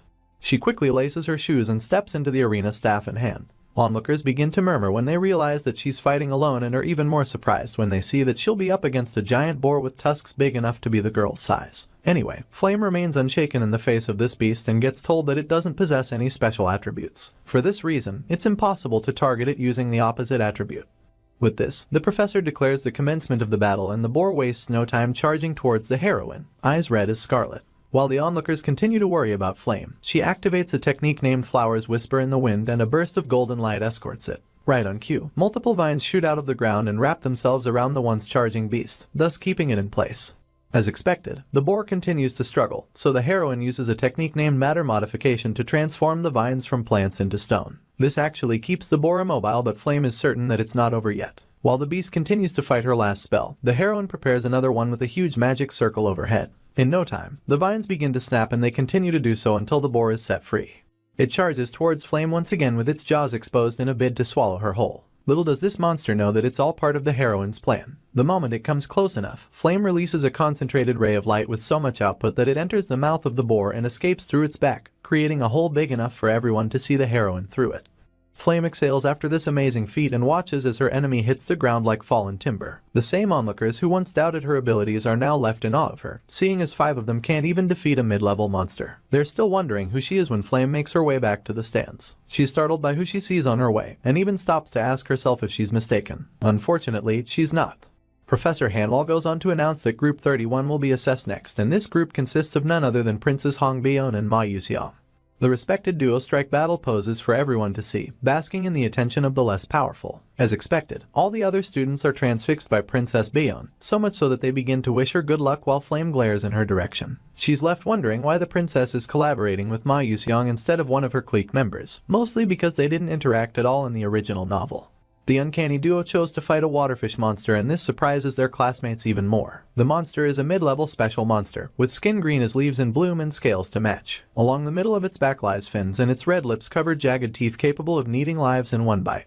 Anyway, Flame is certain that this monster isn't a match for either Hong Bion or her scholar of a partner. You see, the duo possess attributes of fire, earth, and lightning, in contrast to the waterfish monster, which is a water class. The beast also possesses the ability to fly, making it one of the worst matches for the princess and her partner. It becomes clear to our heroine that they're doing it to obtain full marks, but said marks can only be attained if they succeed.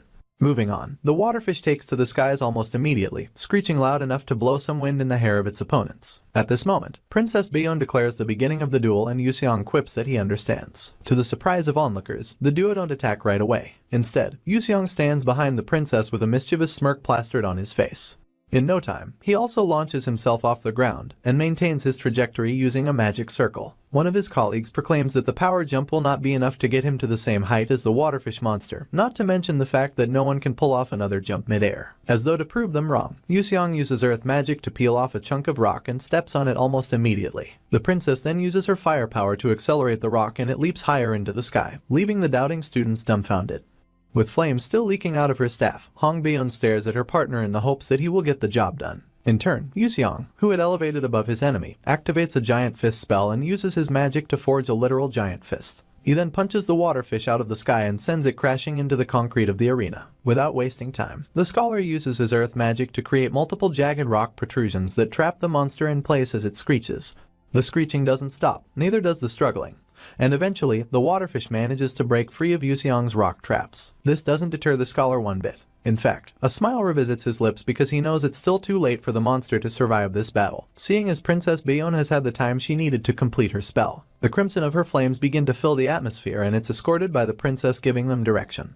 The inferno obeys her will and consumes the waterfish in her stead, causing the beast to scream and the onlookers to baffle at her strength. You see, the waterfish is known to have a high tolerance for fire, so it comes as a surprise to everyone that the princess could create enough flames to beat said tolerance. Once again, Yuxiang cracks his devious smile and quips that it's over. To make sure, he follows up with a devastating lightning spell which falls down on the monster like a curse from God. The battle ends with the waterfish not being able to attack once, so it creates room for members of the crowd to murmur that the students in Bion's set are insane and that they could become like a certain person in the third year's class. Anyway, she and Yuxiang head back to their seats after the battle, and all the princess can think about is how she has put up a show beak Yuxiang can't top. She even steals a glance at him as she reassures herself that she has won this time. Meanwhile, our hero instructs them to summon the 5 monsters. Miss Bion's face twists into confusion upon hearing our boy's request, and murmurs emanate from the crowd to match said confusion. No one could understand why Yuxiang and Azel would choose to go up against 5 mid-level monsters when it's already so difficult for 5 people to defeat one. Rumors of his plan had leaked previously, but now onlookers have no choice but to conclude that he's crazy.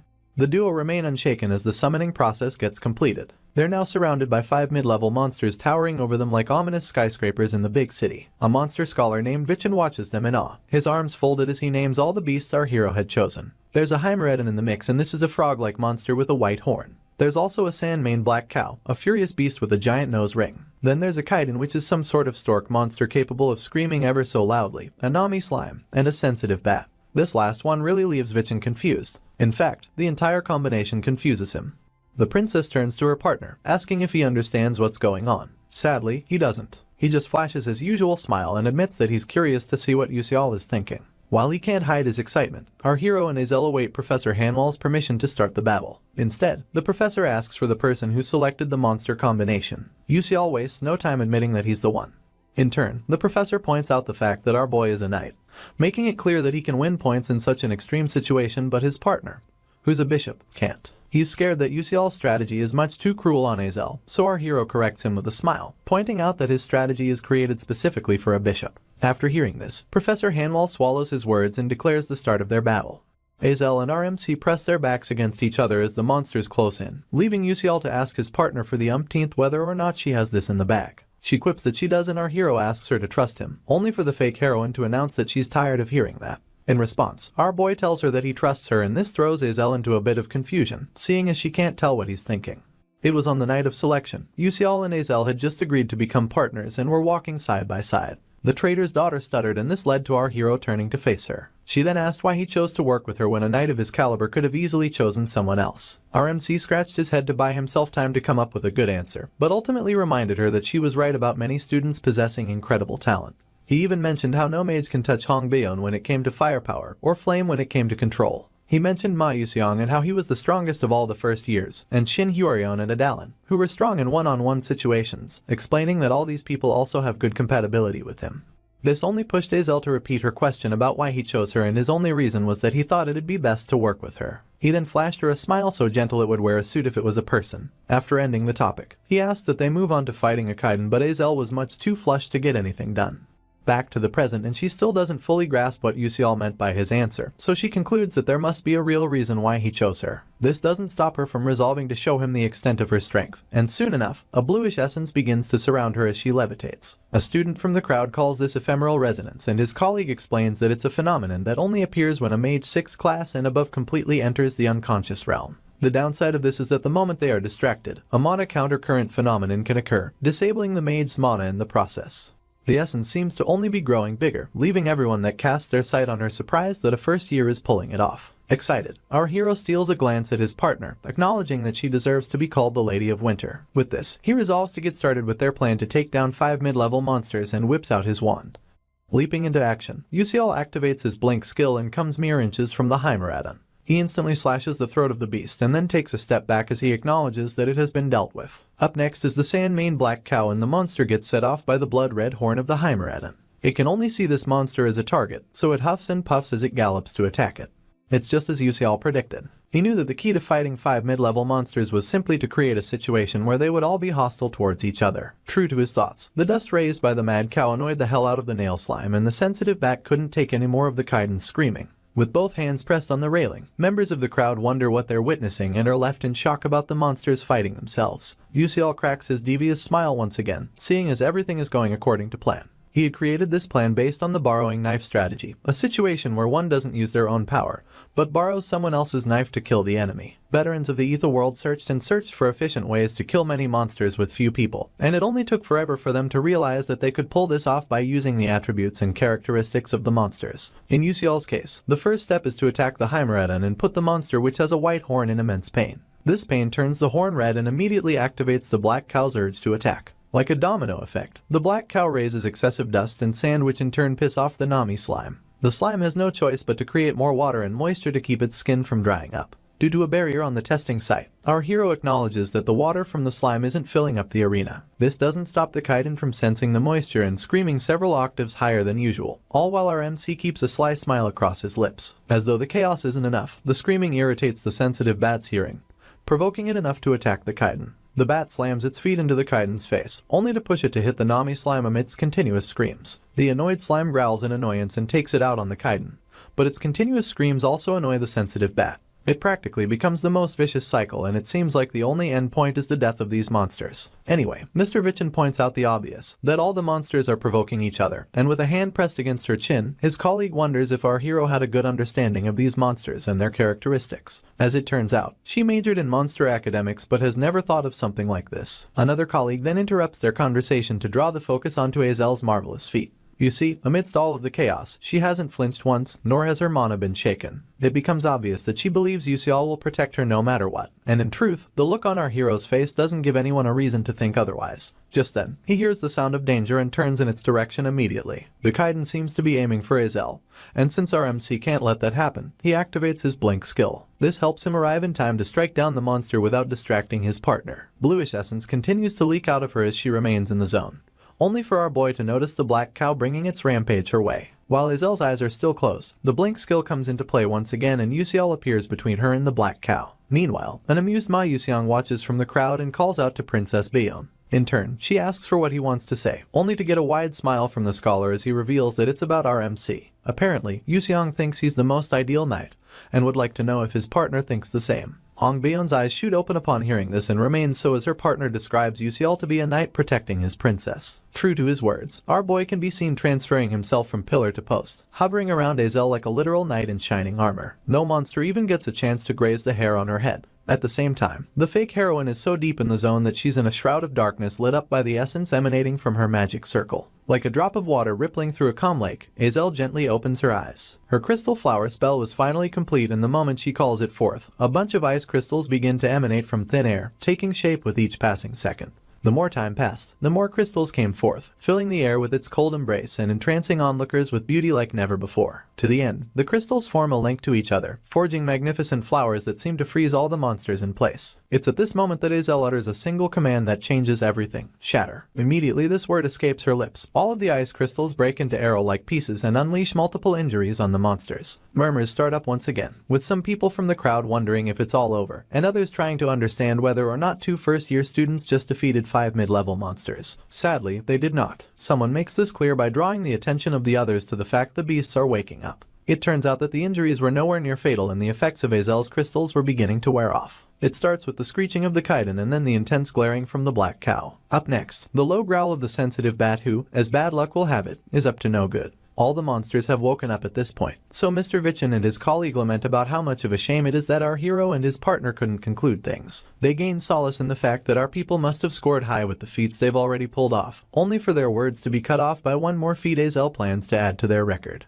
Her left hand rises into the air to buy the attention of everyone present, and she follows up by accumulating a boatload of energy on it. Its golden hue changes the atmosphere, and the determination on her face, even more so. With this, Azel gives a single command: strike. Like a bolt of lightning assisted by Zeus himself, the energy in Azel's hand bursts forth and begins to spread. It arrogantly hits every beast in sight, haphazardly tearing its way through the atmosphere like a drunk but skilled dancer. The perpetrator is left in awe, as is evident by the surprise on her face. You see, she never thought she could pull off such magic, so she just put out her hand as she admired her work. She then realizes that everything is going just as Yusial said. On that same selection night, our hero had told Azel about his plan to fight 5 monsters, and she didn't hide her disbelief, especially since he said to fight all 5 at once. She had to ask if he was crazy, but he simply glanced at her and quipped that he wasn't. The only thing he was certain of was that Azel could do it, and after telling this to her, he added that he believes in her. All he wanted was for her to equally believe in him, but her expression stayed blank through all this. Balling her fist, Azel acknowledges that she didn't have anything until now. She lacked faith in the path she was taking and didn't even have anyone to confirm that she was on the right one.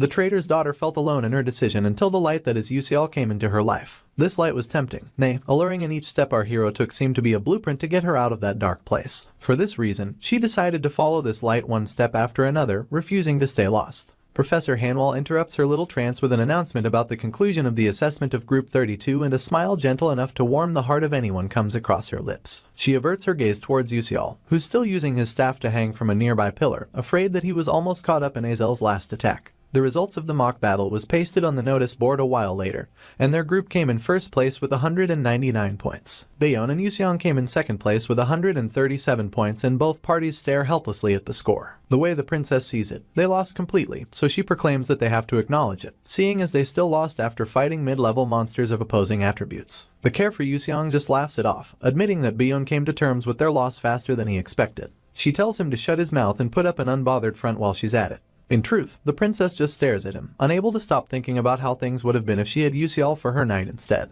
Grabbing herself, she can't help but think that she could have put up a show as good as that of Azel. Frustrated, she results in calling our hero a commoner bastard and wonders why he's so dedicated to the fake heroine. In her opinion, she's going to be the most perfect queen of the world, and it's only fitting for her to have the most perfect knight serving her. She pictures herself on quite the regal throne, with Yusiel taking a knee before her, and the fact that the possibility is slipping away leaves her biting her lip. Anger becomes evident on her face, and she admits to herself that she hasn't come to terms with the results or even how Yusiel is pulling all of this off. For this reason, the princess resolves to investigate our hero some more and follows up by turning to leave. She's stopped in her tracks when she notices a familiar face staring at her with dead eyes accompanied by folded arms. These eyes belong to a girl named Saren Orkin, and despite Bion's confident exterior, she wonders if Saren came to see her because she lost to a commoner and a traitor. The princess simply walks past her though, keeping in mind that she's annoying as hell. Before she can get out of earshot, Saren quips that Bion still has a long way to go. On the other hand, Flame is sitting by herself, scribbling vigorously into a notepad.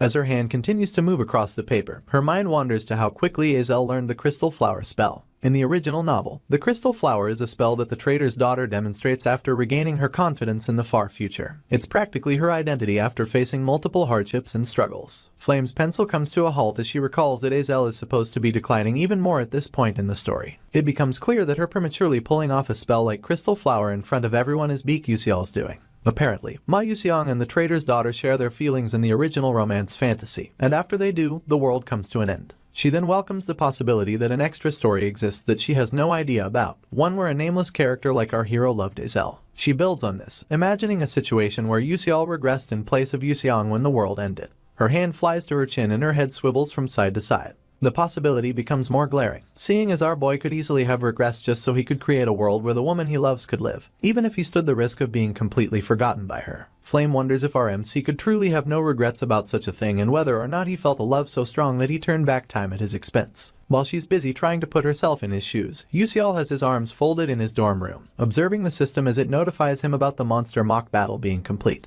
As a reward, he receives a significant amount of experience points, and the Constellation Project promises him additional rewards for continuing the story in a fantastic direction. After this, our hero puts on his thinking cap, wondering what to get as a reward this time. The need to prepare for the incoming episode dawns on him, seeing as he has strengthened his skill to a certain level. With this in mind, he decides to take an item known as Ifanel's Grass Key, and the system buffers for what seems like a lifetime, leaving our boy to sweat in anticipation. After a few seconds, it announces that the search is complete and goes on to distribute the reward. Ifanel's Grass Key, with its silver demeanor, happens to not be an ancient relic. It's actually a super rare class item that only high-ranking players have access to. It's key that connects to a place where deities exist. Yusiel's hand meets his chin in contemplation as he thinks of a way to get out of campus. You see, to use the key, he'll need to leave, and the conditions to do that have become harsher since the whole necromancer debacle. Suddenly, our hero's eyes widen as he births the idea to use the club as an escape route. Beak Yusiel is all alone in one of the classrooms, hard at work on his assignment. After putting pencil to paper for quite some time, he finally rounds up the assignment and stretches his hands for good measure. The next thing on his list of activities is to find a suitable club, and a smile comes to his lips as he thinks about getting out of campus. Walking up to the notice board, Yusiel looks it over, hand to chin, as he wonders which of the clubs best suits his purpose. His eyes scan the Rune Composition Club, the Soul Chess Club, and even the Book Club, but of all these clubs, none of them seem to have permission to leave campus. He puts his thinking cap back on, only to notice that Azel has joined him. He turns to face her, asking if she's also looking to join a club. She gets on the defensive for some reason, asking him if it's such a bad thing to not have joined any clubs. In response, our hero just folds his arms and quips that there must be loads of clubs, asking the heroine to join them. Azel has to remind him about her reputation as a trader's daughter, but Yusiel only brings up how popular she has become recently. You see, people's perception of her changed greatly after the mock battle, and the difference is clearer to Azel more than anybody else. She gets back to topic as she proclaims that she still needs to pick out a club carefully. Our MC teases her about going together, and she wonders why he wants to make life difficult for her. While they're talking, Ma Yuxiang catches a glimpse of the pair and walks up to Yusiel, grabbing his shoulder and flashing a smile of familiarity. Our hero wonders about the sudden change in behavior and wastes no time swiping the scholar's hand off his shoulder. Yusiang follows up by admitting how much he enjoyed our MC's mock battle, not to mention how he led the charge against the necromancers. In essence, the scholar is very impressed by Yusiel, but our boy tries to play it off as nothing. Ma Yuxiang continues to stare at him though, and he does this until he proclaims that our hero thinks differently from others. His words seem to hold more weight than our MC was ready for, so he's stunned into silence for a split second. Quickly, he regains his composure, claiming that he's only a commoner and that he's always thinking of ways to do things better because of it. Yuseong then makes a joke about our hero making good use of his time, but Yuseol is quick to pose him with a question about what he does with his weekends. The scholar cuts out all smiling as he replies that he studies. This becomes the second time our hero is stunned in just this conversation alone. He concludes that Yuseong gave him a formal answer because he asked the question formally, but the scholar doubles down on his initial proclamation, making it clear that he was being serious. He reiterates that he also trains and Yuseol just has to point out how abnormal it is for Yuseong to do that. The scholar agrees with a smile, admitting that he only started it recently. This isn't what our hero expected, seeing as Yuseong didn't start training this early in the original story. He's left wondering why things seem to be hurrying up so much. As it turns out, the scholar partakes in practical dungeon training, and on one occasion, Azel had shown up just in time to save his behind. He refers to her as my lady, and she hates it for reasons best to her. Continuing his analysis, our hero recalls how Yuseong and Flame worked together to defeat Hwonryong in the story. This time, Flame was tied up due to our MC's interference, so Yuseong had to meet Wonryong alone. This gets him wondering if it's why Wonryong is also in a weird state, and his signature hand on chin pose comes to play as he realizes that both boys will train more if things continue down this line. Seeing as they are both main characters in the story, their growths will have a positive influence towards the game ending happily. Interrupting our hero's train of thought, Yuseong points out that he still hasn't joined a club even after being in the academy for so long. In his defense, Yuseol claims that he has been pretty busy. For this reason, the scholar cracks a smile and offers him a chance to join his own club. Yuseol doesn't take him seriously, so he proclaims that he'll think about it if Yuseong does things that suit him. For the sake of clarity, the scholar wonders what type of club our hero would like to join, and Yuseol takes the opportunity to list his needs, realistic or not. From wanting a quiet club, to wanting it to have the 4 insurances, down to having cheese tonkatsu for lunch and being able to go out of campus. His demands take the other two a while to come to terms with, especially Azel, who questions him about the 4 insurances he mentioned. In truth, Yuseol only gave his criteria as a joke, knowing full well that no club has everything he listed. Well, no club that already existed. It's at this moment that Yuseong flashes a wide smile and asks if our hero wants him to make such a club for him. Of course, Yuseol is stumped for words and has to confirm if the scholar can really make a special outings club. Yuseong gives a positive response without thinking twice, and it dawns on our MC that the scholar possesses the necessary connections to pull it off. Paranoia creeps in at the last moment, pushing Yuseol to ask how the scholar benefits from making him a club. Staring him in the eyes, Yuseong only claims that our hero is special. Still paranoid, he wonders if the scholar knows something. Only then does he recall that in the story, Yuseong was pathologically lonely. With this in mind, our boy grants the scholar permission to make him a club, and a certain light comes into Yuseong's life as he hears this. Our hero then gives him a single condition, that he let Azel join the club too. The fake heroine is shocked by this request, as evidenced by her echoing his statement as a question. The way Yuseol sees it, Azel and Yuseong were practically inseparable in the original story, so them being in the same club will give her a chance to care for the scholar mentally. Yuseong calls her Lady Azel once again, claiming that it'd be an honor to have her on the team, and of course, it annoys the living daylight out of her. Yuseol is still wondering if he made the right choice when Yuseong asks about the kind of club they're going to create. Our hero then comes up with an ingenious idea to create a delicious restaurants club. They take up the form and fill in the details, making our hero their leader and clarifying that their goal is to explore as many delicious restaurants as possible. Azel is concerned about whether or not it'll work, seeing as they'll need a guidance professor to give them the seal for special activities, not to mention 4 club members. Almost immediately, Yuseong assures her that he'll take care of the seal and club members, but the issue of a guidance professor will be hard to solve.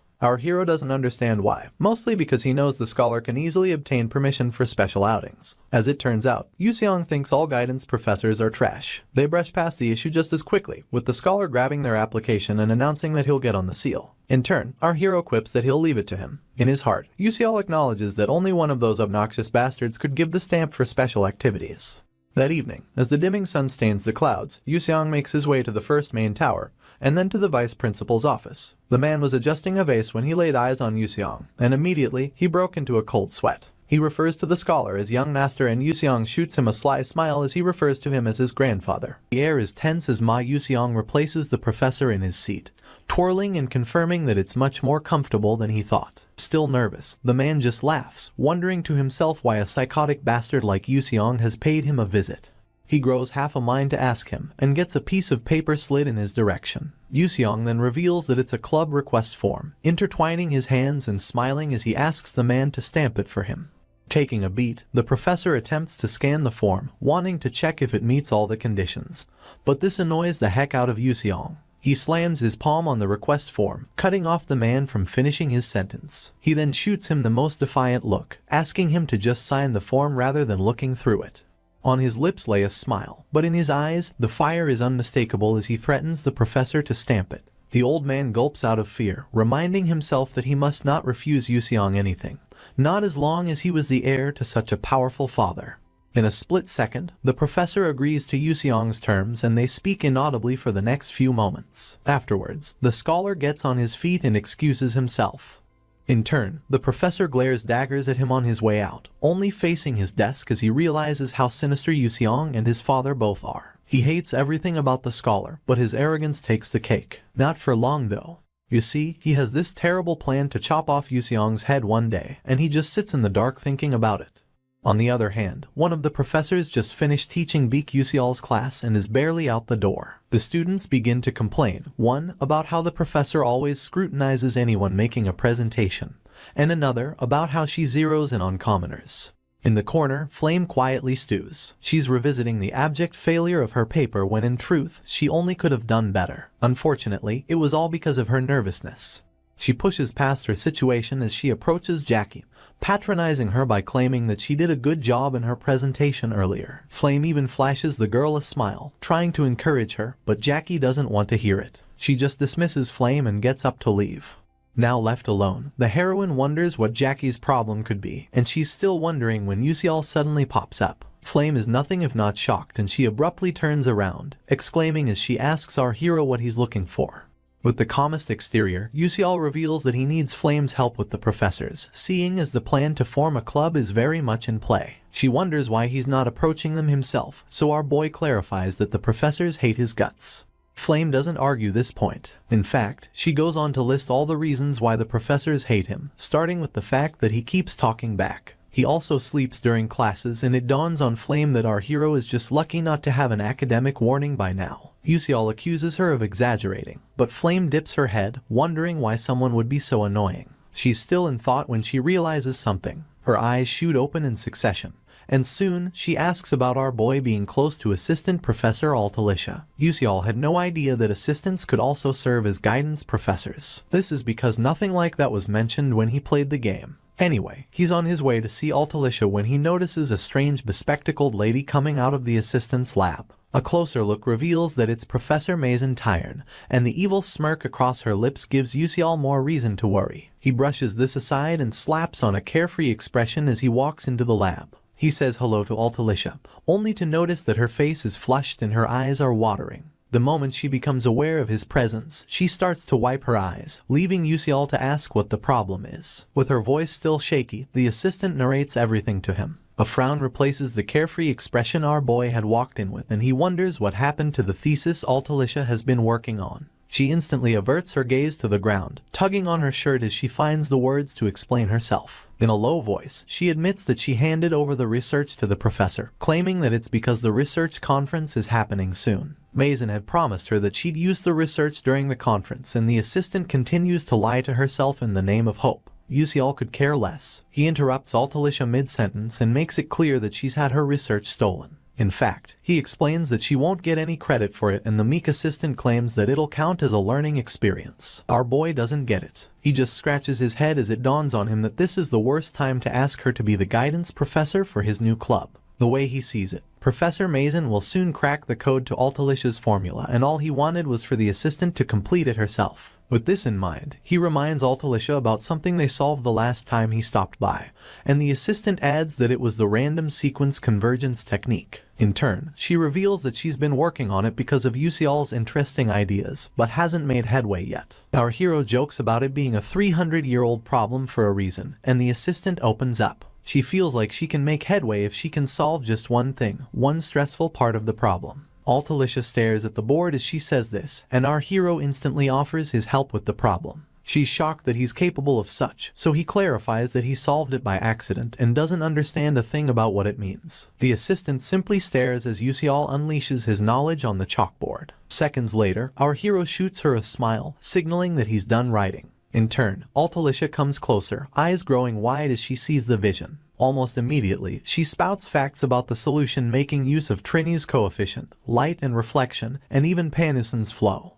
While she stares at the solution in awe, a small smile creeps onto Yusial's lips. He admires her concentration at this point, admitting that Altalicia is indeed a genius, one who can change the course of humanity. Seeing as his role has come to an end, our boy turns to leave the lab, planning to just put his trust in her talent and wait things out. Pushing open the exit to Stella Academy, Beak Yusial yawns like he just woke up. He's relieved to have finally made it out, and it's all thanks to Altalicia. Because of her, he got to form his Delicious Restaurants Club and even got a leave pass as the club's founder. Rubbing his neck, the poor hero admits to feeling unwell, but is distracted just as quickly. Memories of all the suspicious looks he got floods his mind, especially the one where Professor Hanwall found it hard to believe. The professor didn't want to hand Yusial the leave pass, but eventually did because he had no tangible reason not to. Anyway, our hero plans to use the pass without causing any accidents, also that he can remain under the radar. He arrives at Elven territory soon enough, the Dutch tree orchard to be precise,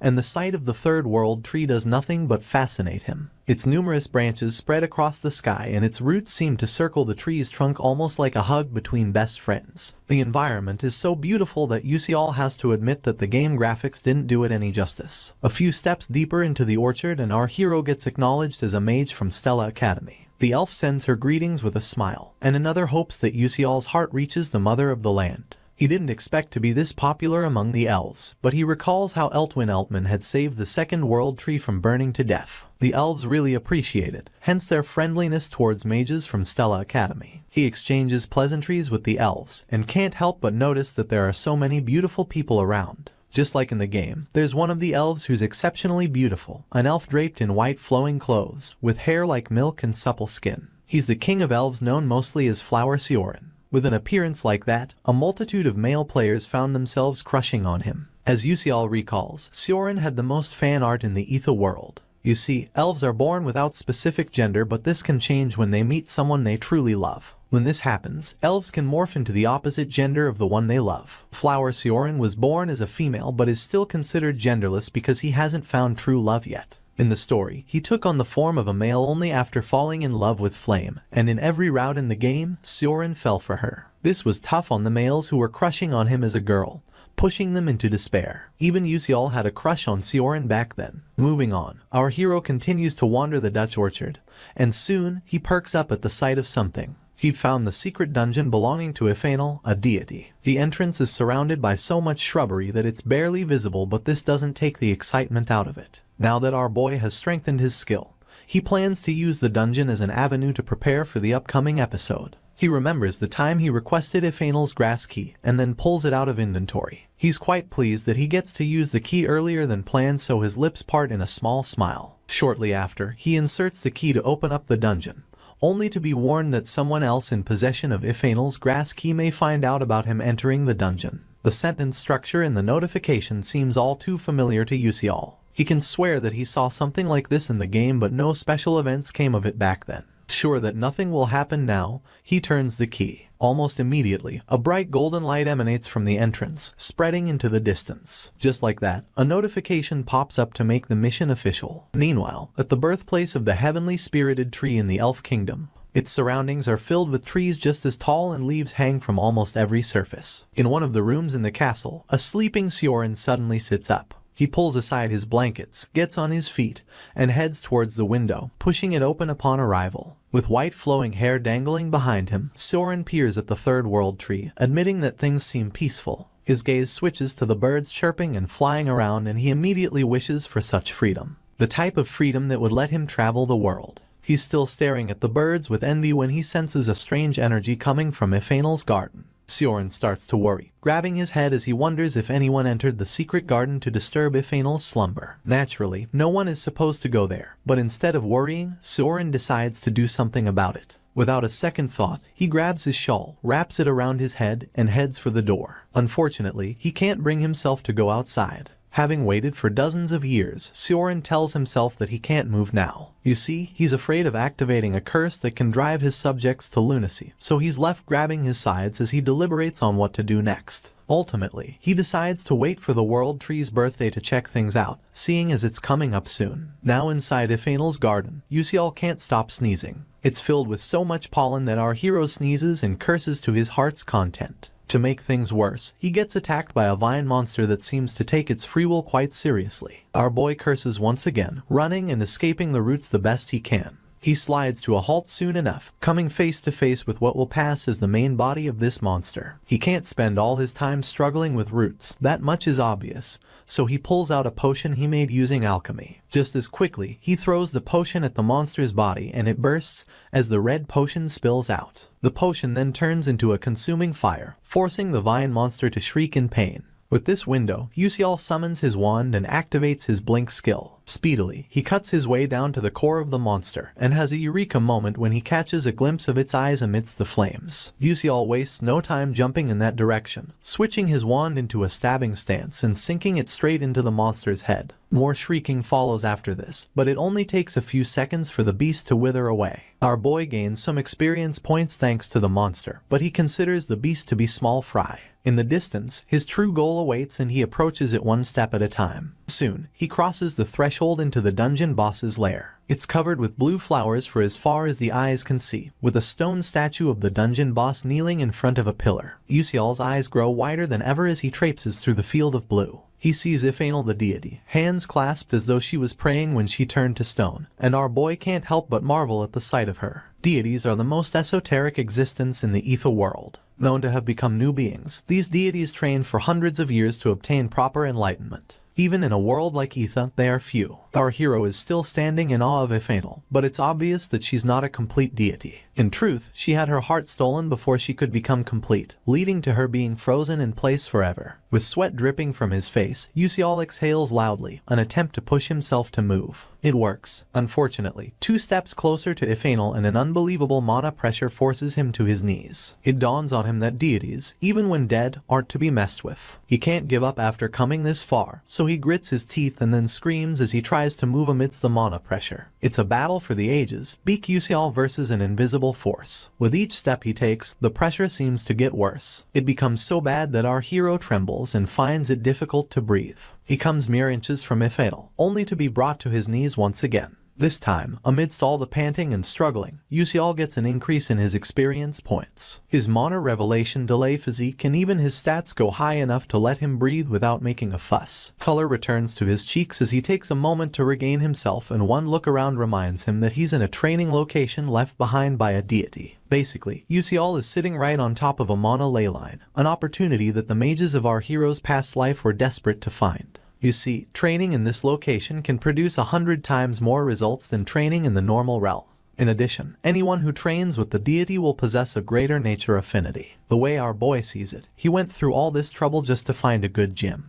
Just to do exercise he doesn't even do in real life. After catching his breath, Yusial notices a hidden artifact resting in the crook of Yahello's elbow. It's the resentment-filled branch, and our hero grabs it the moment he lays eyes on it. Fortunately, it's a high-class artifact capable of filling his opponents with resentment as a status of normality. Better still, said resentment will increase upon second contact, explode, and cause damage to the opponent. In this case, the resentment can build for up to 3 months and the opponent will continue to take damage every day for the duration. Lastly, it has a one-time use feature, capable of cutting in half any damage doled out by any opponent with a risk level of 6 or higher. Yusial stares at the branch with contentment, happy that he now has a tool that'll help him in the battle against Mazen in the upcoming episode. After obtaining the artifact, our hero moves to the next step of the plan, intense training. A few weeks of this and his agility, strength, and sensitivity show a marked increase, putting his stats at 2.5 stars. Exhaling loudly, Yusial wipes the sweat off his chin, reminding himself that he still has a long way to go. Apparently, the main characters all have stats with 4 stars and above, so our hero has no time to rest. In Ether World, he has no swordsmanship teacher, but owns a sword.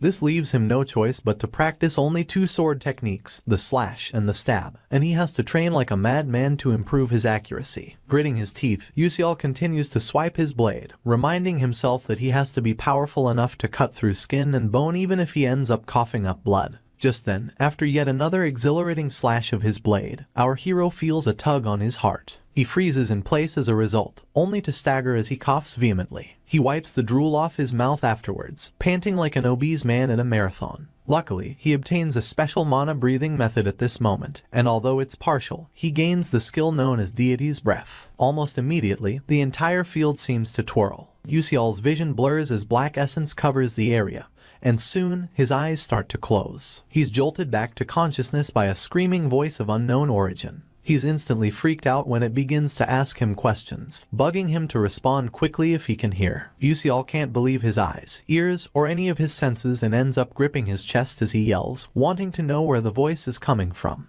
It speaks again, confirming that Yusial heard right the first time. Twirling his head, he traces the voice until he realizes that it's coming from Yahello the deity. A dim yellow light glows above her head as our hero wraps his head around the situation, and soon, his hand meets his mouth as he asks how a corpse is speaking. In a split second, Yahello shuns him, clarifying that she's not dead. Curious, our hero goes on to ask how she's speaking, only to find out that the deity has been speaking since the moment he first came to the garden. Apparently, Yusial couldn't hear her and she insults him for being deaf. Anyway, he can hear her now because they've become somewhat alike, even breathing the same way. The moment Yahello mentions this, our hero remembers the notification he got about it earlier. Staring at his stats, Yusial learns that he's gained another incredible skill, one that instantly increases his physical stats to a 4-star level. The only problem with this skill is that it lasts for 15 seconds. Our boy scans the remaining improvements only to discover that he'd have to undergo essence erosion as a penalty. This means he'll lose his human body. Apparently, essence has a form that it maintains through mana, but for someone like Yusial who possesses mana revelation delay physique,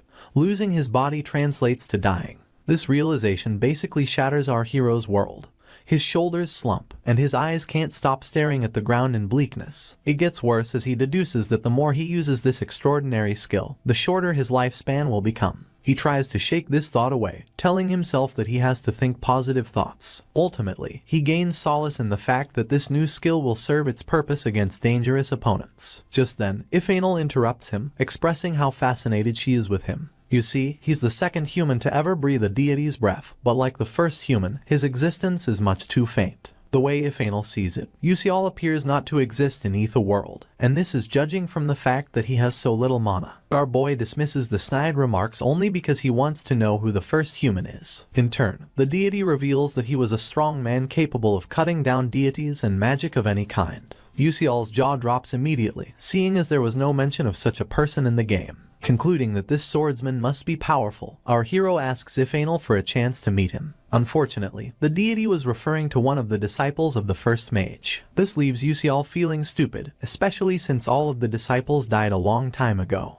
Interrupting him once again, Yahello wonders if our boy would like a lesson or two, explaining that she was close with the swordsman and even recorded all of his breathing techniques. Yusial tries to confirm Yahello's claims, but the deity goes on to state a condition for any help she'll offer. She hates how she's been stuck as a statue for ages, unable to move or talk to anyone. With this in mind, Yahello asks our hero to save her by getting her heart back. Yusial is a bit stumped, but he expected a request like this from the start. Calmly, he expresses his disappointment in his skills, claiming that they're not good enough for him to go searching for a deity's heart. Yahello goes quiet. Minutes later, she speaks up again, clarifying that our boy mustn't retrieve a deity's heart. At this point, she'll settle for the pure heart of a divine beast. This surprises Yusial even more, given that replacing the deity's heart with that of a divine beast will only lead to her losing most of her powers. Still in the middle of a field of blue flowers, Yahello tells our boy that it's okay. She'd rather be free of her eternal prison. Sighing, Yusial dismisses his wand and makes a verbal agreement to get her a divine beast's heart. To him, it's not something so difficult, but Yahello seems surprised at how easy it was to convince him. Apparently, Yusial has been training in the garden ahead of the upcoming familiar contract ceremony,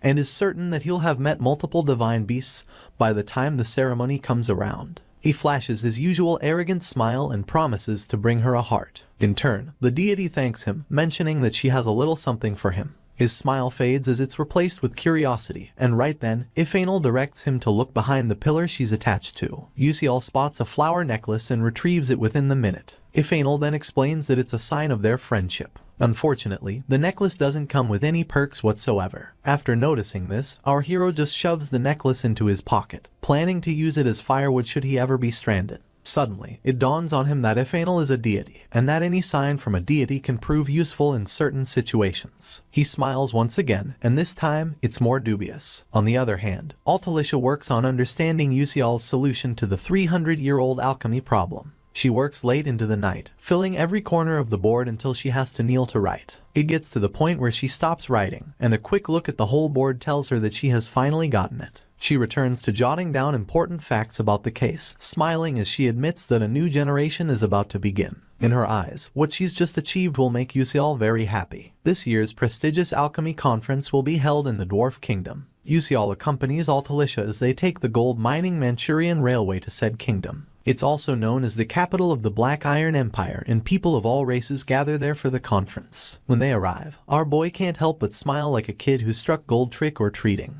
Altalicia, on the other hand, seems scared. You see, the location for the conference is different every year, and this time, it's happening at the Golden Light Crane Academy, the Dwarf Kingdom's greatest alchemy school. Its entrance is lined with a red carpet leading all the way up to the door, and its atmosphere is buzzing with energy. None of these actually catch Yusial's eye, but the fact that Talcum Corden, the greatest alchemist alive, will be attending, gets him psyched about the conference. That and the opportunity to present Altalicia's idea in the presence of greatness. He's still floating in the bliss of this thought when the assistant professor asks if what they're doing is really okay. He turns his attention to her as she goes on about how Professor Mason worked on the same research for half of her life. Our hero doesn't respond immediately. He first wonders if Altalicia is a good person or just an idiot, seeing as the professor in question stole her research. He finally speaks up, telling the assistant not to worry. She steals a glance at him through the side of her eyes, listening as he reassures her that she didn't steal Professor Mason's research. As the cherry on top, he tells her that she's more talented than Mason. This is just what Altalicia needed to calm down, so she thanks our hero and he wonders if she's ready to go in. Given that the red carpet is practically crowded,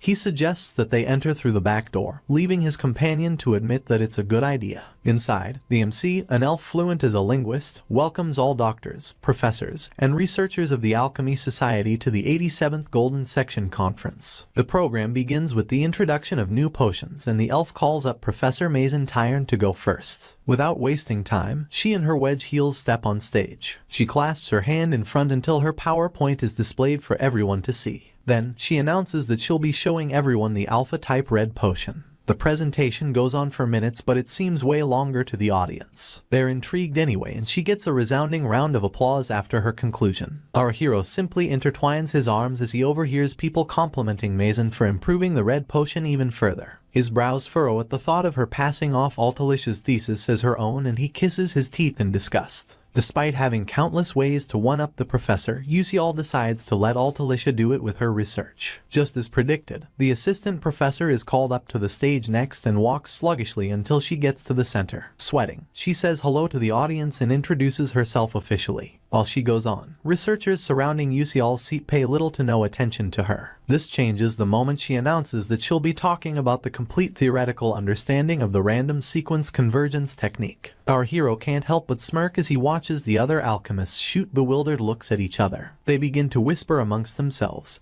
and one of them yells at Altalicia, asking if she knows where she is at the moment. In response, the assistant professor confirms that she does and even admits that it's a privilege for someone like her. The researcher asks again if she's certain about what she's about to say, and although it takes a second, Altalicia balls her fists and asks the audience to accept her theory the way alchemists would. The ruckus refuses to die down amongst the alchemists in the crowd. They can't believe that a 300-year-old problem has been solved, that someone has figured out a way to mix magic engineering with alchemy. In the corner, golden alchemist Talcum Corden rubs his chin as he thinks things through. Within seconds, he screams for everyone present to keep quiet, and given his standing, they oblige. He then announces that an alchemist wouldn't conclude that something is impossible just because many people have failed at it. With his hands intertwined, he makes it clear that he can't wait to hear the truth from the lips of a young and curious alchemist. The fact that it's about a nearly impossible technique is just the icing on top. Anyway, Altalicia is really moved by his gesture as evidenced by the blushing of her cheeks. She regains her composure soon enough, and right when she begins her explanation,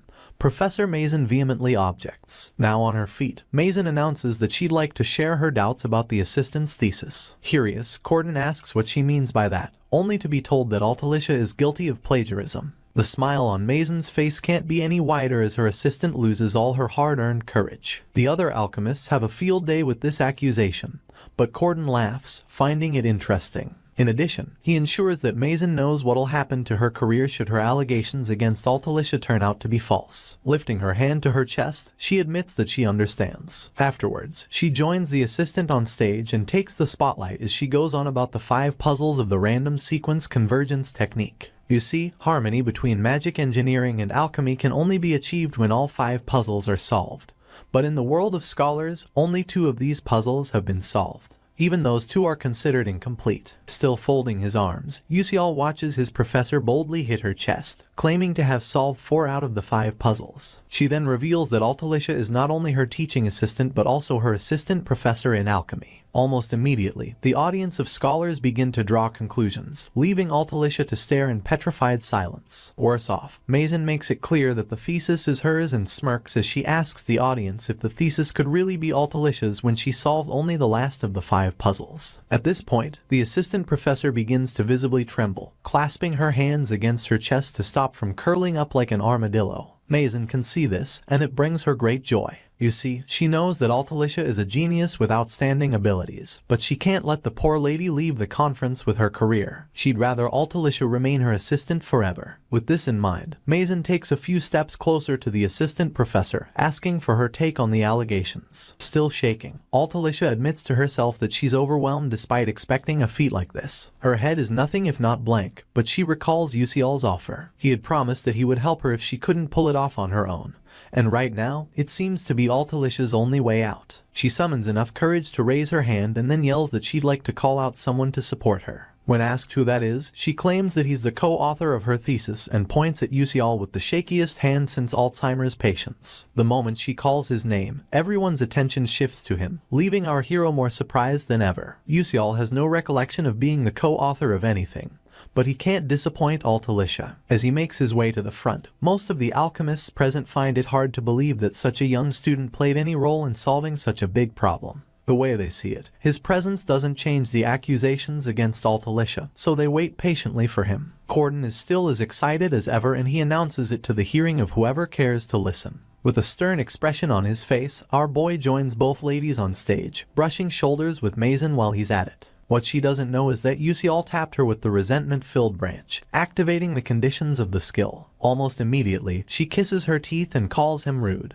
But our hero just smirks, seeing as her anger is proof that the skill worked. He proceeds to take center stage, and announces that he'd like to start by reviewing Mason's perspective. Everyone including Corden listens closely as our boy reiterates how it's better to see something once than to hear about it 1,000 times. Piggybacking off of this, he asks both parties to solve the random sequence convergence technique right then and there. His smile is so confident that no one wonders if he's kidding or not. They continue their whispers, mentioning how fun it'll be for a professor and her assistant to compete. Unfortunately, Altalicia doesn't feel the same. She begins to panic and calls out to Yusial, doubt heavy in her tone. Before she can finish her sentence, our hero cuts her off, asking if she trusts him. The assistant snaps out of it as she confirms her trust in him and he explains that he's been watching her from the sidelines. Yusial is certain that she can do it, so he flashes her a reassuring smile. Altalicia regains her self-confidence at this moment and adjusts her glasses as she tells herself that our boy is right. She props her hair for good measure and decides to believe in everything she has done until this moment. Mason scoffs, but it's not enough to demoralize Altalicia. Instead, the assistant announces that she's ready to begin, and asks the professor if she is too. 300 years ago, an alchemist claimed to have found an astounding technique that can explain the random sequence convergence technique. Sadly, the alchemist died accidentally in a washroom, which only increased his popularity. The formula became famous after that, and multiple alchemists have challenged it through the years. They all failed and failed until no alchemist dared to touch the formula with a 10-foot pole. It was deemed impossible to solve. Standing beside the audience is Keen, captain of the 13th Destructive Assassination Corps and member of the New Moon Great Tower. Just like Corden, he finds the whole situation intriguing, and just quietly burns his cigarette as he watches. His vice captain, Hazen Macaron, is quite the opposite. She's so bored that she's been yawning on and off. At the moment, both parties are invisible to the naked eye, so members of the audience have no idea where the smell of cigarettes is coming from. Anyway, Hazen asks her boss if he's sure Mason is a dark demonic human, but he doesn't respond. Just then, Mason and Altalicia are given one chalkboard each and asked to solve the first puzzle. Hazen still thinks the mission is a miss though. She just massages her head, tired of Keen believing their boss's words so easily. Before their eyes, Altalicia breaks down the first puzzle, switching Hazen's expression from one of underestimation to that of awe. Even Keen takes a break from smoking to really soak it in, and it's obvious that the atmosphere at the conference has changed. The MC announces soon enough that the first puzzle has been solved, and Corden, in his wisdom, observes a slight difference between Mason and Altalicia's working. Keen, on the other hand, can tell that the assistant professor solved hers in a clearer and simpler way in addition to her simplified final result. At this moment, the Master of Ceremonies announces the beginning of the second puzzle, so both ladies get back to it. As they show their workings, one of the female alchemists has her hand lodged beneath her chin. She had seen this second puzzle being solved on occasion, but had never seen someone do it like Altalicia. Usually, it takes about 200 lines to solve, but the assistant professor solved it in 12. From his corner of the stage, Yusial notices that everyone's reaction to Altalicia is good, and he smiles as they progress into the third puzzle. Seeing as the first two have been solved since time immemorial, the third puzzle marks the beginning of the real competition. The MC has a field day commentating on the competition, with Mason sweating profusely as she solves, and Altalicia just going about hers calmly. Corden can't help but exclaim as he watches both women, asking no one whether the puzzle has really been solved or not. They both round up in a few minutes, but everyone commends the assistant professor rather than her boss. This makes Mason really angry, but all she can do is grit her teeth and wonder how she managed to solve it. Our hero smiles quaintly as he overhears the other alchemists dissecting Altalicia's work excitedly, happy that they get to witness this great moment. You see, alchemists have always considered the 5 puzzles to be individual problems, but Altalicia, by a stroke of genius, thought about things differently. She approached the puzzles as though all 5 of them were connected and solved them all as one big problem. By the 4th problem, Mason begins to lose her wit. She bites her lip in frustration, trying to recall the end of the equation. Things become worse when she can't find any more space on the chalkboard to continue her solving. In a fit of rage, she yells into the audience, asking that a new chalkboard be brought to her immediately. Mere seconds after her outburst, Altalicia announces that she's done. Mason freezes in place, only stealing a glance at her opponent via the side of her eyes. She then turns to face a very calm Altalicia, helplessly watching as she announces that she has displayed the complete understanding of the random sequence convergence technique. The audience goes quiet, but it doesn't last. Soon, they begin to scream from overstimulation, finding it unbelievable that someone actually solved all 5 puzzles needed to merge magic engineering and alchemy. They call it the moment of the century, and Altalicia quietly balls her fist in celebration. In her heart, she's grateful to our hero, who she can see applauding her in the distance. Her moment of joy gets cut short as she hears her name being pronounced with all the malice in the world. A simple twirl, and she notices Professor Mason draped in dark energy, chanting her name like she's an enemy meant to be destroyed. Bewildered, Altalicia tries to call out to her boss, but Yusial steps between the ladies. As the dark aura seems to consume Mason, he blocks the assistant's path with his arm to stop her from approaching her boss. Glaring at the ground, Mason asks Altalicia how long she plans on upsetting her, stewing in her rage as she accuses the assistant of stealing her thesis. She yells, wanting to know if Altalicia is happy now, but Yusial doesn't move an inch. His eyes stay peeled on the professor as he wonders if this is how her dark demonification is going to take place. Despite it happening much faster than he anticipated, our hero still thinks it's good. This is because it'll be impossible to hide if she becomes a dark demonic human in the presence of everyone. Mason continues to chant Altalicia's name like a zombie with a singular purpose. Halfway through the 3rd chant, she's stopped in her tracks. A trembling Altalicia can no longer take it. She's so mad that her timidity leaves her be, creating room for a strange boldness. At this moment, the assistant screams that her work is better than Mason's and challenges the professor to just accept the fact. Riding the wave, she calls her out for stealing her thesis for the red potion, and asks how many theses she'd have to steal to be satisfied. The moment it escapes her lips, the scholars present spread the accusation via word of mouth. Shaking with rage, Altalicia lets one last sentence rip. She screams that Mason is much stupider than she is. Everyone from Yusial down to Hazen and Keen is visibly surprised, and the professor isn't left out. She's so shocked that all the dark aura surrounding her disappears, leaving her eyes wide and her mouth open. After a few seconds, Corden can no longer hold back his laughter. He guffaws ever so loudly, and admits that the conference was indeed fun. It's at this point that Mason realizes herself. She stares at her hands like they're stained with blood and begins to wonder what she'd almost done. Now, she's just angry, and there's only one place to put all that anger. Altalicia. The professor approaches her assistant like the wolf did the 3 piglets, huffing and puffing until Yusial puts himself between both ladies once again. He then calls out to the professor, imploring her to stop and read the room. Reluctantly, she takes his advice, only to notice the glaring eyes of all the other scholars. She's shaken to her core and interprets their glares as unsaid accusations. To these, she yells no, reiterating that Altalicia stole her thesis. Of course, no one believes her now, especially not Corden. Quietly, he instructs 2 guards to drag her out of the conference and watches from his seat as they obey. In turn, Mason continues to yell that she's not at fault, and then faces the guards, telling them to freaking let her go. Now on her knees, Altalicia heaves a loud sigh of relief, and our hero shows up seconds later, hand outstretched to help her back on her feet. With a small smile across his lips, he professes that she did a good job earlier,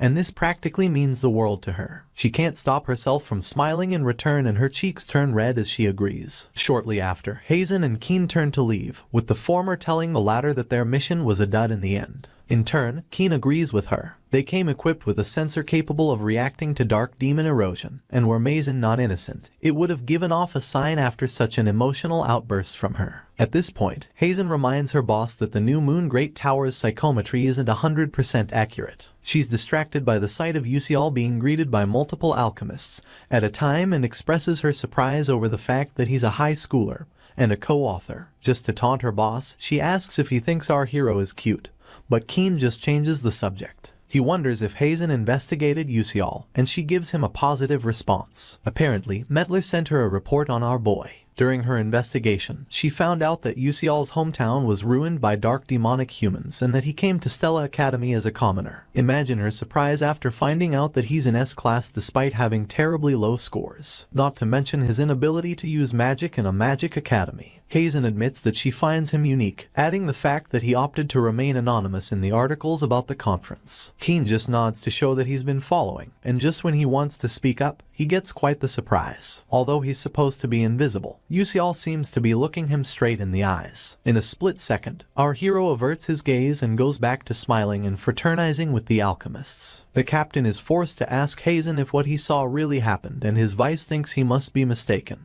The way she sees it, nobody can pierce Keen's recognition resistance magic, not to mention her shadow shield formation. At least not that easily. In turn, the captain stays quiet, taking a few more seconds to look Yusial over. All our hero seems to be doing is dishing smiles like the conference is a restaurant, and they're a signature meal. With no apparent proof, Keen gives up and instructs his vice to leave with him, seeing as their business there is done. Hands behind her back, Hazen admits that she was beginning to find the conference too boring anyway. On the other hand, Professor Mason joins Layden in a carriage a few ways from the Dwarven Academy. Frustrated, she can't bring herself to stop biting her nails. It gets worse as she begins to curse, certain that she wouldn't have faced such humiliation if Yusial hadn't gotten involved. She starts what seems like a chain of rants, forcing Layden to speak up. He tells her to calm down and continues scrolling the pages of his book as he does so. She tries to continue her rant once again, and this time, Layden looks up from his book, informing the professor that she has caused a mistake. After Layden's accusation, Mason denies it completely. Angry, Layden shut his book with utmost force, clarifying that the professor almost had an accident. She begins to tremble, fear evident in her eyes as she listens to the man sitting across from her. He goes on about how lucky she was that a suppression spell was cast in time,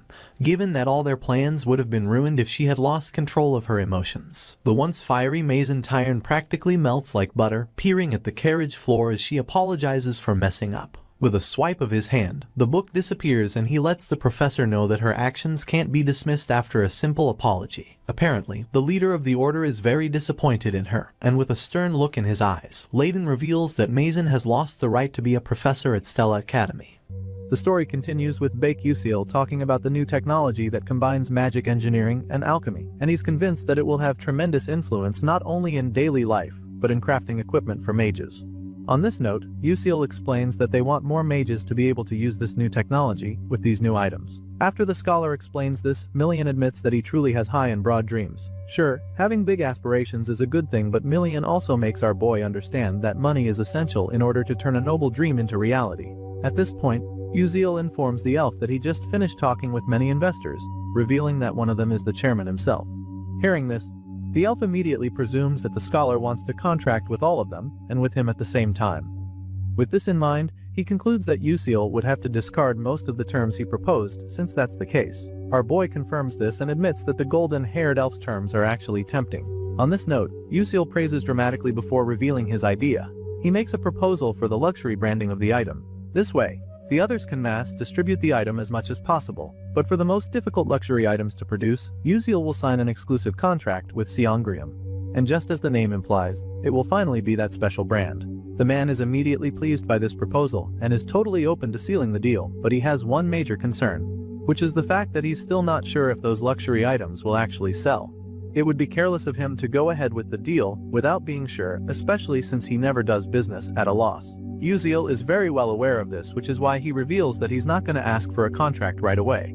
As such, he reveals that there will be a trial period of 6 months for the product. Within that time, Uziel will hold an investor briefing for the chairman, and if he likes the products, then he'll be asked to sign the exclusive brand deal with them. Million looks stunned by the idea for a second, but then commends Yusong for it, confirming that he's on board. Our boy is glad to hear this, and then Million gives them his messenger paper as well as his contact info. The messenger paper is a special item that flies directly into the recipient after a message is written on it. Uziel thanks the elf, and right after that, they part ways. Once Million leaves, our boy heaves a sigh of relief, because he was so nervous throughout the whole meeting. He thought he was going to die from the nerves, but the assistant professor is surprised to hear this because he looked so calm when Million was around. Altalicia gets flustered just thinking about how amazing he is. He didn't seem to get what she said, so he asks again, but she just claims that it was nothing. Of course, our boy doesn't dwell on it because he's just relieved that they've solved one problem now. It was a success, so he contemplates going to eat out with the club when he gets back to treat himself. The academic symposium ended without incident, and classes at Stella Academy resumed as usual afterward. In class, another professor informs the students that she'll be filling in for Professor Majin, who wasn't feeling well. Our boy isn't surprised because he knew that the professor would vanish without a trace after what happened. Normally in the right episode, the awakened Majin causes massive damage to the school, but due to recent events, things may turn out differently. All of this makes the scholar wonder if the episode has been moved up or something. If that's the case, he just hopes that he's at least ready to deal with it. It turns out that Majin isn't the only one missing from school today, because Altaricia also hasn't shown up either. Uziel doesn't want to think the worst yet and hopes that she's probably getting happily tormented at the alchemy castle. His thoughts are suddenly interrupted when he sees some other students gathered together talking about a rumor.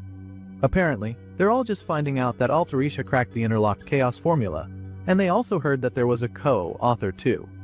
Thankfully, these other students don't know who it is because as far as they know, the person kept their identity hidden, which just makes them very curious. They wonder why the co-author chose to stay anonymous, and one of them suggests that the person might be ugly or something. Of course, Uziel isn't bothered by anything they say because thanks to him hiding the co-author's identity, he could keep a low profile at school.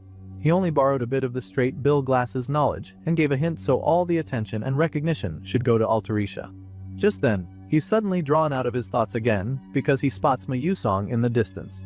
He's blown away immediately by the guy's long perfect legs and simply concludes that the guy must be cheating because he can't believe one can have top grades and looks at the same time. He looks closer and notices that Morphe is standing next to the guy. They're absolutely stunning, and it's so good that they look like dolls, but Uziel quickly snaps out of the trance and reminds himself that they're still the child of trash even though they're pretty. Seeing them around, our boy already knows that he has to go meet up with them, even though he was finally about to catch a break. So, he goes over and announces his presence, to which Mayusong simply welcomes him. Our boy hopes that he didn't keep them waiting, and they assure him that he didn't. Morphe immediately asks him what the menu is, reminding him that he said he'd choose. A coy smile creeps up on the boy's face as soon as she says this, and then he assures her that she'll see when they get there. The scene shifts and we're taken to the restaurant, where we see that their meals have been served, which appears to be pizza. It actually looks delicious and all, but Morphe almost seems traumatized by it. She looks very reluctant to eat the food, and suddenly remembers that Isel said something about drinking pickle juice first when ordering pizza. While she's busy overthinking it, Uziel casually passes her a small cup of what appear to be solved pickles. She's taken aback by it because she doesn't know what it is. As such, she also has no idea how they eat it. When our boy sees the look on her face, he's taken aback for a second, but then he realizes that this might actually be their first time at a pizza place. With this in mind, he tries to tell her what it is, hoping to make her less nervous, but before he can even get a word in, she gulps it all down. She gobbled it up because she wanted to show Uziel that she can eat it, but she suddenly realizes that it's actually pretty delicious. At this point, Yusong gives it a try as well, and the guy admits that it's not bad at all, but you can clearly tell that our boy is not a fan of the dark-haired boy. Either way, he proceeds to pick up a slice of pizza and offers it to Morph, telling her to give it a try as well. Now she's excited to taste it, so she picks up her fork and knife. But Yusil quickly tells her not to go sticking a knife in pizza like some barbarian. He takes a nice bite from his slice and demonstrates to her, explaining that she's gotta eat it like him to enjoy it. As you can imagine, the fact that he's eating with his hand catches them off guard and more feels that Yusil's style is actually more barbaric. On the other hand, Yusong is amused, because he feels that it would be fun to eat like that. That being said, the dark-haired boy gives it a try and takes a bite, which makes Morph eager to try it too. So after contemplating briefly, she does so too. The boys watch her carefully to observe her reaction, and of course, she loves it. The taste leaves her in a state of awe, and it's like the bell peppers frolic on the cheese, while being watched by paprika and olives. It's simply an amazing harmony of flavors inside her mouth, and it truly is mind-blowing for her. Yusil notices her reaction and asks her if she thinks it's good. Of course, she confirms this, claiming that the pizza is really nice. On this note, our boy suggests that they come here often from now on, and when Yusung asks if he can tag along, Yusil claims that him being a part of it is yet to be decided. The three of them continue to enjoy their pizza at the restaurant, but while they're laughing and joking inside, it's clear that something ominous is brewing outside as the sun sets. Outside, we catch up with Jackie and Flame. Jackie asks Flame if she heard about the latest rumor making rounds in Stella Academy. Apparently, Flame already knows about it, so that's about where the conversation ends. Once Jackie leaves, the brown-haired girl sighs, because she's sure that her friend came to tell her that Altarisha solved the interlocked chaos formula. That's what everyone at the academy has been talking about all day, but Flame knows the truth. She knows that Baekhyuzil is behind all of it, and it upsets her a little, especially since she still hasn't been able to understand how he even managed to solve that formula. As for the price of regression, Flame feels that he should have forgotten most of the future knowledge except the key events and plot lines. The fact that he solved the formula while recalling all the details makes her wonder if the boy retained the memory of if he's actually just that smart. Her thoughts are suddenly interrupted when another student comes over to say hi. She turns to the blonde boy who's smiling at her and asking if she'd like to team up with him for the upcoming Persona Gate training. Unfortunately for the guy, claiming that she doesn't have to go for it before bluntly telling him to go find some other girl to team up with him. She lashes out at him and storms off after telling him to quit hitting on people for no reason. As Flame walks away, the blondie just smiles mischievously and concludes that the girl really is unusual. We get to see the Persona Gate official notice pasted on the wall, informing the first-year students that they should select the Persona Gate they wish to train in. Flame joins the small crowd of students staring at the notice, and it becomes clear that it's a pretty serious activity for the freshmen. The Persona Gate is a different dimension born from the lower of Dark Mages. If a Persona Gate isn't conquered quickly after appearing, the area becomes a wasteland where no living being can survive. And unlike dungeons that are cleared by defeating a boss or destroying a core, Persona Gates must be cleared by analyzing and breaking their patterns and gimmicks. Things like density analysis, topological geometry, spatial deformation ratio, and soul isolation techniques require the user's comprehension and memorization of thousands of patterns and possibilities as well as combat ability. After all, the real reason these guys train magic warriors is to stop Persona Gates at the end of the day. As such, it's arguably the most important subject at the academy. According to the original story, a real one is mixed into this Persona Gate practice. And now that the opportunity is right in front of her, Flame decides that she can't keep leaving everything to Baekhyuzil. She realizes now that she has to stop it this time before it causes any real damage. Over at the 9th Star Tower, the princess and her friends are enjoying some delicious food on the Sangrium Cave terrace later that day. One of them asks if they've tried the new dessert yet, and the others immediately give their reviews, stating that it was amazing, but Hong Bayan doesn't agree with them. She doesn't think the dessert is that good, but she doesn't say anything. All of a sudden, her friends start talking about how chaotic it was at school because everyone found out that an assistant was the one who solved the interlocked chaos formula after 300 years. Rachel claims that her father told her about it and reveals that the co-author was actually a student at Stella. The other girls are intrigued by this news and conclude that it must be true since Rachel's father is the intelligence director. The fact that a student could solve a 300 years old problem is really mind-blowing, so the girls can't help but wonder who it could be. The other girls are clueless, but Hong Bayan already knows that Baekhyuzil is the co-author of the alchemic magic engineering, and she's not surprised that even the intelligence director hasn't been able to find out. But then again, she doesn't get why Uzil would hide his involvement from everyone, wondering if he did so just to give all the credit to assistant Altarisha. That might be the case, but the princess's insecurities get the better of her, because she suddenly starts to think that Uzil did it because he has feelings for the assistant.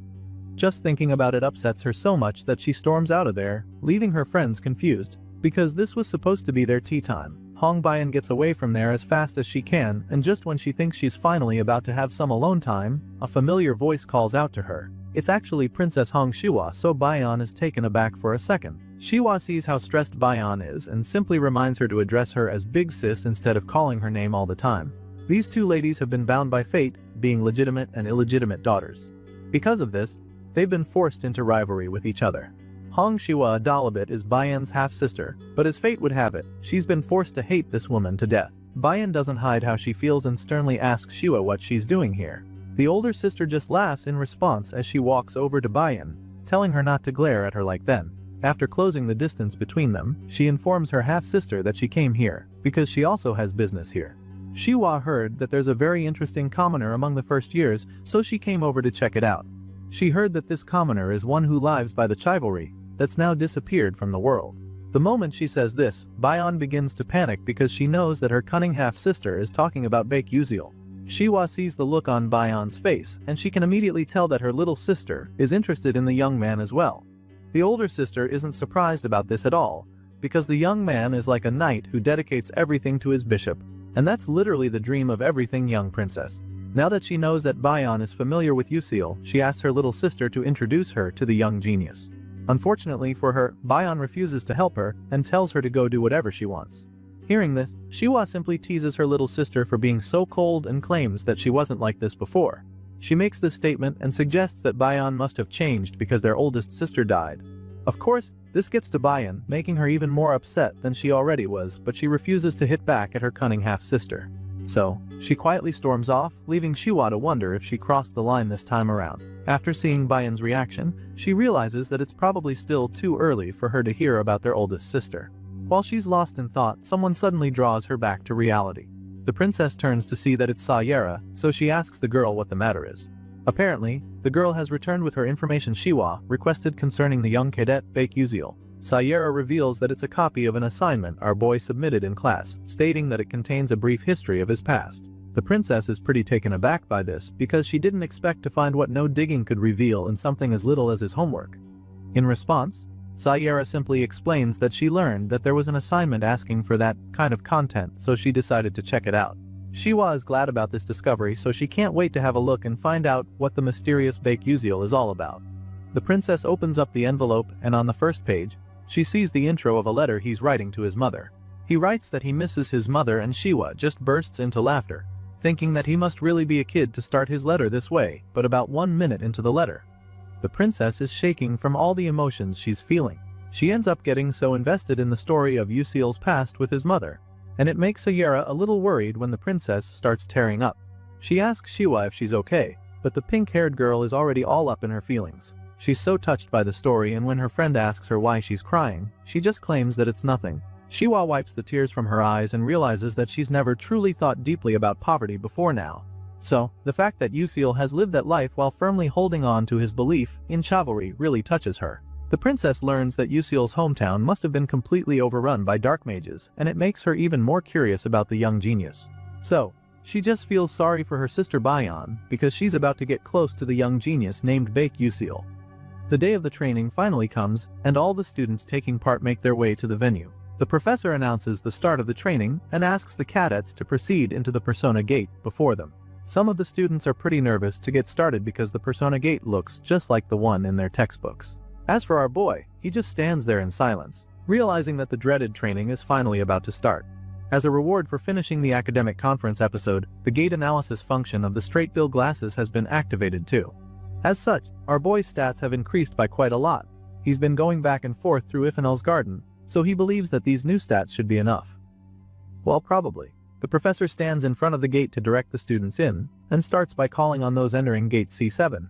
Yuziel is surprised to see so many familiar faces that will be going in with him. This Persona Gate training will be done in teams of 4 to 18, so the key is how well they cooperate to clear it. First-year students at Stella average around class 2, so Yuziel feels that it won't be easy to clear a 3-risk Persona Gate on the first real mission. The C7 gate, where the event takes place, actually allows for 16 members, so even though there are some familiar faces on his team, Yuziel feels that it's a shame Yusong and Hei Wanryang aren't here. On the bright side, Flame and Hong Bayan are on his team, along with Aizel, so he feels that they have enough to clear the gate. From the look of things, he doesn't think that he'll even need to get involved with the final boss. All our boy needs is the hidden reward, the enchanting tree petal. With this in mind, Usil steps him to the Persona Gate with the rest of his team, and they're all officially welcome to Iharon's ball. The students are all shocked when they suddenly appear in a massive, well-decorated ballroom, and while they're still trying to make sense of what's going on, a maid greets them, claiming that their dresses and shoes will be prepared shortly. Bayon is extremely confused because she doesn't even think a ballroom has ever appeared in a Persona Gate before. Rather than freaking out, she quickly calms herself down, knowing that she needs to check the guideline message. Just then, a strange formula appears on the banner hanging above them, and the princess gets even more confused. To her, this formula is way too complicated for first years, and her thoughts are interrupted again by the maid who tells her that they must hurry since the banquet is about to begin. Seeing Bayon's reaction, the maid asks if there's a problem, but the princess doesn't even get how she can ask that, wondering if it's a pretty set line. NPCs made by mages and gates can't act on their own, so the only explanation would be that this is a real Persona Gate. Bayon doesn't want to believe this because things would be really difficult for them if that's the case. So, she tries to convince herself that this is all just some advanced tech. Once again, the maid asks her if something is bothering, so she tells the NPC to just go get the dress. Bayon looks around with suspicion, feeling that there's definitely something off about this training, and she just knows that it won't end easily. A while later, the students are all dressed in fancy clothes, and judging by how good Uziel looks, it's clear that he cleans up nice. Bayon looks over at the boy and remembers what she learned about him a few days ago. She can't help but see Uziel differently now, and feels that it might be because of what she learned. To walk the path of chivalry at Stella despite such a background is not something that is heard of. Bayon is so lost in thought that she doesn't even realize she's staring at Uziel until the boy snaps at her, asking what she's looking at. With her cheeks turning bright red, she quickly hits back at him so he doesn't get any ideas. Their bickering is cut short when a red-haired lady calls out to them. She's glad to see that they're all here now and informs them that they will now attend the ball hosted by Duchess Aharon. The lady tells Hat that the 4 corridors at the side connect to the mansion's underground area. However, she also informs them that the basement is full of traps and mazes. So, getting lost down there means that the mansion's knight will move in. She tells them that they'll have to trust their own insight and instincts if they want to make it. After making all of this known to the students, she asks them if they think they can handle it. The others in the room are probably not sure that they can, but before anyone else says anything, Uziel quickly answers, claiming that they can handle the task ahead. Of course, the red-haired lady is glad to hear this. She commends him, claiming that his confident look is nice to see, and our boy simply thanks her for the compliment. Our boy is unfazed by this exchange, but the other cadets in the group are stunned because it seems like the NPC just interacted like a real person. It's really disturbing because the last time they checked, NPCs don't usually say stuff like that. While they're still freaking out, the red-haired lady simply wishes all of them luck. It's now clear to all of them that there's something up with this Persona Gate, but they're already in, so all they can really do is proceed with the assignment at hand. So far, nothing terrible has happened, so the guys figure that it's time to get started. They start walking over to the corridors, but before they can get there, Flame calls out to them, asking them to wait up. They turn around and she asks them if they truly haven't sensed something off about this training. Flame feels that it's hard to interpret, and on top of that, the NPCs seem way too real. Even worse, she still hasn't been able to analyze this Persona Gate at all. Judging by all of this, it's clear that there's something strange going on. As far as she's concerned, this level of difficulty for a first-year practice doesn't make any sense at all. At this point, the boys admit that they've been feeling the same way. They thought it was weird too, since they couldn't decipher much, and that NPC from earlier also felt way too real. Now that Flame has been able to get the boys to see the situation like her, she figures that it's now time to convince the others like this. Unfortunately, she doesn't get the chance to do this because just when she's about to say what she thinks, one of the other girls, Jiki, stops her. The girl feels Flame is about to say that this Persona Gate might actually be real, and she doesn't think that's right. From her own perspective, this is a setup by the professors, and she thinks that it should be obvious to everyone else.